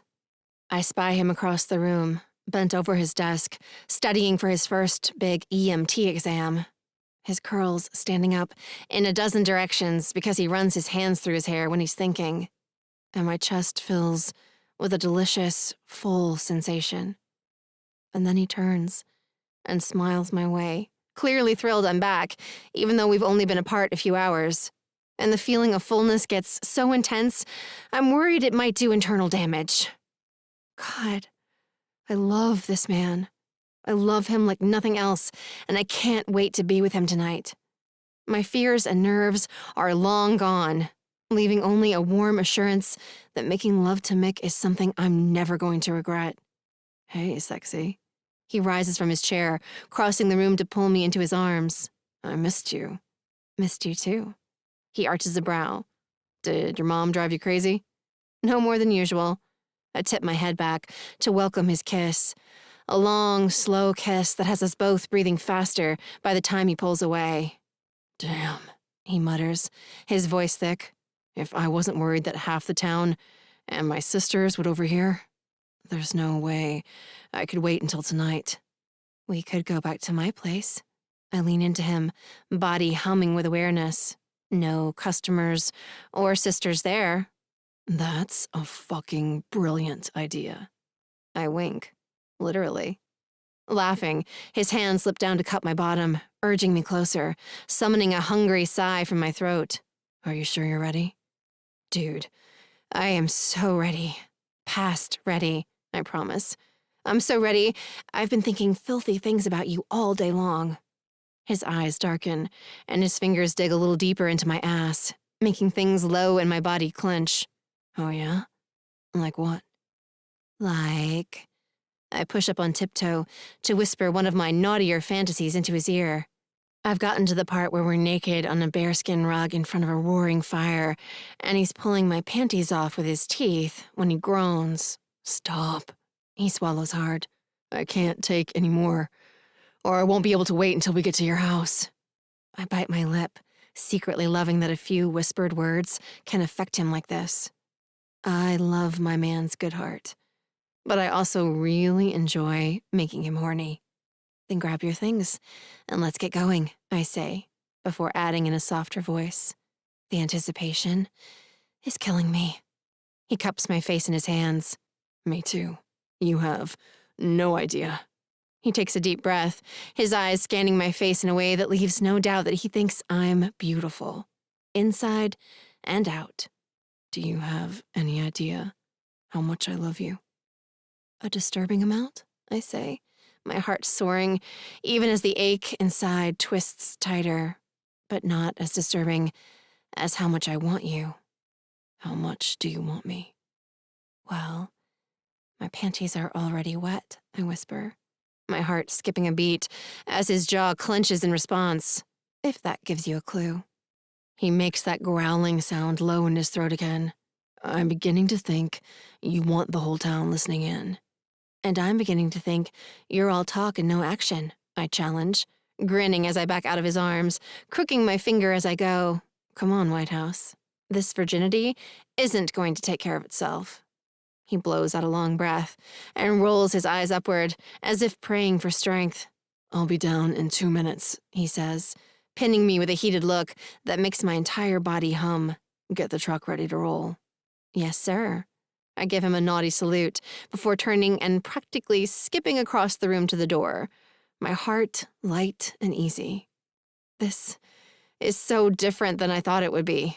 Before Mick, I assumed that sleeping with someone for the first time would be a serious, sober, and maybe even a somewhat scary undertaking. But nothing could be further from the way I feel right now. I'm excited, giddy, and so certain I'm making the right decision that nothing can shake my confidence. Mick already feels like a part of me, and this is only going to bring us closer. God, I can't wait to be that close. As I step off the last stair leading down to the bakery, I'm so high on life and love and anticipation, I don't realize Maddie is standing next to the landing until she reaches out and grabs my arm. Oh my God, you scared me, I say, laughing as I turn to face her. But then I get an eyeful of Maddie's stricken expression, and my laughter vanishes. What's wrong? I ask, scanning her up and down, my EMT training kicking in as I instantly start looking for an injury. Are you okay? She shakes her head. No, I'm not. I think you need to get Mick. He's on his way down any second, I say, my brows pinching together. What happened? Is Naomi okay? Did something— Naomi and I are fine. She casts an anxious glance toward the table in the corner, where a petite young woman with silky brown hair, big blue eyes, and a sizable baby bump sits in one of the wrought iron chairs. She stares our way with a determined, slightly too intense expression. I have to talk to Mick, Maddie continues softly, as her eyes drift back to mine. I nod, suddenly having a bad feeling about that woman in the chair. A very bad feeling. Chapter 18. Faith.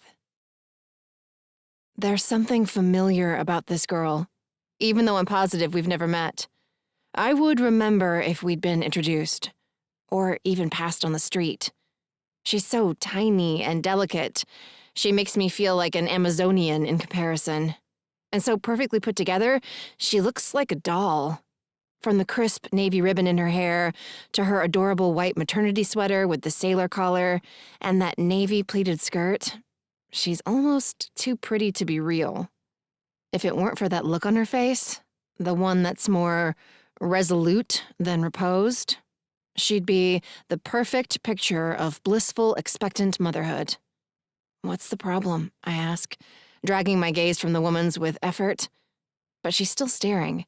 A fact that has the hair at the back of my neck standing on end. Who is that? I add, beneath my breath. Maddie's lips part, but before she can speak, Mick slams out of the apartment and thunders down the stairs. Hey, hot stuff, you ready to go? His arms come around me from behind, hugging me close as he presses a kiss to the back of my head.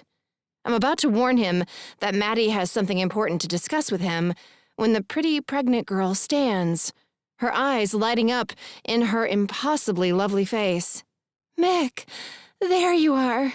She smiles, showcasing perfect rows of tiny teeth. I've been looking all over for you. I feel Mick go rigid and turn in his arms to see a haunted expression on his face, unlike any I've seen there before. In that instant, I know exactly who this girl is and why she looks so familiar. It's Bridget, Mick's ex. The girl I briefly glimpsed in Mick's college yearbook a few weeks ago while I was killing time waiting for him to finish a quiz. In the picture, she and Mick were mugging for the camera at a homecoming game, their school letters painted on their cheeks in bright blue and gold. I thought she was pretty in the picture, but she's even more stunning in real life.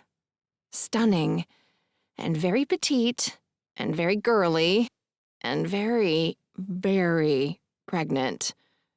Holy shit. My stomach hardens into a tight knot at the center of my body as Mick steps in front of me, putting himself between me and his ex. What are you doing here? He asks, in a soft, rough voice. What the hell is going on? I think it's pretty obvious what's going on, Mick. Maddie puts a hand on his shoulder, casting an anxious glance at the crowd of customers who are doing their best not to look like they're listening. But they are. They all totally are. Who could resist when such a juicy gossip nugget has practically fallen right in their laps? But I think we should go discuss this upstairs, Maddie adds beneath her breath. No. Mick shrugs off Maddie's hand. I'm not going anywhere with her. I have no idea what kind of stunt you're pulling, Bridget, but I don't want any part of— Stunt? Bridget's big eyes fill with tears that somehow make her look even lovelier. This isn't a stunt. This is our baby. And I can't do this alone anymore. I need you. At the word baby, my head goes light and empty. It's like someone opened my skull and scooped my brains out, leaving nothing but raw nerves behind. Instantly, I'm dizzy, confused, almost outside myself as I watch Maddie take Bridget by the hand and lead her toward the stairs, motioning for Mick and me to follow. I turn numbly, stumbling over my own feet as I head back up to the apartment. I'm so sorry, Mick whispers, as he plods up the stairs beside me, sounding as dazed as I feel. I can't believe this is happening. I seriously can't believe this. It doesn't make any sense. It doesn't make any sense to me either. A few minutes ago, I was on cloud 9, looking forward to the rest of the night, and so many more nights to come, with the man I love. Now I'm meeting Mick's crazy ex-girlfriend. At first glance, Bridget may look like she has it all together, but I have no reason to doubt Mick's account of the way things ended between them. And a woman who threatens suicide in order to maintain control of her partner is not only dangerously manipulative, she's unstable. Whatever happens next is going to be bad, not a doubt in my mind. The thought is enough to make me want to take Mick by the hand and run back down the stairs as fast as we can. To run and keep running until we find a place where we'll both be safe. But he might never be safe. And he might never be free of Bridget. She's pregnant with his baby. Mick's going to be a father, and I'm still a dumb virgin who thought love could be easy. Or at least not wildly, miserably complicated. As we step back into his apartment, where only moments ago we were making out without a care in the world, I'm struck by the horrible, crushing certainty that my happily ever after has just become a trashy soap opera. But of course it has. Messed up people like me attract messed up shit like this, like a bug light attracts mosquitoes. And I don't know if I can handle it. I'm not ready to become a stepmom, or a step-girlfriend, or whatever. God only knows what stunt Bridget will pull next, or how she might use this innocent child to try to get what she wants from Mick. Whatever that is. You know what she wants. She wants him back, and he might end up going. He said he'd always be there for his child, and he has to know Bridget isn't capable of taking care of a baby alone. I bite the inside of my lip and fist my hands at my sides, doing my best to ignore the panicked inner voice as Maddie wipes Bridget's tears with the hem of her apron. Over the top of the bright pink fabric, Bridget's eyes linger on Mick for only a moment before sliding over to fix on my face. "I'm sorry, but who are you?" she asks in a chilly voice. "She's my girlfriend," Mick says, before I can convince my mouth to move, and she stays. "Anything you need to say to me, you can say to her." He reaches back to take my hand, but my fingers aren't working so well. I want to give his palm a comforting squeeze, but my hands are cold and stiff, like rigor mortis is setting in. Which is appropriate, I guess. Despite Mick's words, it feels like something is dying in this room. Something beautiful I hadn't realized how desperately I needed until Bridget showed up to take it away. I mean, I knew I loved Mick, but I hadn't realized losing him would feel like something vital is being ripped out of my insides. I can't bear to think about my life without him. A fact that scares me nearly as much as the thought of trying to help raise an unstable woman's baby. "This is private, Mickey," Bridget says, her full bottom lip beginning to tremble. "I don't want to discuss our baby's future with a stranger in the room." "She isn't a stranger," Mick says, his grip tightening on my hand. "She is to me." She sucks in a wobbly breath. "And I think I've already been through enough without having to talk about the night the condom broke in front of the woman you've been sleeping with while I've been trying to figure out how to raise a child all by myself." She dissolves into sobs again and sags against Maddie, her pale cheek resting on the taller woman's chest while Maddie strokes her shiny hair. "Okay, let's try to calm down." Maddie casts Mick a wide-eyed look over Bridget's head that silently begs him to take control of the situation. Getting upset isn't good for anyone, especially the baby. "I'll go downstairs." I pull my hand from Mick's. "You don't have to," he says, his voice dropping as he turns to face me. "Seriously, Faith, I don't have any secrets from you." "But you have a baby on the way," I say, my throat so tight I can barely get the words out. "That changes everything, Mick. You know it does." He shakes his head, the panicked look in his eyes, making me suspect he can feel our dreams dying too. All our sparkles, extinguished by the tears of a woman he's going to be bound to for the rest of his life. Bound. Like a shackle around his ankle that he'll drag behind him forever, ensuring we never have the same easy, uncomplicated relationship again. The thought makes my chest ache and my eyes sting as I bolt for the door, fleeing down the stairs and out into the cold day alone. Chapter 19. Mick. I watch Faith go with a horrible sinking feeling in my stomach, struggling to ignore the voice in my head that insists she's never coming back. That this is it. Bridget has ruined my relationship with Faith the same way she ruined my senior year of college, and there's no way to reclaim what's been lost. But losing Faith is so much worse than losing a carefree final year of school.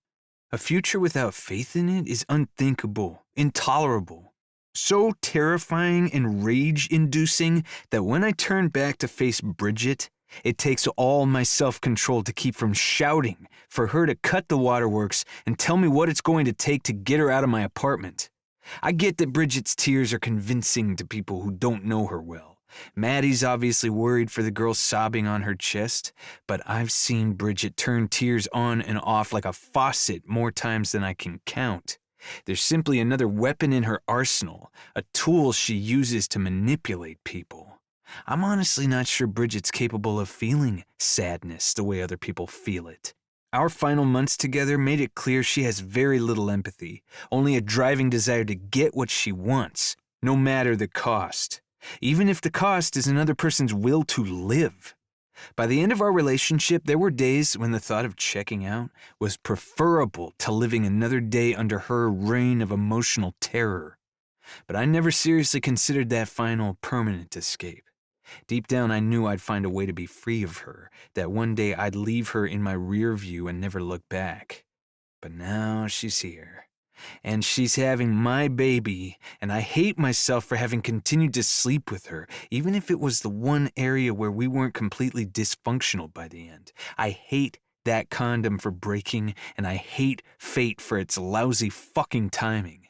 Now I'll never escape her, and soon she'll have another person to terrorize. A tiny, innocent person who deserves so much better than a mother like Bridget, or a father who wishes he or she had never been born. The thought makes my throat close up with shame and guilt, but it's true. I don't want this baby. I don't want my ex to have an excuse to sink her claws into me again, or face a future worried for the safety of a child who will never have a stable home life so long as Bridget's in the picture. All right, let's take a deep breath.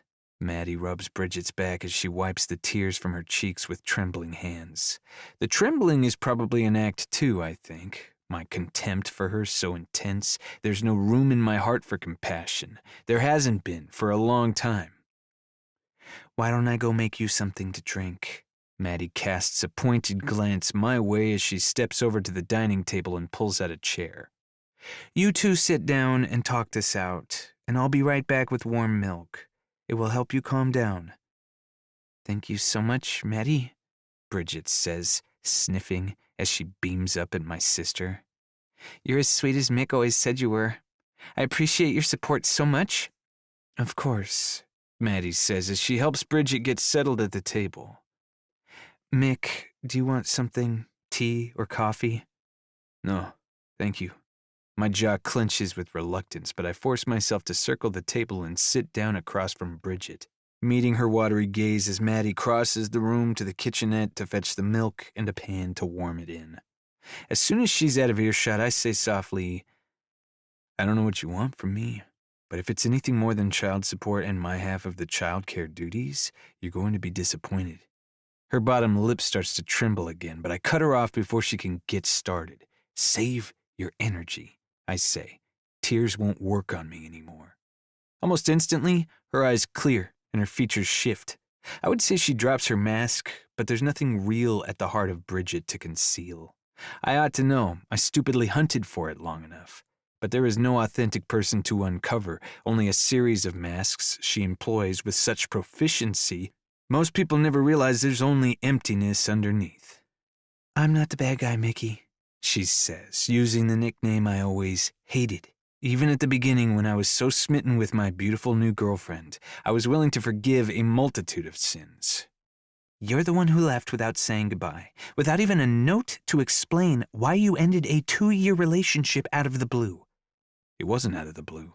And you know why, I say. And you know it wouldn't have been a 2-year relationship if you hadn't blackmailed me into staying. She frowns, seeming genuinely confused. What are you talking about?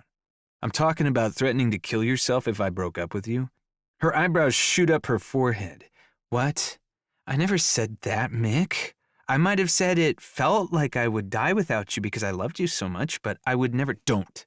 Just don't, I say, rage that she's playing dumb on purpose, warring with the ugly suspicion that she doesn't remember things the way I do. She has a habit of rewriting history. I assumed she did it consciously to make herself feel better about the class she failed or why she didn't make the varsity cheer squad. But maybe that isn't the case. Maybe Bridget is even more out of touch with reality than I've assumed, which means she's probably even more of a danger to our unborn baby. Thoughts of lawyers and custody battles and other assorted ugliness I don't want to think about whoosh through my head, making my heart beat in my ears. I don't want to be a dad right now, certainly not a single dad, but I might very well end up fighting for the privilege in order to protect my son or daughter. Mick, please, she says, her fingers twining together on top of the table. I know this isn't the way either one of us planned to start a family, but this baby needs you. I need you, and I know we can all be happy together if you'll give us a chance. I shake my head. We will never be together again, Bridget. I'm with Faith. But even if I weren't, you and I are over for good. Her forehead wrinkles, but the determination in her gaze doesn't waver. You can't mean that. We're meant to be, Mick. Deep down, you know that. No, I don't, I insist. You do, she counters. You feel the connection between us, I know you do. And our child is more important than a crush on some girl you barely know. You're a good man, Mick, and in the end, I know you'll do what's right and come back to me. I rake a frustrated hand through my hair, wondering what it's going to take to convince Bridget that what she wants is never going to happen. I guess I could try the truth again, explain that it wouldn't be right for me to be with her when I'm in love with someone else, and that seeing his or her father trapped in a loveless marriage wouldn't be doing our baby any favors. But before I can sort out how to frame my thoughts in a way that will hopefully penetrate her delusions, Maddie appears with the cup of warm milk. I put a little cinnamon and sugar in it, she says as she places the steaming cup in front of Bridget. Careful, it's hot. Thank you so much. She beams up at Maddie, looking so innocent and lovely, I can't blame my sister for being drawn in. Bridget brings out the protective instincts in almost everyone, until they get to know her better and learn there's a will of iron inside that petite frame, and the only thing she needs protecting from is her own stubbornness. Even her parents admit she's a handful. The one time I went home with her for a long weekend, the sympathetic glances Mr. and Mrs. Betty shot me across the dinner table as Bridget told me exactly what we'd be doing for the rest of the weekend were chilling. Going to sleep on the Betty's living room couch that night with pictures of Bridget throughout the years staring down at me from the fireplace mantel, condemning me to a life lived jerking to attention every time she tugged my strings. I felt more like a captive than a boyfriend. But I'm not a captive or a puppet, and it's past time to make that abundantly clear. I intend to do the right thing by you, Bridget, I say, but that doesn't include us getting back together. I'll be there to do whatever I can to help with the baby, but assuming, of course, that it's yours. Maddie cuts in, shocking me. Shocking Bridget, too, judging from the startled, offended sound that bursts from her chest. What are you saying? She demands, her tone harder than it's been up to this point. Of course this is Mick's baby. And if the paternity test proves that, then I know my brother will be there with financial and parenting support. Maddie calmly replies. And Naomi and I will be the best aunts any kid could hope for. We don't need a paternity test, Bridget says, anger flashing in her eyes. I'm due any day, exactly 9 months from the night Mick and I last slept together. I haven't been with anyone else, and he knows I'm telling the truth about the broken condom. Maddie smiles, but she doesn't shift her attention from my ex's face. I'm sure he does. And he's such a good person he probably never stopped to think you might have done something to make it break. Bridget pales. Not much, but enough to make my stomach go sour. But I'm not that nice, Maddie continues. And I know how miserable you made my brother last year, and if you think for 1 second I'm going to stand by and let you wreck his life, you are sadly mistaken. There will be a paternity test, or there will be no assistance of any kind from anyone in this family. Is that clear? I can't believe this, Mick, Bridget says, her voice breaking. I came here hoping for a little support and compassion, and all I— Enough, I say, holding up both hands as Maddie turns to me, a pleading look in her eyes. I know she wants to help, but this isn't the way. Thank you, but I can handle this from here. Are you sure? Maddie asks, her brow still furrowed. Because I can get Naomi. You know she's even tougher than I am. I'm a grown man, Mad, I say gently. I can stand on my own 2 feet. And I can, I realize. I'm not going to let Bridget or anyone else control me again. Now that I know what it feels like to be loved, really loved, by a woman who accepts me for who I am, I realize I was never doing Bridget any favors. She's never going to grow up and change her ways if people keep indulging her. And the kind of relationship she forced on me wasn't love. It wasn't anything remotely close. All right. Maddie squeezes my shoulder on the way to the door. But call me if you need me. Thanks, will do. I hold Bridget's gaze as Maddie starts down the stairs. Bridget swallows hard, her thin neck visibly working. Is this what you want, Mick? To make the mother of your baby feel like a slut? I pull in a ragged breath. I don't think Bridget would lie about something like this, and she never even glanced sideways at another guy while we were together. But God, what if Maddie's right? What if Bridget made this happen? What if she deliberately tampered with a condom? I wouldn't put it past her.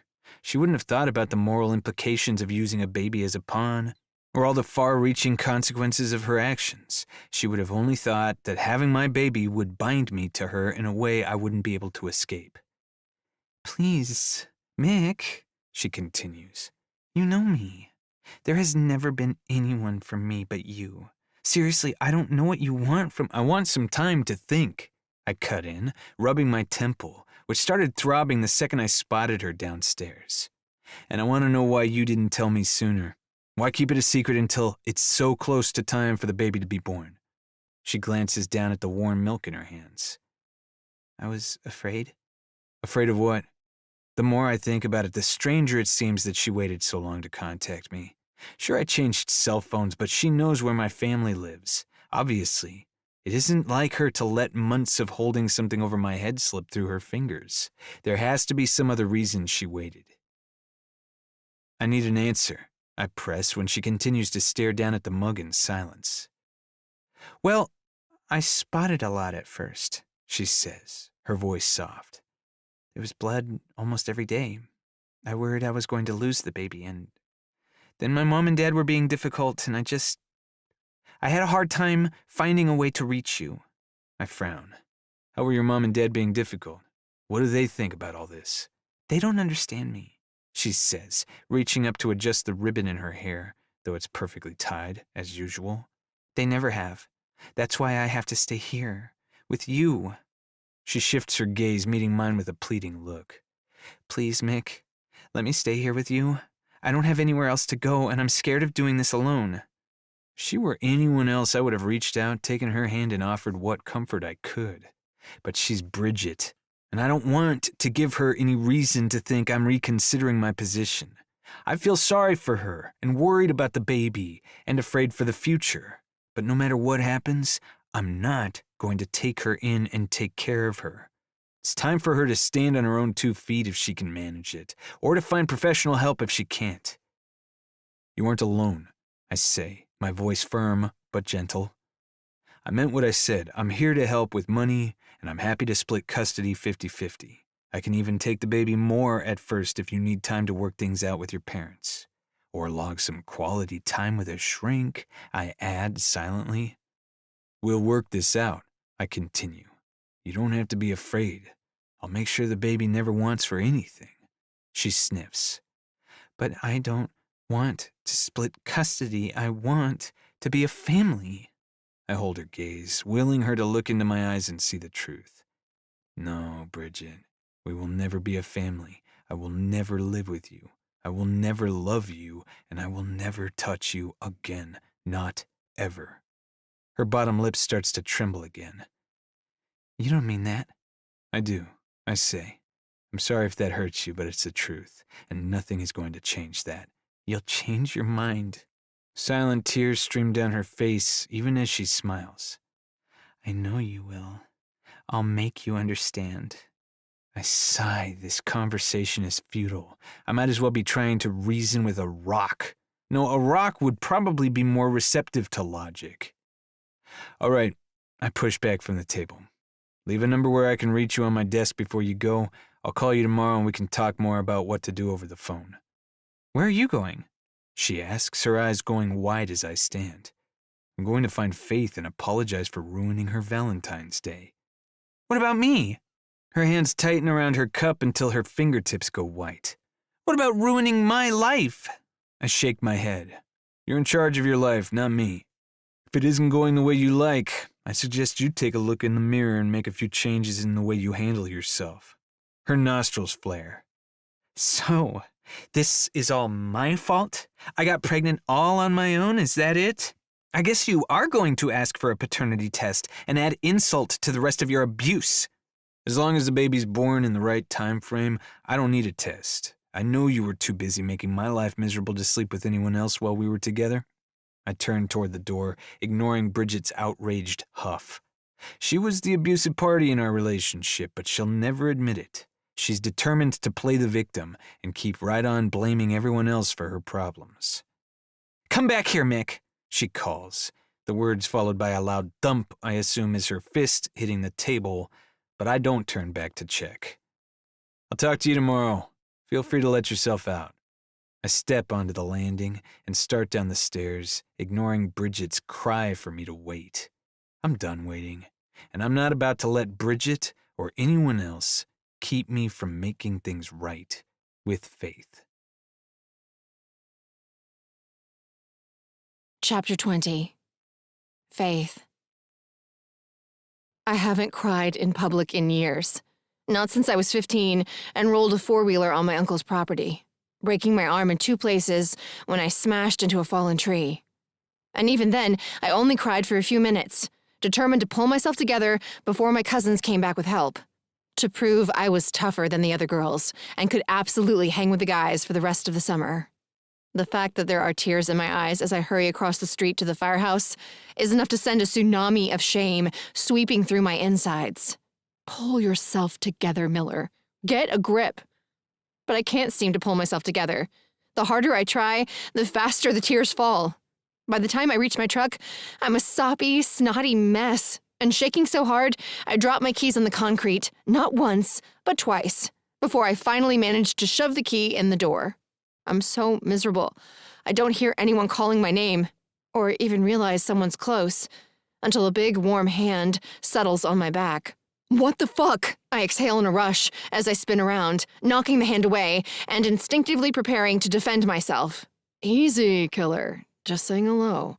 Jameson backs away with his hands raised, his laughter fading as he gets a better look at my face. What happened? Are you okay?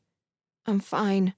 I swipe the sleeve of my sweater across my face, mopping up some of the mess, wishing I'd made my escape before anyone saw what a wreck I am. Is it White House? Did he do something? Jameson's scowl deepens. Because if he did, I'm prepared to go teach him some manners. I tried to warn Maddie that the 2 of you were moving too fast, but she wouldn't. Mick didn't do anything, I cut in, propping my hands on my hips. And if he had, I would take care of him myself. I know I've needed help with Mama sometimes, but that's an extreme situation, Jameson. When it comes to my own love life, I'm a grown-up. I can take care of myself, by myself. And I'm sick of you acting like I'm a child without the brains God gave a billy goat. His eyebrows lift. Sorry, he says, obviously a little surprised by the force of my reaction. I'm shocked, too.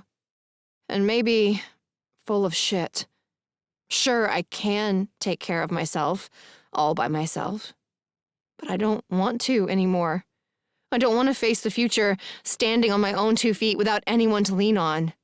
I like the way Mick looks out for me, the way he checks the refrigerator before we run out of half and half for our coffee, and insists I take an occasional break from my brutal workout routine to let my body recover and my muscles heal. I appreciate the way he rubs my shoulders after my 3rd night sleeping on the lumpy cot at the station, and how intently he listens. He listens with every part of him, body and soul, making me feel safe telling him things I've never told anyone else. And it isn't just him being there for me that I love. I love being there for him. I love the way he rests his head in my lap after dinner, wanting me to run my fingers through his hair while he studies for his EMT courses, because he says my touch helps him think. I like cooking him breakfast and grabbing his dirty clothes so we can do laundry together at my place. I like taking care of him and being taken care of. The thought of going back to a life without these sweet intimacies I've started to take for granted the past few weeks is flat out devastating. So devastating. Tears are already welling in my eyes again, even with Jameson standing right in front of me. "Hey now," he says, giving my shoulder a gentle squeeze. "Then what's the matter?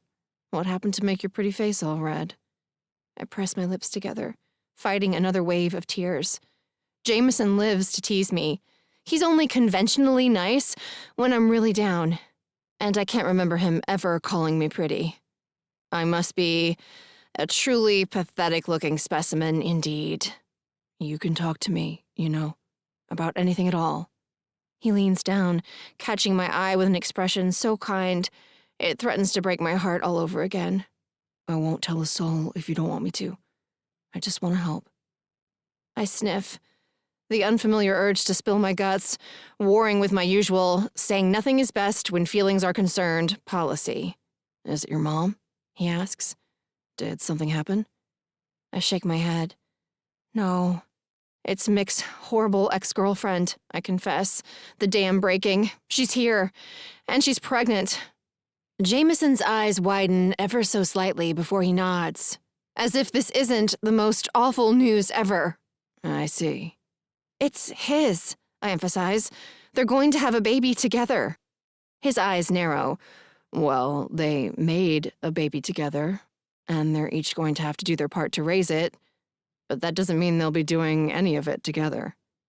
"What are you saying?" I ask, frowning. "Of course it does. She'll be in his life forever. That's it. Everything we planned is over." He lifts one shoulder in a gesture so casual, it makes me want to choke him a little. "She'll be in his life. And if she's as bad as you say, I can't imagine that will be fun for you or Mick. But it's nothing other couples haven't dealt with. It doesn't have to be over, unless you and Mick decide for it to be over." I wince. "You don't understand. I can't be a stepmom, Jameson. I'm not cut out for it. I have no frame of reference for how to give a kid a normal life. And I know this woman is going to do everything she can to make things difficult. It will be drama and more drama, just like with my mom. I'll be stuck in my shitty childhood all over again." "So, you want to break up with Mick?" he supplies, making me blink in surprise. "No, I don't," I say in a wounded voice. "That's the last thing I want." "You really love him?" he asks, with enough empathy that I feel safe nodding yes. "Well then." He gives my arm a soft punch. "I suggest you woman up, Buttercup, and prove you're as tough as you say you are." I cross my arms at my chest and glare at him. But before I can respond, he pushes on. "Put yourself in his place. Mick just found out he's going to be a dad. He's got to be scared to death. But instead of offering your support, you're out here crying." He pauses, meeting my glare with a smile. "I'm not trying to be a jerk, Faith. But this isn't like you. You save lives. You put yourself in danger for other people all the time without a second thought. You're a hero. You're not the girl who goes running off to cry in her hanky when things get tough."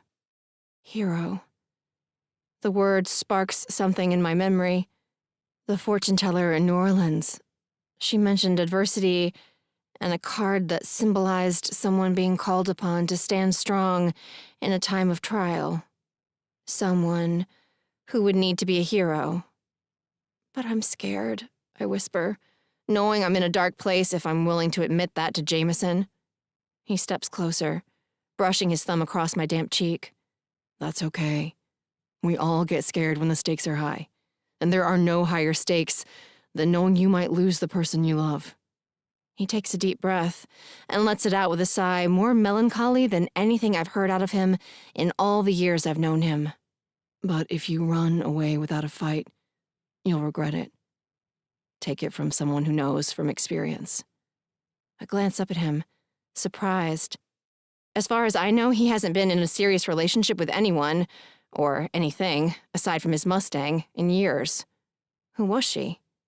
He shrugs, and his focus drops to the concrete. Someone it would have been really hard to be with. There were a lot of things standing between us. She got scared and walked away, and I let her go when I should have done everything I could to convince her we were worth fighting for. Missed her every day since. I'm sorry, I say. A wry smile curves one side of his mouth. Yeah, well, don't be sorry.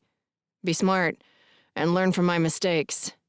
I open my mouth to promise I'll try, but before I can speak, a voice calls my name from across the street. Even before I turn, I know it's Mick, coming to convince me we're worth fighting for. But Jameson's spared him the trouble. On impulse, I throw my arms around his neck, giving him a fierce hug. He laughs. You're welcome. Now get in there and fight. I will, I promise, as I pull away, turning to watch Mick jogging across the street. As soon as his eyes meet mine, I know fighting is the right call. All I want to do is take him home and show him how much I love him. To prove to him that I'm prepared to be his port in the storm, his hero when the chips are down, and the person who stands by him no matter how hard things get. Or how scared I am. Scared is okay. As long as I don't let fear convince me to run away from my most important person. Chapter 21. Faith. I jog across the parking lot, meeting Mick near the picnic table where we shared lunch yesterday, every step making me feel lighter. Don't go, he says, coming to a stop in the gently greening grass. I'm so sorry. No, I'm sorry. I step closer, not missing the flash of relief in his blue eyes. I should have stayed, or waited outside the door. Next time, I promise I will. I promise I'll be there when you need me, no matter what. He swallows, his eyes searching mine for a long moment, before he wraps me up in his arms, hugging me so tight I can barely breathe. But I don't miss oxygen. Who needs air when you have the arms of the person you love holding you so close you know he's never going to let you go? Never. No matter what. Thank you, he says, his voice rough with emotion as he pulls back to look down at me. I love you so much. And I love you. I run a gentle hand through his hair, which is even wilder than it was a few minutes ago, cluing me in that the rest of the meeting probably didn't go well. Even though my dumb mistake is going to change everything, he asks, uncertainty creeping into his expression. I know this isn't what you signed up for. Shared custody of a baby is going to be hard, and I can promise you, Bridget will do everything she can to make it even harder. And it will be a lot of work, I add, and scary, and I'm sure we'll both make mistakes. And I can't promise I won't freak out every now and then. But I lean into him, loving the feel of his warm, strong body pressed against mine. But I love you. You having a baby with someone else complicates things, and I can't pretend I'm happy about it. But it doesn't change the way I feel. He shakes his head, obviously still not completely convinced. Are you sure? I won't be as free as I am now. There won't be time for Kilimanjaro or a lot of the other things we planned. I don't need Kilimanjaro. I rest my hand on his slightly scruffy cheek, All I need is you. He blinks, a pained expression flitting across his face that I understand completely. After years of being so certain, so sure, so convinced that love was never going to find its way to my lonely corner of the world, sometimes the happiness I feel when I'm with Mick is almost painful. It's like medicine applied to a wound, hurting as it heals, but a blessing. No doubt about it. You feel like a miracle right now, he says, running his hand through my hair, letting his fingers play through the strands. You feel like a man I want to be naked with within the next 20 minutes, I whisper, smiling at the surprise that lights his eyes. I'm not going to let your ex ruin a single night of our life together, I continue, threading my fingers together behind his neck. And that starts tonight. His lips curve at the edges. I keep thinking I can't love you more. And then he sighs. What did I do to deserve you? You survived, I say, nodding toward his apartment, and didn't let her turn your heart into a nasty little lump of coal. I reach down, taking his hand in mine. Now let's get out of here. I can't think of anything I'd like more, he says, squeezing my fingers as we turn toward my truck. 5 minutes later, we're parked in front of my apartment. 3 minutes after that, we're through the front door, shedding clothes as we kiss our way back to my bedroom, pausing just long enough to gather Captain Snugglepants from where he's napping at the foot of the bed, set the cat out in the hall, and close the door behind him before we come together again.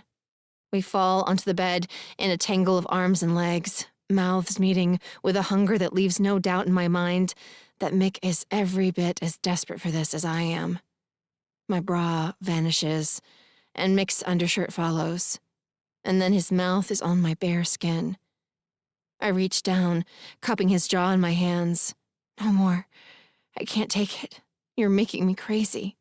I pull him up for another kiss, my tongue swirling against his with a frenzied desire that's unlike anything I've felt before, even with him. But it feels right. To let go, to trust this, to trust us. I want you so much, I whisper between kisses. I can't wait to be inside you. His teeth rake gently over the delicate skin at my neck as his fingers find the top button on my jeans. He thumbs it open, and my pulse accelerates with a whoosh that makes stars flicker at the edges of my vision, leaving me speechless, breathless, as Mick tugs my jeans down my legs. Then his lips are on my stomach, feathering kisses between my hips, before he catches the top of my white lace panties in his teeth.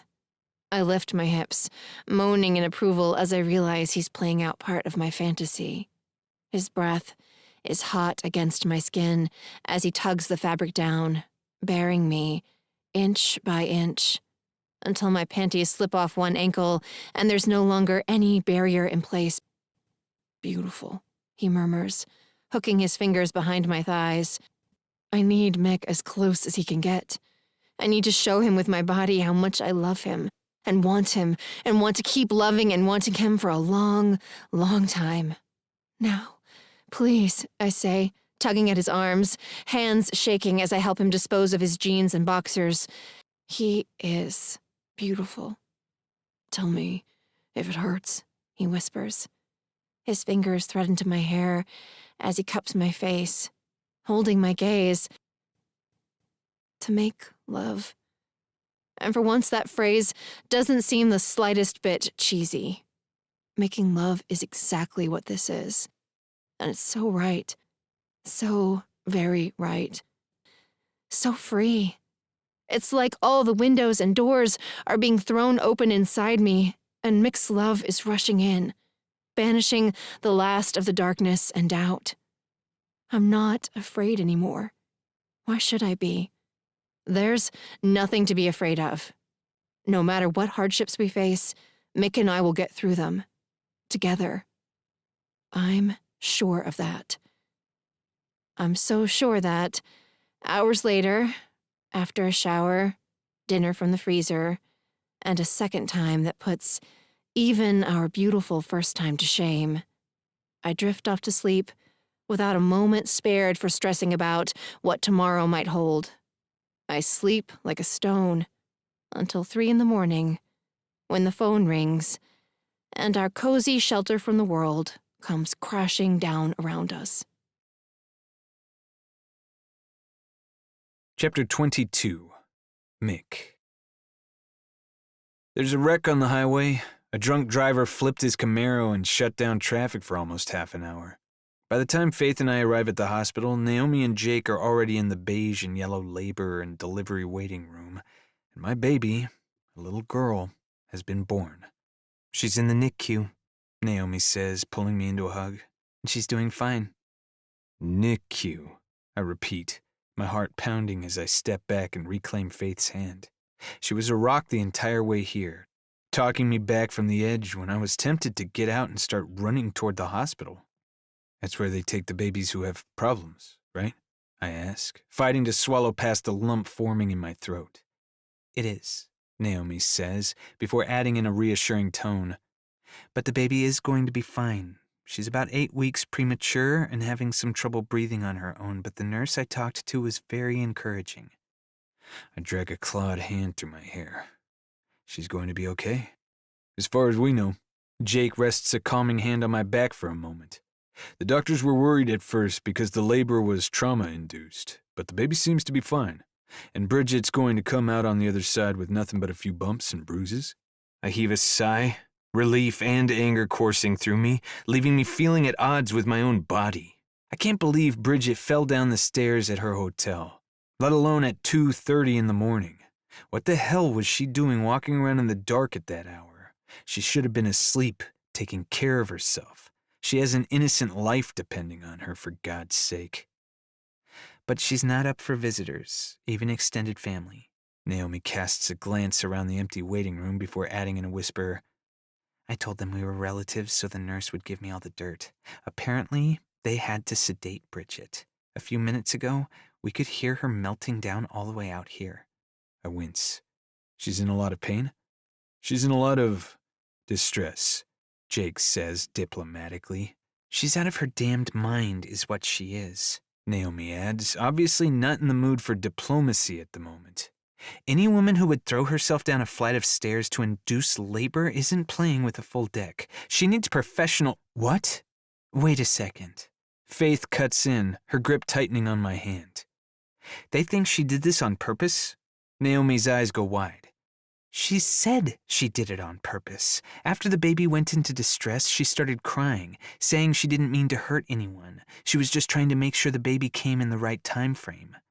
I frown. But you said, I trail off as the importance of my sister's earlier words hit full force. I was too upset for them to register immediately, but now, 8 weeks early.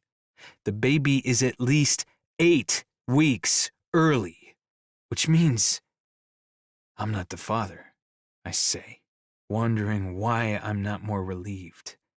No, Jake puts an arm around Naomi. But Bridget wanted you to believe you were. That's why she did what she did. But it's obvious the baby is premature, Naomi says, her eyes welling with tears. The poor thing is so tiny. We saw her as the nurses wheeled her down the hall, so little, but with a full head of hair and the most beautiful little hands. Jake hugs Naomi to his chest, silently offering her comfort. This has to be hell for her. Her own daughter was born premature, but too premature for Grace to have a hope of survival. Naomi's rebounded from her grief, but her expression makes it clear this night is hitting her hard. I'm so sorry, I say, feeling like shit. I'm sorry to drag all of you into this, and out of your beds in the middle of the night. Oh, stop it, Naomi says, sniffing as she blinks her tears away. We're happy to be here, and I'm glad this is off your plate, but I have to admit I'm worried about the baby.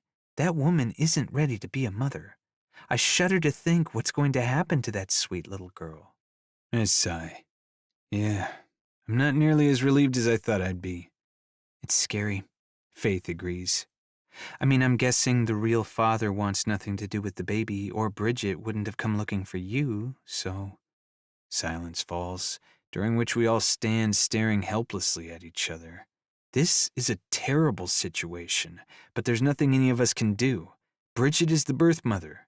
Now that it's obvious I'm not the father, I have no legal rights. Guess we'll just have to say a rosary, Naomi says, tilting her head back to look up at Jake. But I want to stay for a while if that's okay. I'd like to get another update from the nurse and know the baby's still doing well before we leave. I'll sleep better. Of course. Jake kisses Naomi's forehead with such obvious affection, it makes my chest a little tight. And then I turn to see Faith looking up at me with the same loving, unguarded expression, and it squeezes even tighter. I'm so fucking lucky, and so grateful. I hate that Bridget's baby is going to have a rough start, but I'm so relieved that from here on out it's just Faith and me. And maybe, someday, if I'm lucky, I'll get the chance to be a dad with a woman I love.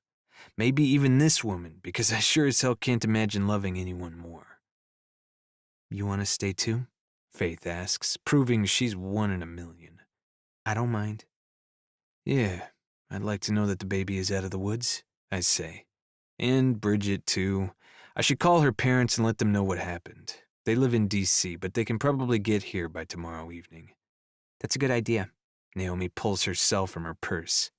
I'll step outside and call Maddie. Maddie's here. Maddie rushes breathless into the room. I'm sorry. I was stuck in traffic from hell. What's going on? Is everything okay? By the time Naomi fills Maddie in on all the news, the nurse has returned to the waiting room. How is she? Naomi asks, her fingers twined together. Is the baby still okay? She's doing fine. The nurse, an older woman with tightly curled gray hair and kind blue eyes, says. She's stable and sleeping. She'll need to stay in the NICU for at least a few weeks, but that's probably for the best. It'll give the mother time to decide on an adoptive family. I frown. Bridget's putting the baby up for adoption? The nurse's gaze flicks uncertainly from me to Naomi and then back again. Oh, no, I assumed you knew. No, we didn't, Naomi says. But that's great news. We're glad the baby's going to have a stable family. That's probably best for everyone involved. The nurse nods, but her expression makes it clear she's worried she's said too much. It's fine, I say softly. We won't mention this to anyone. It's Bridget's private business. Thanks. The nurse backs away with a tired smile.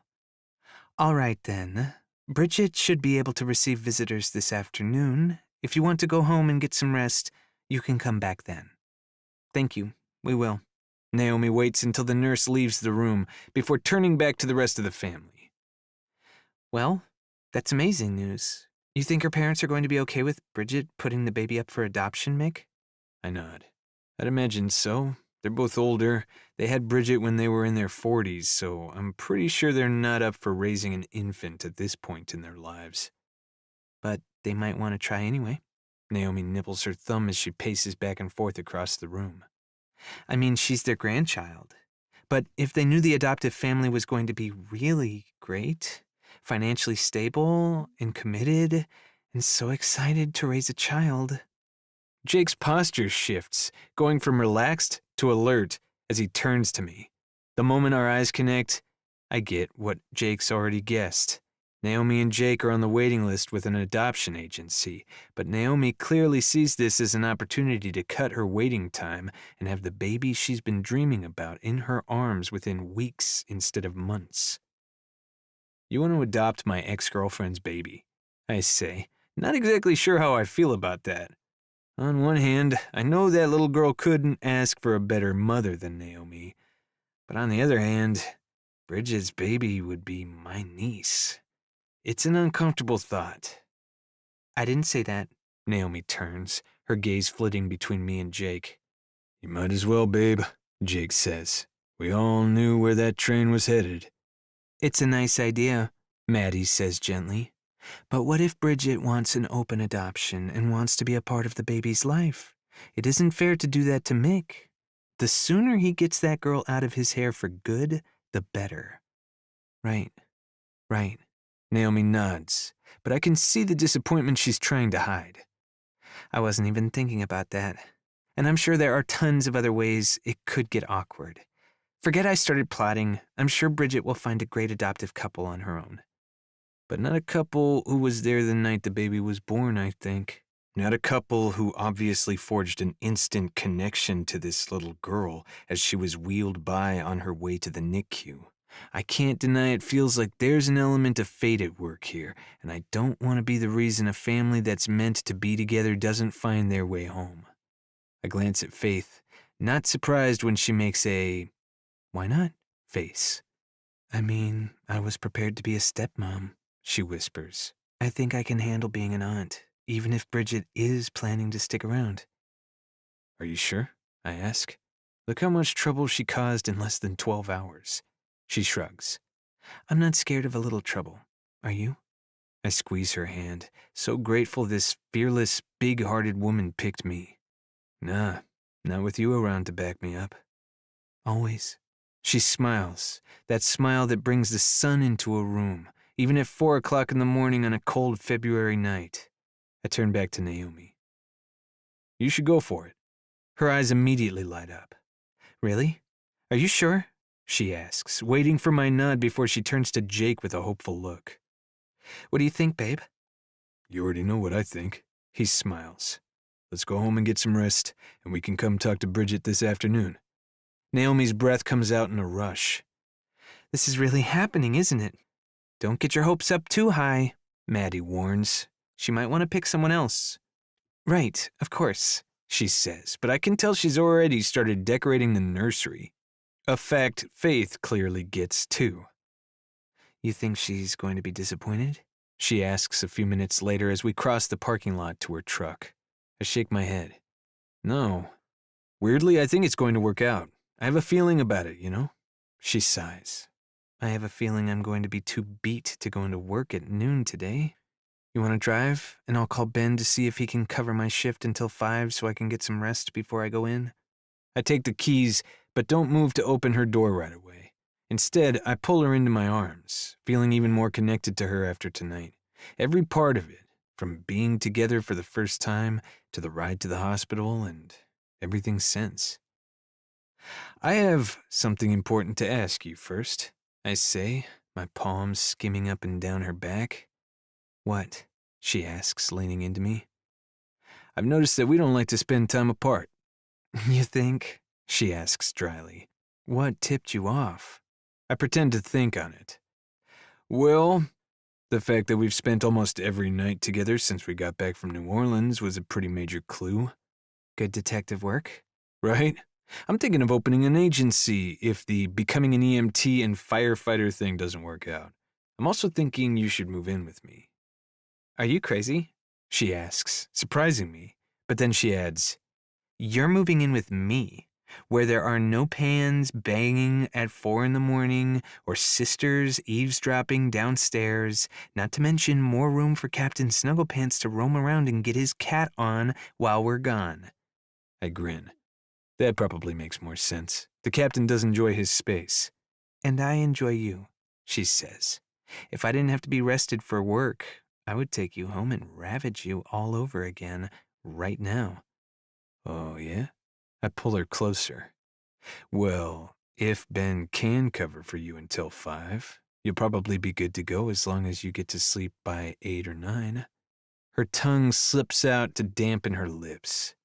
And it's just a little after 4 now, so that does give us almost 4 hours.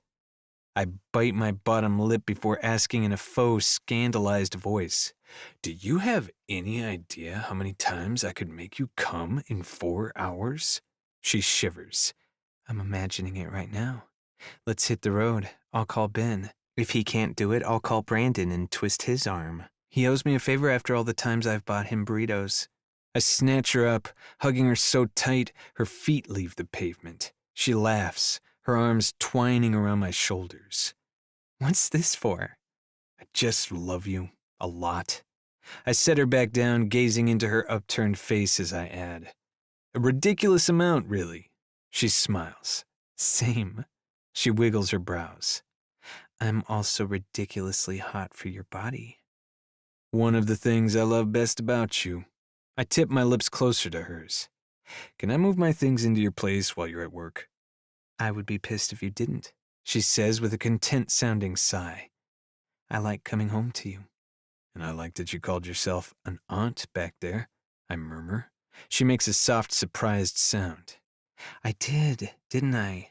You did, which is perfect, because I'd really like to marry the shit out of you as soon as possible. She laughs. Very romantic. Right?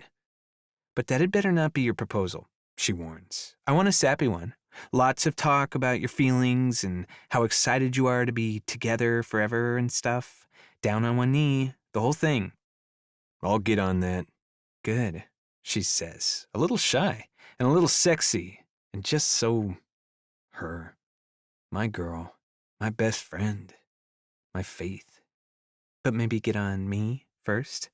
Whenever you want me, for as long as you want me, I promise. Forever's a good start, she whispers. It is, I agree. And then I kiss her, and it's like catching fire, the way it always is, the way I have a feeling it always will be, as long as I'm with her. We hope you enjoyed Catching Fire. Keep listening for a free sneak peek of Playing with Fire, Maddie and Jameson's story. Maddie. Crap on a cracker. Those are my first words as I step out of my friend Piper's van at the Southern Singles Seaside Camping Retreat. But what I really want to say is, fuck me. Or better yet, fuck me. With lots of extra U for how very undesirable and uncool it is to see Jameson Hansen emerging from the pickup in front of us. Jameson Hansen. The last person I want hanging around, rolling his eyes at me while I'm trying to remember how to flirt. But there he is, looking ridiculously handsome, with the late afternoon sunlight glinting off his sun-streaked brown hair. His muscled shoulders strain the fabric of his olive green t-shirt, and his corded forearms exude pure manliness. Meanwhile, his sculpted backside practically compels me to drop to my knees and thank God for whoever invented blue jeans. Ugh, this is bad. So very bad. I've been looking forward to this retreat for weeks. I was so excited when I piled into the van with Piper, Shelley, and Dawn this morning. I could barely contain myself. I talked their ears off all the way down to Myrtle Beach, promising to out-hike, out-swim, and out-drink all three of them, so long as they swear to lock me in the van if I let the whiskey get the better of me. Most of the time, I'm a level-headed person, but get a little whiskey in me and I can become daring to the point of personal endangerment. But we've all been best friends since we met at Girl Scout camp in junior high. They won't let me do anything life-threateningly stupid. They actually encouraged me to let my hair down and to start my month of Maddie, my annual month-long celebration of my May birthday, off with a bang. They know the past year has been an absolute shit show, and agreed I'm overdue for a little footloose and fancy-free. Just over a year ago, my 6-year marriage ended in disaster when my husband, Serge, left me for another man. I spent a good 8 months grieving the loss of a friend and partner who loved me well, if not always with as much passion as I might have hoped for, and have only recently emerged from my despair pit. I finally feel ready to enjoy being single, to flirt and banter and maybe kiss a sexy stranger on the beach after the bonfire burns low. This singles camping trip was going to be the start of a new me, one who isn't afraid to reach out and touch someone, even if that someone isn't going to end up being long-term relationship material. I'm turning 30 in 3 weeks, for goodness sakes. I can't afford to let any more time slip through my fingers. It's time to start enjoying myself and put my dreams of home and hearth on hold until I meet the right guy. I was ready to kiss lips and take names. But now, everything is ruined. Jameson Hansen, childhood friend, womanizer, drop-dead delicious firefighter, and a man who smells so good he shouldn't be allowed within 50 feet of the ocean for fear his yummy man scent might attract sharks, is here. 3 months ago, that would have been bad news. Jameson's always treated me like a little sister, someone he's in charge of pestering to my wits' end, while keeping me safe from danger in all forms. In the old days, he would have cramped my style. Now, he's going to ensure I suffer 3 days of misery while being forced to watch him flirt the panties off of at least one, if not more, of the single women on this trip. Knowing my luck, it will be one of my friends. And I'll have to endure a play-by-play description of Jameson's legendary lovemaking the entire drive back to Georgia. Because Jameson will be getting action this weekend. There's no doubt in my mind about that. The man is the Casanova of Bliss River, Georgia, a professional smolder wielder who's bedded half the women in our hometown, leaving a string of broken hearts in his wake. He's also the man who almost kissed me a few months ago, when an unexpected eruption of mutual attraction nearly led to a friendly hug becoming something more, which would have been disastrous. His brother is marrying my sister. We're going to be in each other's lives for the long haul. The last thing we need is an awkward kiss, or something worse, lingering between us. And even if it wasn't weird kissing an old friend I've known since we were infants, Jameson isn't my type. I'm looking for someone less smoldery, and with a heck of a lot more interest in long-term commitment. Since our near kiss, I've done my best to avoid him. But the fire station is right across the street from my bakery. I can't help running into him at least once or twice a week, often enough for his full lips, strong hands, and delicious man scent to remain in my thoughts and continue to pop up in fantasies so naughty they make me blush just thinking about them. It's awful. I was never attracted to Jameson before, and I certainly don't want to be attracted to him now. Even if he weren't the wrong kind of guy for me, he's an unacceptable option. I don't want a guy I used to bang and broke up with showing up at family Thanksgiving every year. So, he's off limits. That's it. Nothing is ever going to happen between us. Ever. My head knows that. But my libido does not. A point proven when Jameson turns, our eyes meet, and a shiver of awareness sweeps over my skin, raising goosebumps on my arms and legs, despite the 85-degree heat. For his part, Jameson doesn't look much happier to find his weekend of fun crashed by a childhood friend than I am. But his look of displeasure only lasts a moment before he smiles and hops down from the truck bed with the agility of a jungle cat and prowls across the pine needle-covered ground toward me. "What are the chances, huh?" I ask, determined to have my first and last words with Jameson over as quickly as possible. Guess we'll just have to stay out of each other's hair, pretend we don't know each other, avert our eyes if we see anything we shouldn't, or just anything at all. He crosses his arms, and his lips hook up on one side in a smirk. "Is that your subtle way of telling me not to interfere while you're trying to hook up?" "No," I roll my eyes. "That's my blunt way of saying, I'm not here to cramp your style, and I'd be pleased if you'd extend me the same courtesy." He inclines his head, before casting a glance behind me to where my friends are unloading the van. "I guess that means those 3 are off limits?" he asks in a low voice. "If you want to go home with all your man parts intact, yes," I whisper back, flinching when he laughs. Even his laugh is sexy, a sensual expression of mirth that showcases even white teeth And that delicious neck I know smells better than fresh bread, lavender-scented candles, and a pan of recently fried bacon combined. Though, probably better to keep those smells separate. Got it. He winks at me, before lifting a hand to the women behind me and backing away with a husky, "Good day, ladies."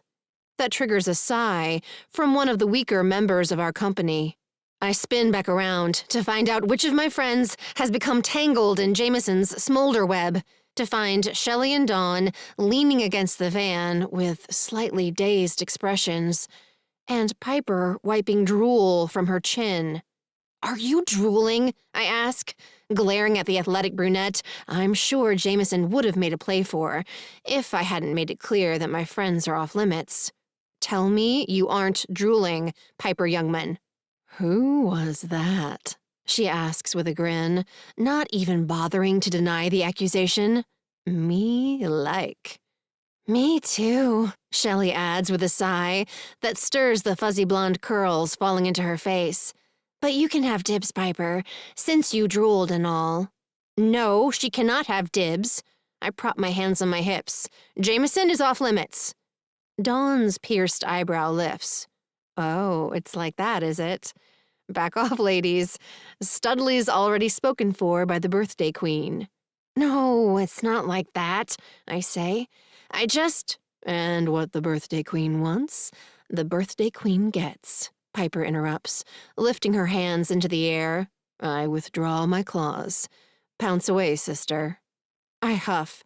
I am not going to be pouncing anyone, especially Jameson Hansen. "But that's the whole reason we're here." Shelley's full lips push into a pout. "This weekend is for pouncing. It's like Virginia is for lovers, except it's a weekend instead of an entire state."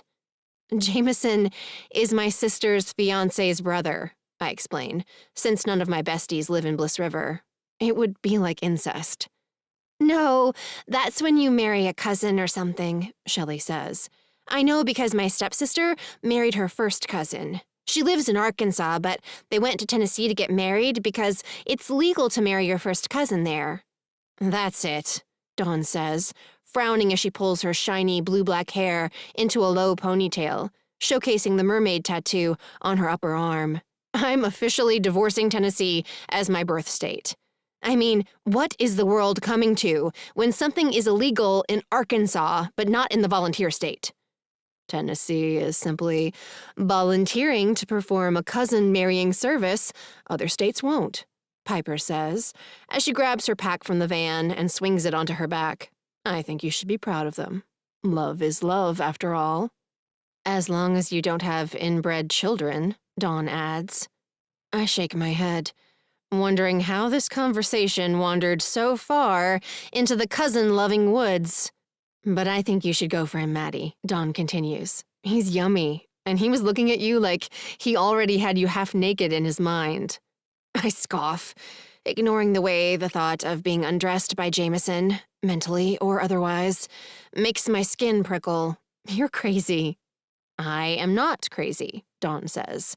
"I'm 32 years old, unreasonably excited to be away from my precious children, and dangerously horny. But not crazy." Dawn and Piper both have kids. Piper has 2 boys she has full custody of after her ex took a job overseas. And Dawn has a 9-year-old son and 7-year-old daughter she's been raising mostly solo since her husband ran off with his secretary 4 years ago. Both of them need this retreat every bit as much as I do. But they insisted on the drive down that I reign as queen of the weekend. They're sweet friends. So sweet, I vow right then and there not to do anything to ruin their good time. I'm not going to let Jameson's presence spoil any of my fun, or anyone else's. I resolve to ignore him completely, a feat that proves fairly easy at first. Having birthed 2 10-pound babies, Dawn can't go an entire night without getting up to pee, so our group sets up camp near the bathrooms, while Jameson and his buddies pitch their tents closer to the beach. We join the group headed down to the shore to gather driftwood for a bonfire, while the guys are on dinner duty for the first night, in charge of grilling hamburgers and hot dogs for the 35 singles on the trip. At dinner, our crew and Jameson's eat on opposite ends of the long line of picnic tables.